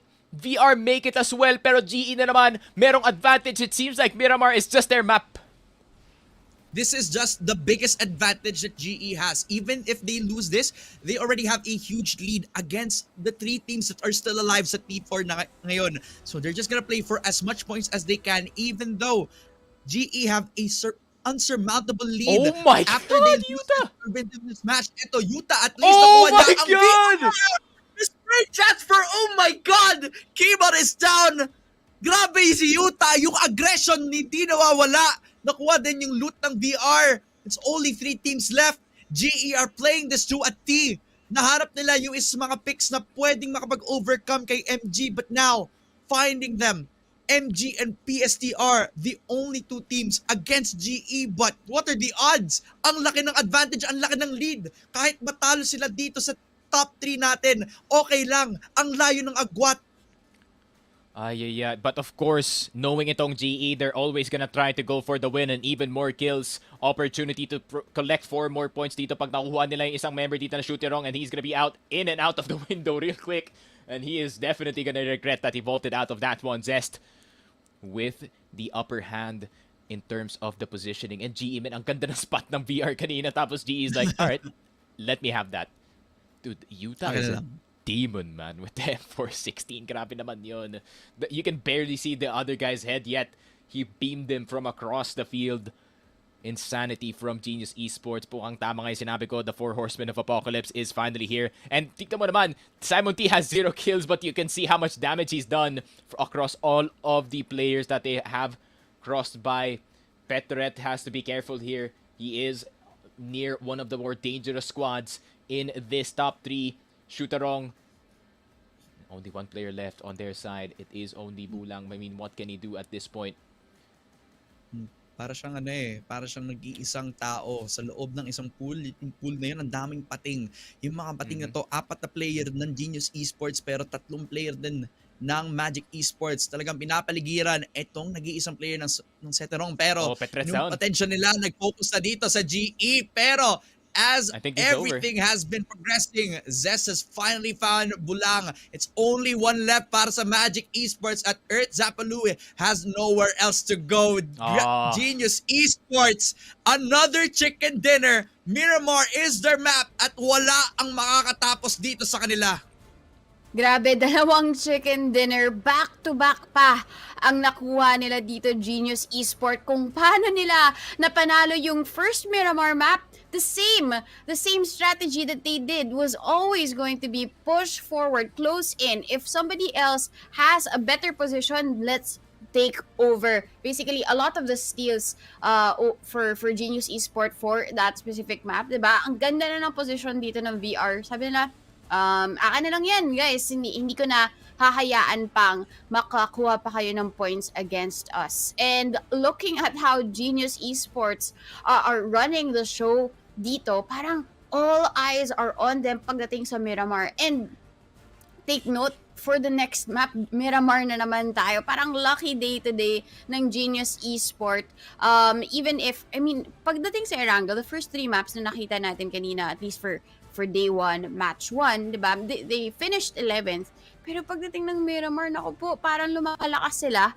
May superpower dito ang Genius Esport pagdating sa map nito. And I think they could not, parang walang ginagawang mali yung ibang mga top teams, right? AAA and as well as Damwon. They're not really doing anything wrong. It's just that each and every time Genius makes a decision, it is the right one. It's always gonna be the right call for them. Kaya nila napapanalo yun. And looking at it, diba, the last 3 teams, nung nakita ko, Genius Esports still had 4, parang they don't really have a shot. And that was a 2 teams that they went against, and they still came out on top, very healthy with 4 still alive. And yun nga, I would really have to say correct talaga dun si Sneaky Frog, the 4 horsemen. Kapag binigyan mo ng power yan, nako, they won't stop until they dominate the world. And I feel like that's the story that we have to tell now for GE. Parang lightning fast in terms of decision, lightning fast in terms of rotation,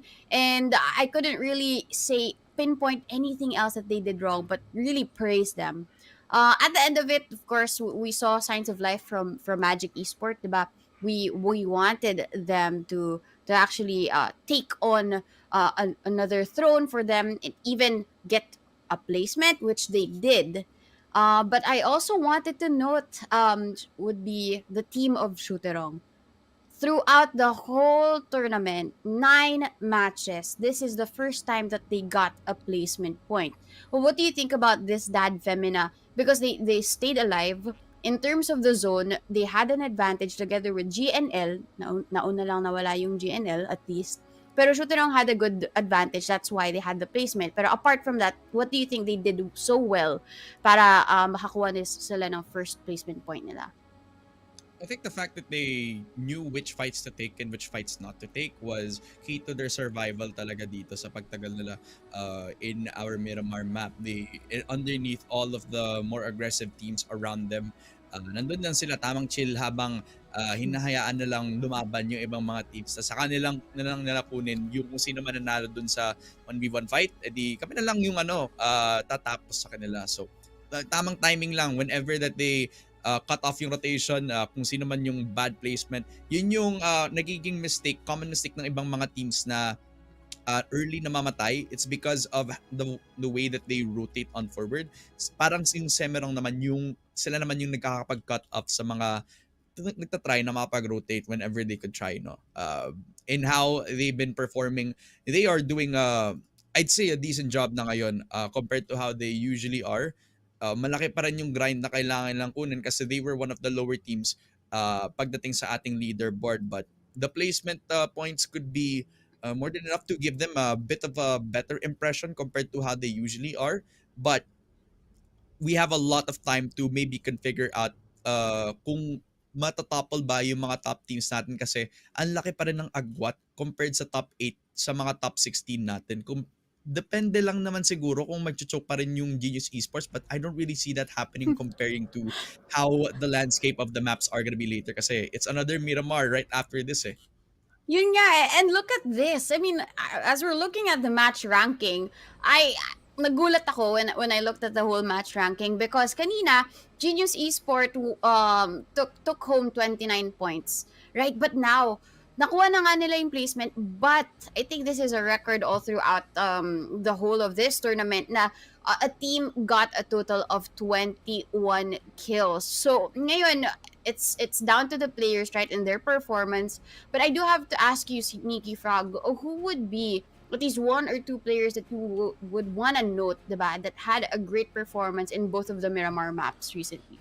Bro, Please say Utah. Utah is built different, bro. Honestly, that guy straight up pushed VR and flicked to the other.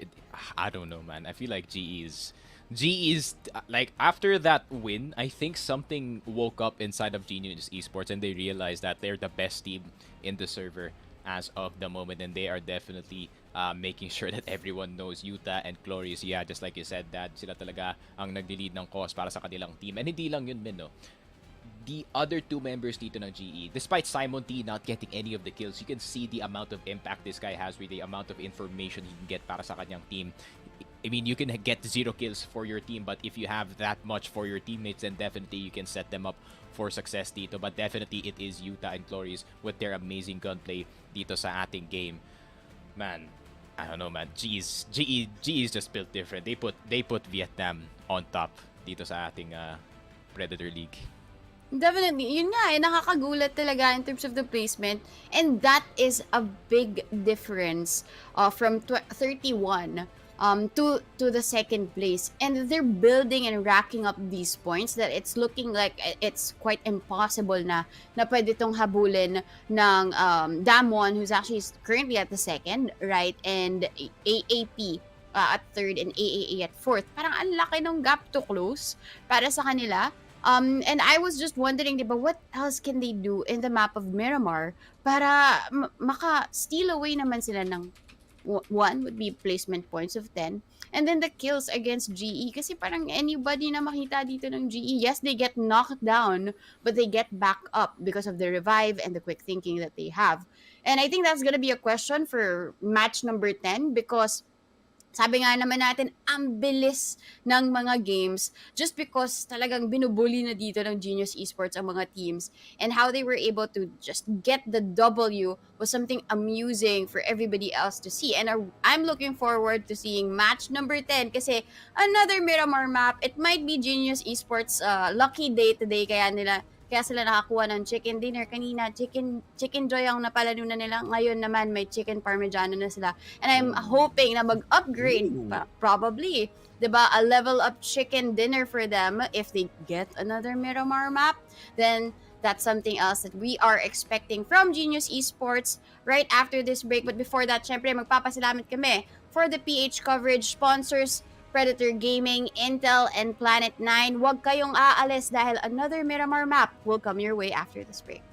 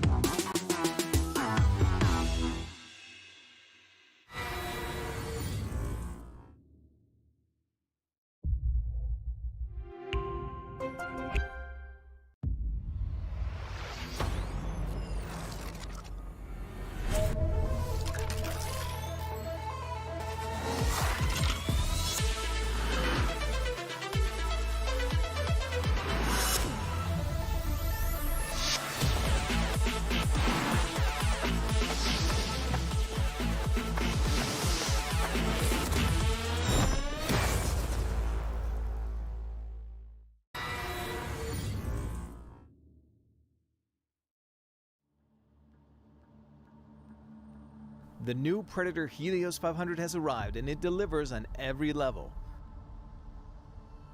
Within its neon-hued chassis, the beast stirs with an overclockable 11th gen Intel Core i9 processor, NVIDIA GeForce RTX 3080, up to 64GB of 3200 DDR4 RAM, and heaps of high-speed NVMe PCIe M.2 storage. But high-end hardware needs the same extreme cooling to support it, which is why we've added our 5th gen Aeroblade 3D fan technology, Vortex Flow optimization, and the CPU cooling Predator Power Gem. All these, in addition to strategically placed intakes, exhausts, and heat pipes, deliver some of the most advanced, powerful cooling in a modern gaming laptop. For the display, you can pick from FHD at 360Hz, QHD at 165, or a special 4K model that blows all others out of the water. This Ultra HD panel from AUO is a mini LED that delivers levels of contrast that blur the line between reality and game through 512 backlight zones, display HDR 1000 certification, and a rapid 120Hz refresh rate with 3 millisecond response time. The keyboard also includes a distinct feature, the latest Magforce and racing keys using our unique MagTech switches. These custom-engineered WASD keys work much like a gamepad's analog joystick, so you have minute control over movement, and making it so you no longer need to alternate between a gamepad and keyboard and mouse in some games.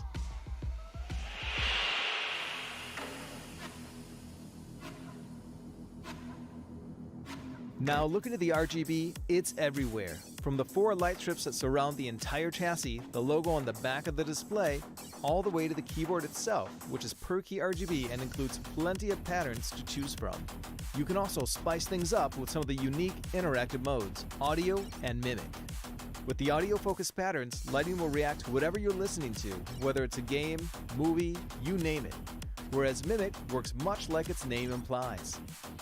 In essence, it reproduces the colors from the lower half of the display via the light bars and keyboard RGB, making it so you can get fully immersed in your game sessions. The new Predator Helios 500 continues to reign supreme, so all that's left is to make it yours. Thank you for watching, and from all of us here at Predator, good game.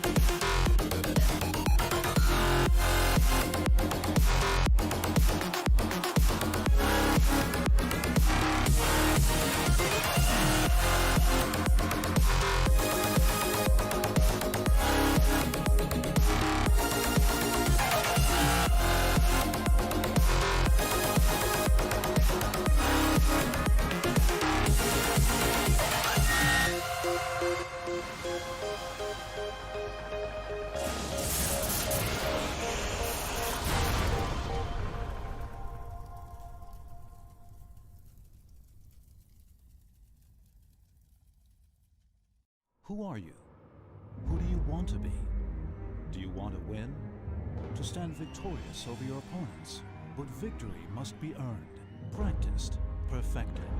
At Planet 9, there are others, there to fight alongside you and take your skills to new heights. Through training with coaches, utilizing game stats, and taking part in our thriving active community, you'll attain the skills needed to succeed. Coaches, chosen based on their expertise, will be suggested to help you grow. Or choose our carry format to play alongside other veterans. Pros will guide you. Immediately interact with them in real time. Share gameplay and advance together as a unit. Record your recent matches for coaches to examine and offer their expertise on. All game-related stats are made available to determine how best to grow one's strengths, eliminate one's weaknesses, and improve one's overall standing. All presented in a comprehensive, easily understood format. At Planet 9, all the elements, coaching, game stats, community, and tournaments can be found on a single gaming platform, where gamers can come together and claim victory for their tribe. Do you have what it takes? We think so. See you soon at Planet 9.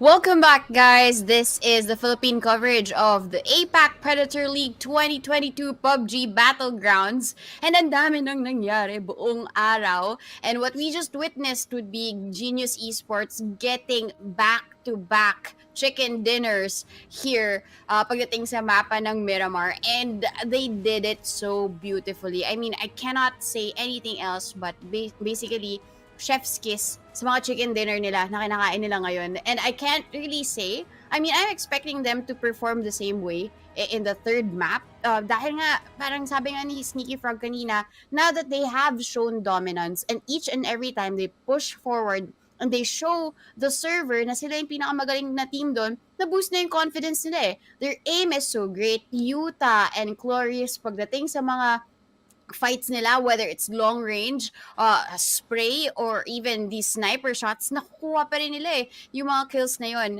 And even the support from the team members such as Zest, right? Siya yung parang eagle eye pagdating sa team ng Genius Esport. He just has his scoped weapon, he figures out kung nasan yung mga position ng mga team members nila, and kaya nila nakukuha yung kills. But now, ang laki ng gap na kailangan habulin ng Damwon Gaming. I'm not saying na nagkamali sila the past few matches in Erangel and as well as Miramar. But what do you think they can do, Dad Femina, para at least ma-pull down naman nila ng konti dito si Genius Esports and ma-apply nila yung pressure? I think at this point they've seen kung saan sila na nakakapag-drop. Either that or kung saan sila nakakapag-rotate on through. They can pick them off early and that will limit a lot of their chances dito. If they can actually find the misposition timings nitong GE Esports, then not only will they be able to at least trail their lead, but there's a possibility na let's say manalo sila ng chicken dinner dito, tapos manalo ulit sila ng chicken dinner tomorrow, then that's the best way for them to actually gain control over that top spot. But it's not gonna be enough kung dito man lang, so dapat maging cornerstone lang tong game na to para sa kanila. Yeah, at least ang laki ng lead niya, 'di ba? 30 points. So I think this is now the chance for other teams to show them what they've got here in the map of Miramar. So ngayon, wala na tayong hintayin pa. We are here in match number 5 for day number 2, and let's see what will happen here in the final map of Miramar. All right, mga kaibigan. It's the final map ngayon. Miramar para sa ating mga kaibigan dito. 16 teams ulit tayo, mga kaibigan. At in the past 2 Miramars that we've had, back-to-back wins ang ating Genius Esports, and that's really hard to beat that ngayon eh. So maybe this is one point of contention para sa mga bottom teams natin. Pambawi lang para sa mga past performances na dito, especially para sa Damwon Kia that are looking to trail against the team of Genius Esports. Yeah, and they're going for the exact same drop as well. They have La Cobreria on lock, and they do see no na walang magda-drop kasama sa kanila dito. So you see Mental, he wants Alcantara on his own, so he is gonna have plenty of loot to work with for the past few phases. Pero I can already see some gunshots already starting to fly. RJ na naman, nako po. RJ, you do not want the smoke. Not run the other direction. Run into towards the direction of AAP at least. Ito na naman yung constant force natin. Ano ba yung 3 things na constant? Siyempre, nag-iisa talaga doon yung pagpatay sa Rascal Jester, and they always get caught, not only in the hot drops, pero sa mga early fights dito pagdating sa mga pag-drop ng ating mga kaibigan dito sa ating first point of contention. Pero now that we are seeing kung nasan yung circle, it's gonna be pretty hard for majority of the teams dito. It's kind of brutal kasi it's also covering a lot of space sa kung sino man yung mga nandun na agad, and also gonna be shaving off a lot of time para sa mga malayo pa lang doon sa side na yun. Any swimmers? Any swimmers na pwede natin makita dito? You do have the option of Impala, Puerto Paraiso, or you do have the 3 islands, North, South, and Shutter Island, of course. And yeah, not a lot of choices for some of the squads in terms of the buildings here, no? Parang first circle pa lang nakikita na natin kung gaano ka barren ang Miramar. That is for sure only sand. But it's a bit more grass dito sa my south side, actually. Wait, am I seeing this correctly? Is Parman actually super separated? Nasa territory siya ng BT Fox. Why is XK Waling here? tatlong Rascal Jester. Inihiyaan lang na dun eh. Parang parang na-expect na niya na baka mamatay agad yung Rascal Jester. I'm just gonna get off agad. Layo na ako agad habang dito sa mga first early minutes ng game na to. Nag-expect na niya agad na mamatay agad yung Rascal Jester members, pero they're holding on so far sa mga first few seconds natin. But XKK is kind of playing with danger, ha? Napakalayo ng mga ibang members dito ng Enter Force. But at least he does scout out one team, and that is gonna be Shooter Wrong, getting their first placement points in that earlier game. And mukhang naspata na nga siya dito, and I think the rest of the Shooter Wrong squad are probably gonna move in on him. So he's gonna have to run in the other direction. But of course, Genius Esports, 21 kills in that last game, breaking the previous record that they also set. Kanina 29, ngayon 31. This team, man, is on another level. Yeah, I mean, the Vietnam team. Sobrang laki ng tension. Pagdating pa lang sa mga first matches natin, they already set the mark, already set the standard kung paano laruin ang PUBG Esports talaga. Mas lalo na dito sa Miramar. Pero, man, you talk about isolation. Kanina pa si XQ1 doon sa kabilang side dito sa compound na to. Now, he's gonna get met with so many shooter-round players. So, he has to take a bit of his time before he can try to isolate these players here. Sama-sama sila dito. Baka mahanap din nila yung vehicle dito ngayon. Pero nakakamoy din nila. Alam nila na may at least isang player dito. So XQ1, hindi niya kailangan mag-move. He just has to wait for the right time to strike here. Mm-hmm. And judging from the knowledge of the players, I think they would know that that is not an esports car spawn at all. So I think they know that there is someone looming upon them dito, malapit sa kanila. So that is their first clue. That is the car. But RJ, are they gonna do anything in this one? Are they gonna go for... If they take out attack all around, that would be... just give them the Filipino visa at this point. Hindi kapag that does happen this time around. Tatlo lang naman yun nasa area na to. Kanina sinabi ko, nasaan ba si Patman? Or nasaan yung isa mga players ng Rascal Jester? Nandun, nasa may riverside habang yung Rascal Jester, nagiging tamang hotdog na lang dito in the middle of really attack all around. So they are actually in a really good spot. So Jayers is just gonna have to play around the high ground, play as a scout, and maybe go for the long range contestment against RJ, who are just looking for any sort of loot dito sa motel, sa casino actually. Kaya AAA just doing the same thing, just trying to scavenge as much loot as possible before they can try to go for that first point of attention. Si Cloristo from players of Genius Esports, nahanap na itong si Jayers. At konti na lang, masisikot na itong si Jayers habang sobrang focus niya doon sa long casino angle na yon. The beam by Cloris, man. Kanina pa to, last game siya yung isa sa mga top tier players na nakakuha ng most amount of kills, and yet again, he's on the board. RJ has the man advantage now, so is this gonna be the green light para pumasok sila dito sa teritoryo ng AAA? Pero hindi, they're taking their time. Alam nila na Genius is just looming in the horizon, and they do not... I think no team really wants to run into Genius this early, especially how they performed dito sa ating last game, man. 86 kills. Jesus. Pre. Nasaan yung Genius? Nasaan yung Genius? Nandun? Tara, takbo tayo sa kabilang direction. Yun yung ginagawa ngayon ng mga Ansembro. And before Kim Goni is like, no, I'm a Giga Chad. I'm a push Genius here. Which is a bad idea, but respectable naman, if ever. Yeah. Well, speaking of running towards the other direction, there's no running from Havoc ngayon na hindi naman kailangan nila lumabas masyado kasi nasa kanila naman yung circle position.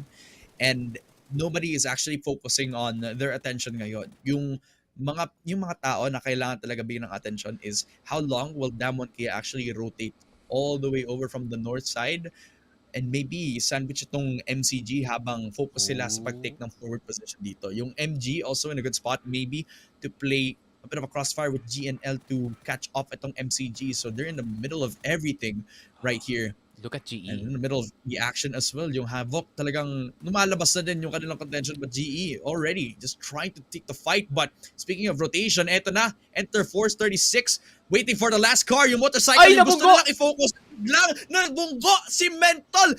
Nawala tuloy yung DK members, dalawa bigla yung nawala dito sa mga players ng Korean team.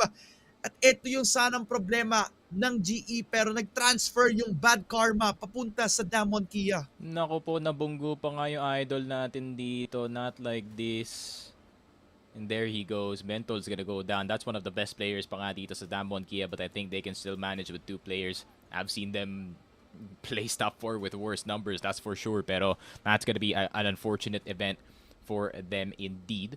But VK is gonna be up next. Bro, VR is really just a victim every time na nakikita natin sila on screen. They're kind of like, I wouldn't say they're at the same level as RJ, but, you know, anyone that is up to top 10. Oh, teka lang! Teka lang! RJ taking out AAA! Nako po, the Filipino secret agents, Rascal Jester. Not like this. Janko 2 off na lang. Dalawa na lang natitira para sa AAA. And pag inubos pa to ng GE, that means AAP will secure this 3rd spot unless itong GNL makaplay sila ng medyo mataas dito. Pero Magic Esports gusto nilang labanan ang Marco Gaming, and MG versus MCG action is just gonna keep on continuing. Tamang nades lang. So QQ is so low. Marco Gaming is out. Oh my god, Magic Esports just making them disappear. And RJ not out for the first time dito sa ating Miramar at last place. And they even get the kill dito sa AAA, pare, reducing their numbers to 2. Marco Gaming is not gonna be happy about that, that's for sure. Yeah, Marco Gaming is not gonna be gaming this time around. Sila sana yung mag-move forward doon sa hotel position kung saan nagtatry pa rin makapag-hold up ng position to mga players sa Magic Esport, pero medyo na-turn yung tables. Hindi tuloy sila makapagpasok dito. Babalik na sila sa hotel. Oo, tama. Tulog na ulit. Tulog na lang. Tamang chill na lang. Bukas na lang. Bawi na lang bukas, guys. Pero ano like, Marco Gaming, despite yung Marco Gaming, Marco sleeping na lang ngayon. Yep. Despite na Marco getting out this early dito sa ating match number 10, we could say that they had a really good day today. Actually, 29 kills. They racked up a lot of points being middle of the pack, still staying in the middle of the pack.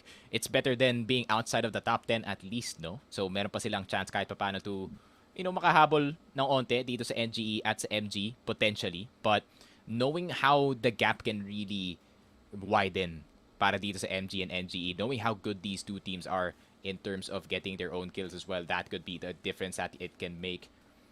What a circle. Oh, what a circle indeed. So many teams. And thank God it's not a water circle. We're not going to see a lot of players just swimming. Instead, we are going to see some players dying. And AAP... they're occupying the mountain, huh? They're pretty much chilling here. I mean, kanina pa yan eh. That's like how they've been playing the high ground position ever since we've been starting to play Miramar. May constant force ngayon. It's Zest or at least si Simon T sa taas ng mga mountains dito, either to scout or to play those long range angles. Pero attack all around! Na-cut off agad ang mga players ng Rascal Jester. Si Buelo, nawala, hindi na bumuelo. Chloris the homie. Na-break na yung spirit para sa Rascal Jester. GE though, already finding the long range angles dito sa AAA and again, getting the bulk of the kills ngayon. Nag-hit yung shots papunta dito sa car habang tumatakbo ang Rascal Jester, pero minimize na lang yung damage. Licking yung wounds sila habang lumalabas sa sightlines ng Genius Esports. But they're already giving another pick papunta sa ating top 1 team. Grabe naman. We salute RJ dito. Give them the honorary adobo later. After this game, they have secured 3rd para dito sa AAP at least. Now AAA only has 1 member. The only way that AAA can get back into this game and get back into 3rd place is playing via placement. But still, their 1 player is stuck within the zone itself. So possibly mamamatay na maaga dito yung AAA. But KSMZ spotting one of the members of Shooterong dito. But I think he's not gonna shoot just yet. He is just getting information para sa kanyang team. Naririnig niya na mayroong napaka bilis dito na mga kotse na nasa harap niya. But knowing itong MG, no matter how fast the cars are, they can still go for the tracking beam.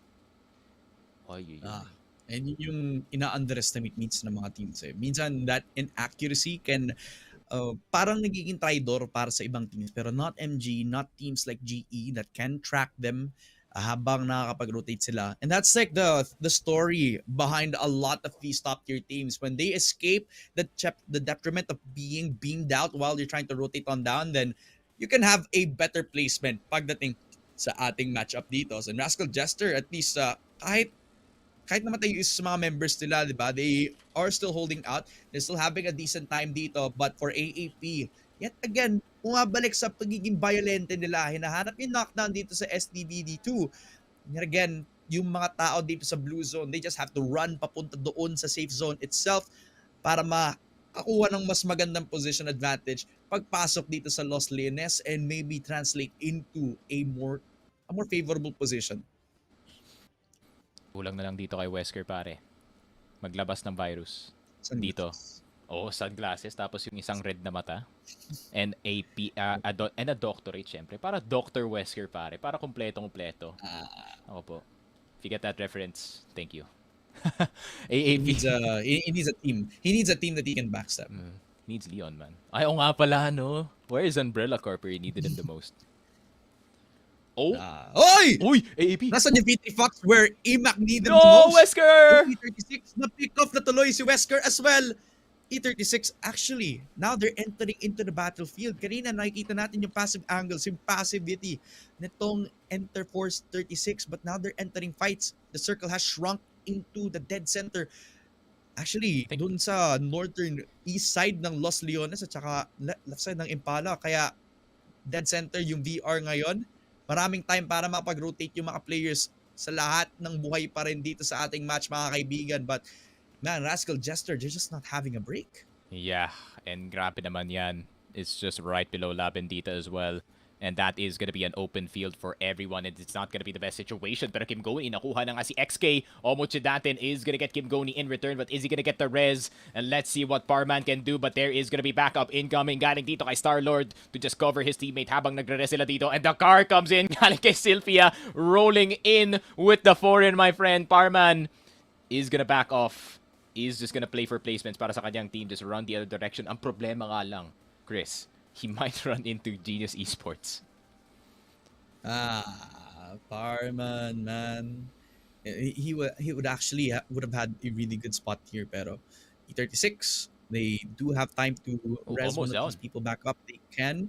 They're almost down din. Yung PSTR just try to cut them off. XK1 at saka si Sylphia, wala tuloy. Hindi sila nakalabas sa crosshairs ng Genius Esports as well.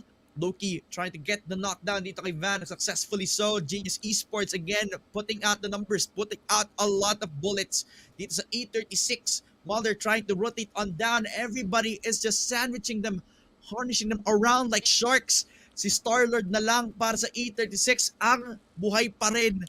Pero Genius Esports, they're playing this like geniuses. The nade going down. Oh my god, the nade is exactly in! Oh! Curry from 3! And yun na nga, Parman. And they just ignore Parman, man. Parang yung Genius Esports, no? Parang guardian angel ng RJ, pare. Every time that RJ is in danger, nandito na yung Genius, but they're just gonna pot him down. They're just like, alright, you've already served your purpose at this point. You will just get killed by Mr. Utah, the Terminator himself, and Rascal Jester is out, at least not in last, and even taking out 3 members dito ng AAA. And Utah, yo, there's one dude left. I don't think he realizes na ubos na yata yung ano dito. Pero, oy! Harap-harapan na play galing dito sa GNL, pare. And PSTR are gonna be out shooting the wrong direction.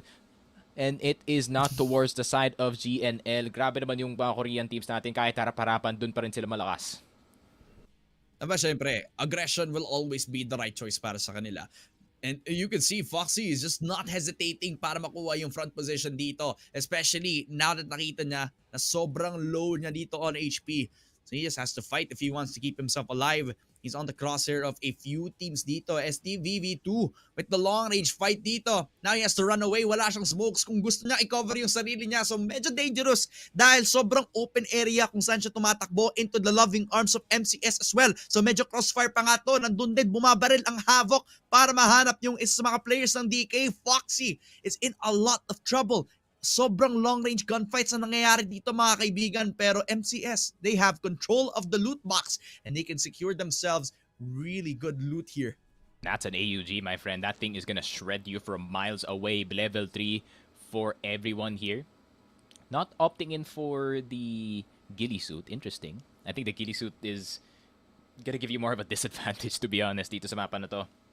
But, you know, They're just gonna opt in with the drip that they have as of now. Makan Semeru though, wanting a piece of the enemy team, and V3F is gonna go down. And Teddy, grabe ka naman Teddy with the BD14, taking down itong si Porchi, and poor V3F, they're just getting pelted with everything here. MCS coming in from behind. 17 RDK is down, but it does not matter. Nades are gonna start to fly. V3 Fox, oh, Goni's rolling in! Goni's like, I'm gonna save you guys, I got you. Oh, Tinatry sagasaan.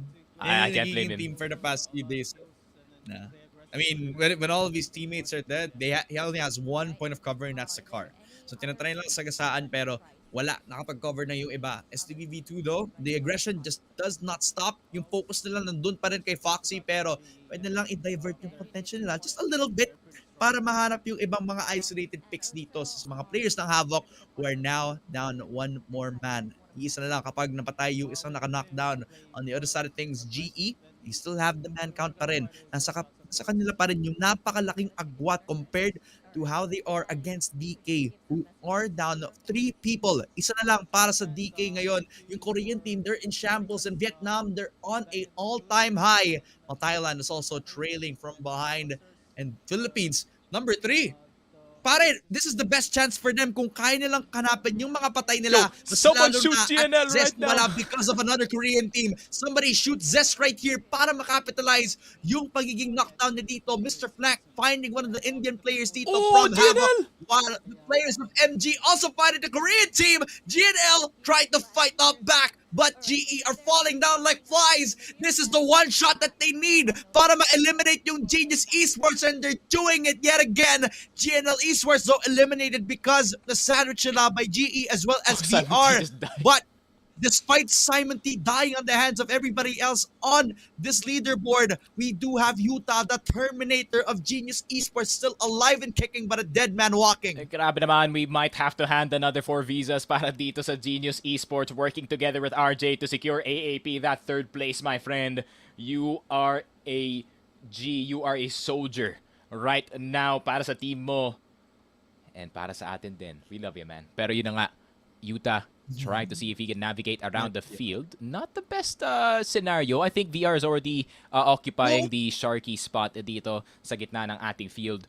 And Excel Quiza, only one left alive. AAP pa ngayon na harangan niya dito. Ayan na nga, Nan. Capitalize on it, my friend. I-push nyo na yan, my friend. Kunin nyo na yung score. Kunin nyo na yung placement. Oh, ayun na nga.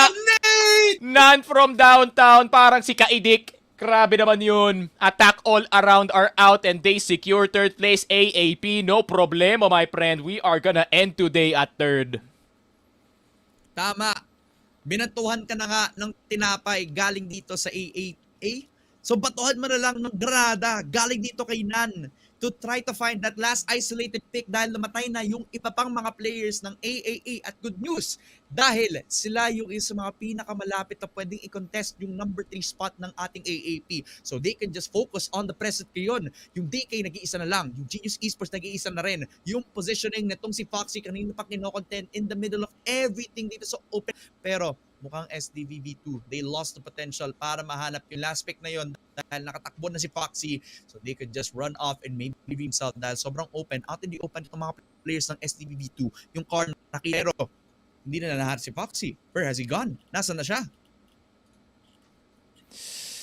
Yep. And Genius Oh, Esports! G is out! Ayun na nga, finally Utah, someone takes him out and it was VR of all people. Pero Mad Dog, pinapasabog na nga. It is the phase 5 curse once again para dito sa AAP. Palipad na mga granada, papasok sa kanila dito. Mad Dog is gonna go down to the nade, but I think they have to be careful sa kanilang backside dito, pare. Makan Semeru can definitely do something. Pero Evil Patrick! Naku po, Evil Patrick din drive by si Foxy! Makulit you, ha? Nandito pala ako for the backup.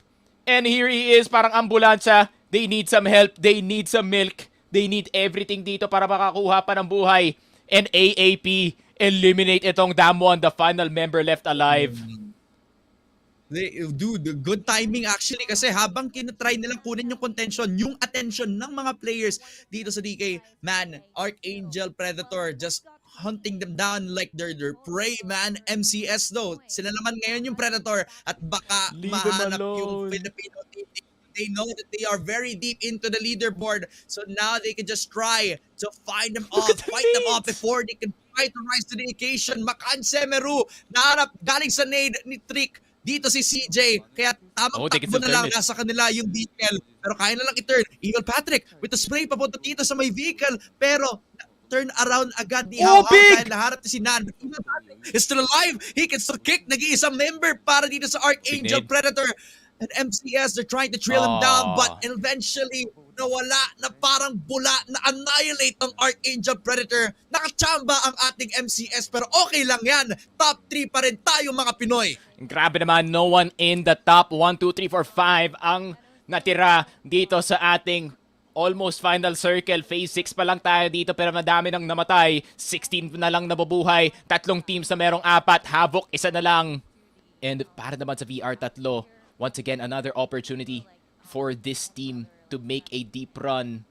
This is gonna be a tough one, my friend. I think the best chance here para dito sa Magic Esport to get another chicken dinner on the board para mag-launch yung kanilang score papunta naman dito sa top 5 at least. No. Ay, no. Yo, someone kill them, please, bro. No. Someone kill MG. They don't need to get the Oo, number 3 di spot. nyo na kailangan. Okay na yung di nyo na- AAP. sige, just run into the zone, man. It doesn't hurt. No. Takbo ka lang sa blue zone. Okay lang yan. Okay na yan para sa ating Pilipinos. Yung STBV2, sila yung mga best contention para mahanap yung MG. Kaso nga lang, Nor. yung MG, mas gusto nila makuha yung picks dito. Talagang dinadagdagan yung points para makahabol sa ating Filipino squad. How many points do they need? 9 points na lang. So 9 kills, maybe let themselves be alive pa rin habang patay na ang ating AAP squad. 4 na teams na lang ang natitira.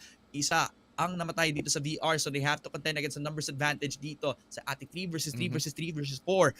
So mga kaibigan, mukhang ito na nga yung magiging Oh, yan final na, phase MG. ng ating push. MG, mukhang push na ng STV2.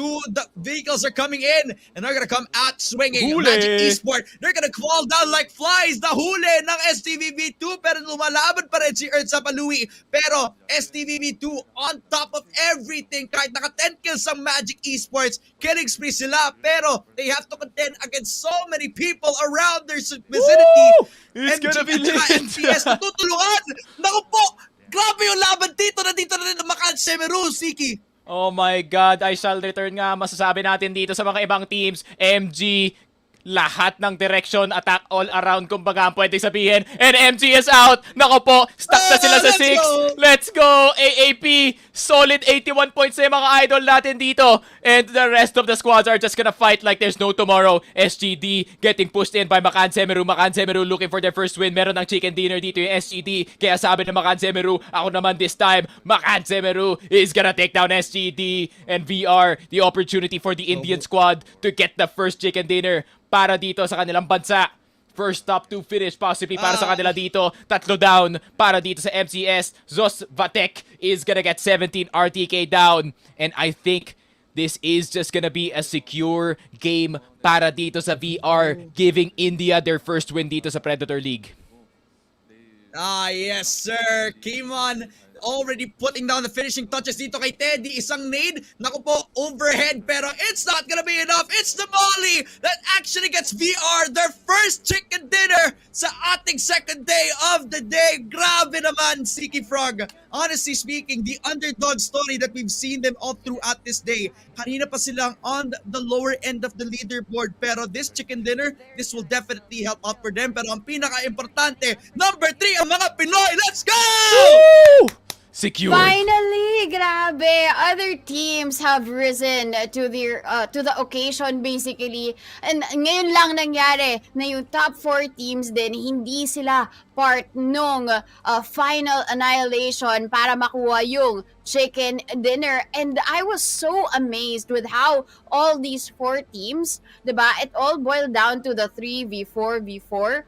Tapos ang nangyari is VR just waited for the right moment for them to pounce and they won their first ever chicken dinner. Although syempre, we don't really have to discount. Their patience play is something that we should celebrate dahil nga naman when all was chaotic for the rest of the teams, right? SBV2, Makan Semeru, and then as well as Magic, doon ano nangyari? Sige, let them fight. I will just fight for my life because I need the placement points. And that's what happened, and that's the reason why they get 10 and as well as a couple of kills then under their sleeve basically ngayon para makakuha sila ng chicken dinner. But I do also want to celebrate the rest of the teams that were part of the top four, right? Like Makan, Semeru, who fought for their life all throughout.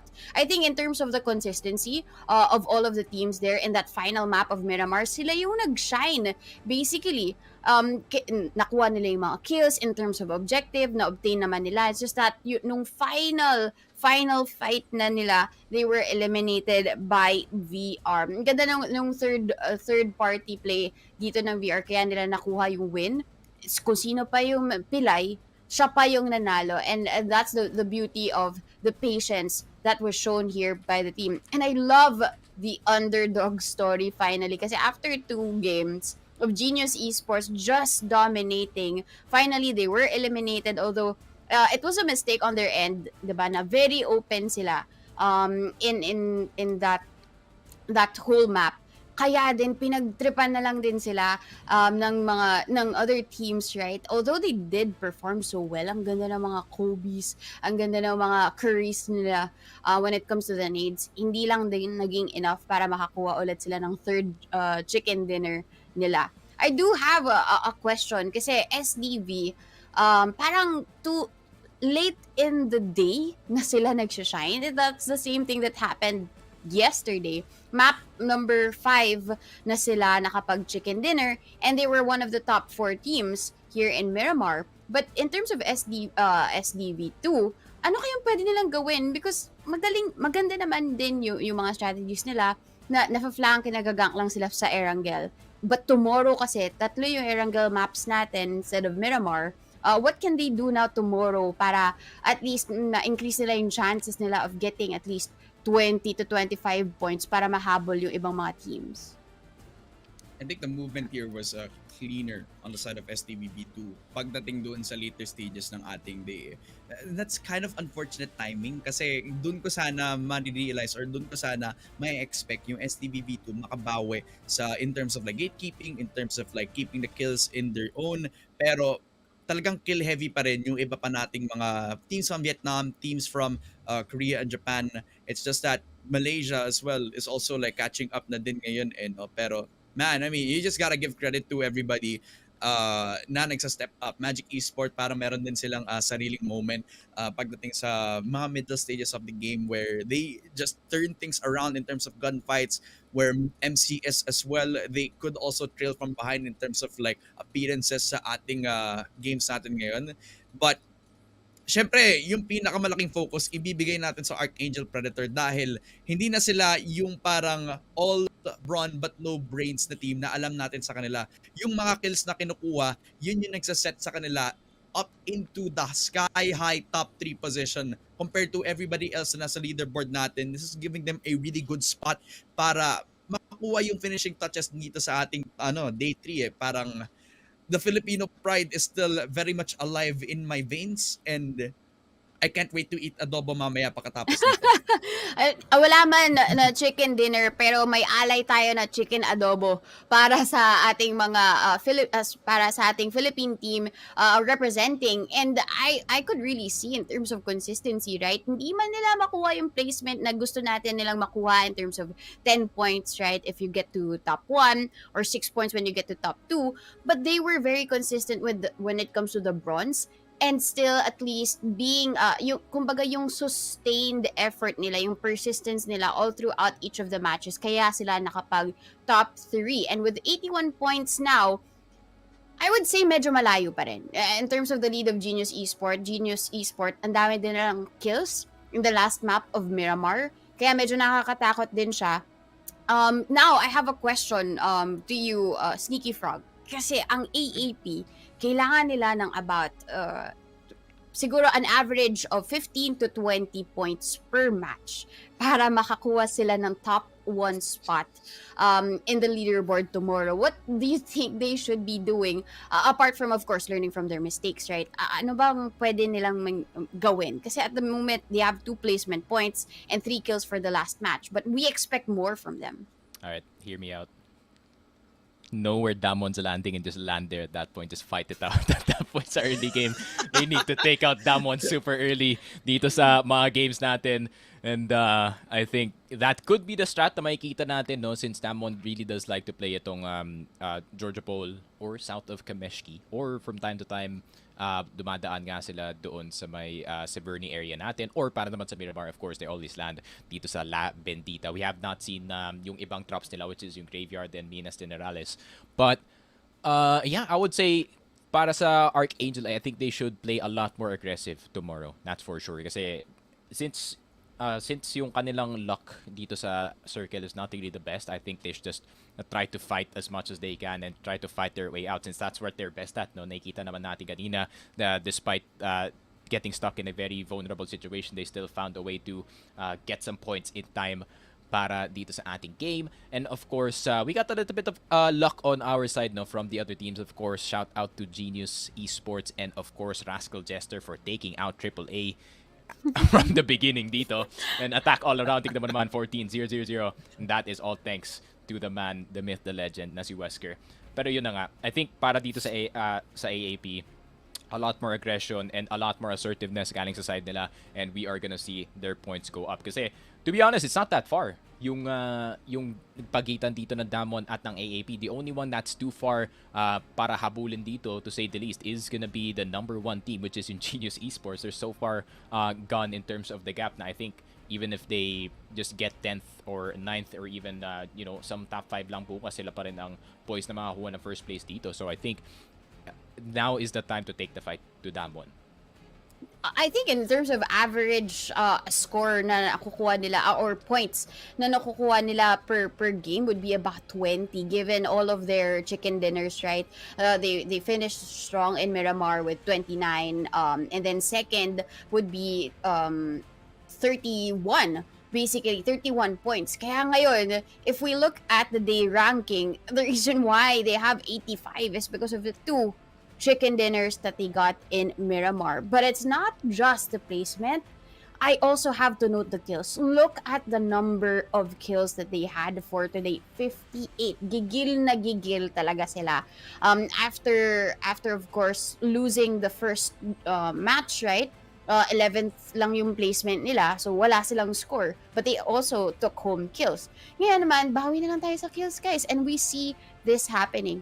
But I'd also have to give props to GNL Esports with 31 in terms of kills, and then Archangel Predator, of course. We're very proud of our Philippine team for getting a total of 39 points. So in average, at least mga 10 to 15 points ang nakukuha dito ng Archangel Predator, and they have to step up their game for tomorrow para mahabol talaga nila yung big lead dito ng Genius Esports. And yun nga, parang after a strong start for Damwon Gaming, right, we didn't really see them flourish throughout the rest of the Miramar maps. And I feel like this is an advantage now for AAP kasi kailangan nilang hukayin yung grave ni dito ng Damwon Gaming para sila ang makakuha ng second. And other than that, I would wanna at least celebrate VR. Although, syempre, it's not as notable as for a chicken dinner, but it's still a win, right? But ano bang ginawa ng VR kanina? Then, middle of the match that made them win that chicken dinner, Dad Femina? Well, I think VR, I think it's a mix of their clean rotations and yung passivity pagdating sa mga fights nila. That and the circle just really favored how they played there. I feel like yung naging way kung paano sila na pagdating doon sa mga later circles dahil nung busy sila sa lahat doon sa GE Esports. I mean, that was the perfect time for VR to actually rise, diba? Havoc already cut down to pieces. Yung Magic Esports sana tatagal pero nakapag-rise na agad yung ating GR, yung ating VR actually. And as a Genius Esports, we're just trying to swim around the beaches. Talagang trap na agad yung last nilang player at yung mga gunfights already just for VR to actually swing into that victory line. A a lot of expectations already rising ulit, but not as much as a lot of the top team tiers here kasi ang laki na agad ng nakuhang wins at nakuhang points para ma-solidify yung spot nila sa top 8. So they're gonna have to do a lot more than just playing around placements and kills. They need to get a little bit more consistent, just like how AAP have been doing it. Walang Philippine bias yun. Yeah, definitely. I mean, the consistency is there, and I really wish them all the luck and the best tomorrow because this consistency and this persistence is seen, 'di ba? I mean, yung kultura natin of being resilient, sana ma-apply for tomorrow. Copium at least because I thought that kanina there was a match that there was an almost chicken adobo dinner for them, but yun nga, it was just swiped away from them. But I hope yun nga, they also receive all of the favors. Syempre, mag-uusap-usap na yan. They have a chance to take home at least number 1, diba? They just really have to ensure that they get an average of 20 to 25 kills per match para ma-overtake nila yung Genius Esports saka geniusan nila sa paglalaro dito ng PUBG. Well, I guess that is it for today. A lot of fiery matches, especially napakainit dun sa Miramar Sandy, but also fiery ang nakita natin dun from the teams. But at least tomorrow is gonna be another day because we're going back to Erangel, and those that have fallen down in the map of Miramar have the chance to rise from the ashes basically and get placement plus kill points. So para mahabol na nila ang Genius Esports. And this has been the Philippine coverage. My name is Donut, and with me your casters. And nagpapasalamat kami, of course, as sponsors for making this possible. Of course, that would be Predator Gaming, Intel, take your gaming to a higher level with the 13th Gen Intel Core, and Planet 9, level up your casual games with Planet 9, giving you a next generation esports platform. So this has been it for day number 2. Syempre, antabayanan nyo at abangan nyo ang day number 3 because it is the final day of PUBG Predator League 2022. Same time, 2 p.m. Abangan nyo bukas, makikita nyo kami ulit. He's going to have to provide overrun from up top. But look at these nades just sinking hammer into the ground. He's actually right beside them.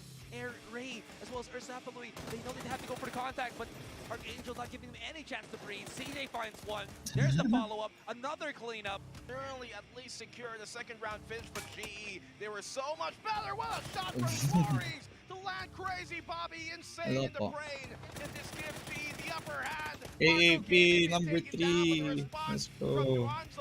Is absolutely huge. He's been knocked out as well. Thank you. Lining up, but not enough bullets to actually transition into anything. One player remaining. Glory is going to be picking up Simon T at this point. Can he pull out the stops here? Can he clutch this one out? Oh, he exposes himself. The flash kind of blinds. Okay, ito. Try mo yung bagong McFlurry sa McDo. Sobrang solid. Yun lang. Second chicken dinner of the tournament. Push up north if it ever does do it. Classic. Spraying on through Sige. here. Yun lang, Ingat. ingat. Towards 20 shot. Don't go straight up.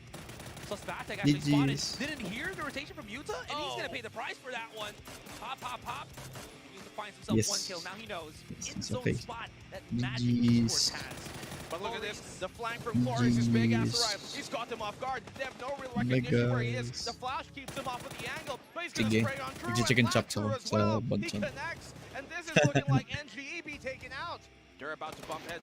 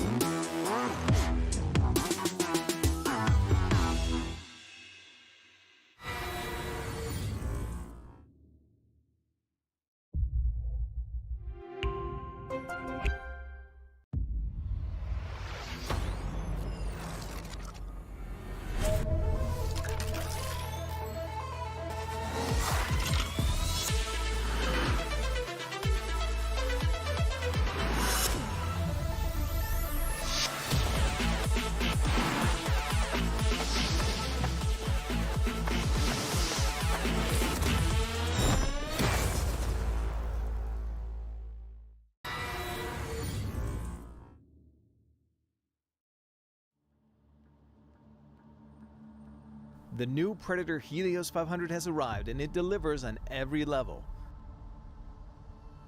Within its neon-hued chassis, the beast stirs with an overclockable 11th gen Intel Core i9 processor, NVIDIA GeForce RTX 3080, up to 64GB of 3200 DDR4 RAM, and heaps of high-speed NVMe PCIe M.2 storage. But high-end hardware needs the same extreme cooling to support it, which is why we've added our 5th gen Aeroblade 3D fan technology, Vortex Flow optimization, and the CPU cooling Predator Power Gem. All these, in addition to strategically placed intakes, exhausts, and heat pipes, deliver some of the most advanced, powerful cooling in a modern gaming laptop. For the display, you can pick from FHD at 360Hz, QHD at 165, or a special 4K model that blows all others out of the water. This Ultra HD panel from AUO is a mini LED that delivers levels of contrast that blur the line between reality and game through 512 backlight zones, display HDR 1000 certification, and a rapid 120Hz refresh rate with 3 millisecond response time. The keyboard also includes a distinct feature, the latest Magforce and racing keys using our unique MagTech switches. These custom-engineered WASD keys work much like a gamepad's analog joystick, so you have minute control over movement, and making it so you no longer need to alternate between a gamepad and keyboard and mouse in some games.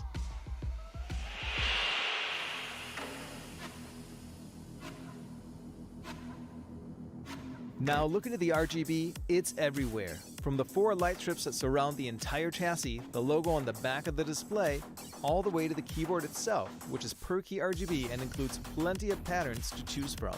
You can also spice things up with some of the unique interactive modes, audio and mimic. With the audio-focused patterns, lighting will react to whatever you're listening to, whether it's a game, movie, you name it. Whereas mimic works much like its name implies.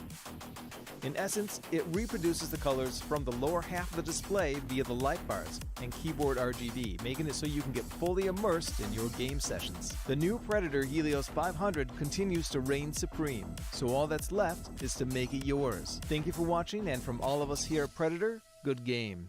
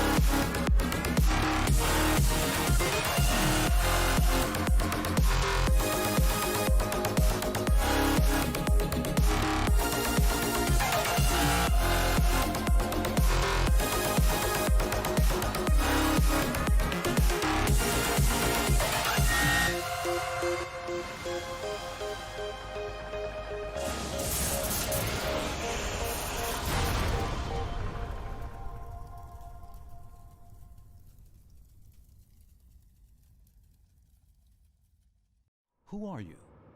Who do you want to be? Do you want to win? To stand victorious over your opponents? But victory must be earned, practiced, perfected. At Planet 9, there are others, there to fight alongside you and take your skills to new heights. Through training with coaches, utilizing game stats, and taking part in our thriving active community, you'll attain the skills needed to succeed. Coaches, chosen based on their expertise, will be suggested to help you grow. Or choose our carry format to play alongside other veterans. Pros will guide you. Immediately interact with them in real time. Share gameplay and advance together as a unit. Record your recent matches for coaches to examine and offer their expertise on. All game-related stats are made available to determine how best to grow one's strengths, eliminate one's weaknesses, and improve one's overall standing. All presented in a comprehensive, easily understood format. At Planet 9, all the elements, coaching, game stats, community, and tournaments can be found on a single gaming platform, where gamers can come together and claim victory for their tribe. Do you have what it takes? We think so. See you soon at Planet 9.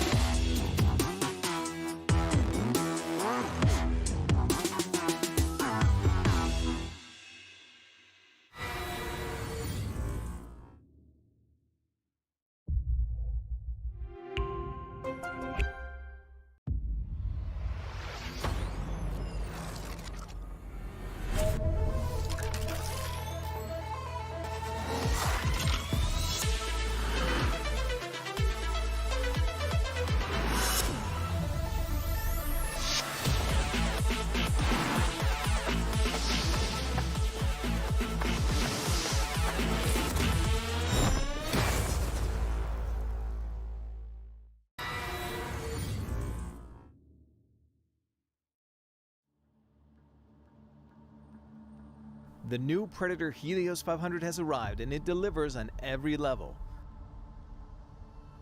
Within its neon-hued chassis, the beast stirs with an overclockable 11th gen Intel Core i9 processor, NVIDIA GeForce RTX 3080, up to 64 gigabytes of 3200 DDR4 RAM, and heaps of high-speed NVMe PCIe M.2 storage. But high-end hardware needs the same extreme cooling to support it, which is why we've added our 5th gen Aeroblade 3D fan technology, Vortex Flow optimization, and the CPU cooling Predator Power Gem. All these, in addition to strategically placed intakes, exhausts, and heat pipes, deliver some of the most advanced, powerful cooling in a modern gaming laptop. For the display, you can pick from FHD at 360Hz, QHD at 165, or a special 4K model that blows all others out of the water. This Ultra HD panel from AUO is a mini LED that delivers levels of contrast that blur the line between reality and game through 512 backlight zones, display HDR 1000 certification, and a rapid 120Hz refresh rate with 3 millisecond response time. The keyboard also includes a distinct feature, the latest Magforce and racing keys using our unique MagTech switches. These custom-engineered WASD keys work much like a gamepad's analog joystick, so you have minute control over movement, and making it so you no longer need to alternate between a gamepad and keyboard and mouse in some games.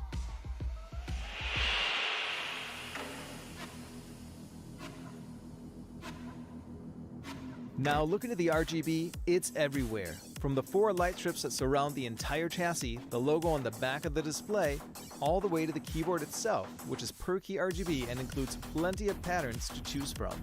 You can also spice things up with some of the unique interactive modes, audio and mimic. With the audio-focused patterns, lighting will react to whatever you're listening to, whether it's a game, movie, you name it. Whereas mimic works much like its name implies. In essence, it reproduces the colors from the lower half of the display via the light bars and keyboard RGB, making it so you can get fully immersed in your game sessions. The new Predator Helios 500 continues to reign supreme, so all that's left is to make it yours. Thank you for watching, and from all of us here at Predator,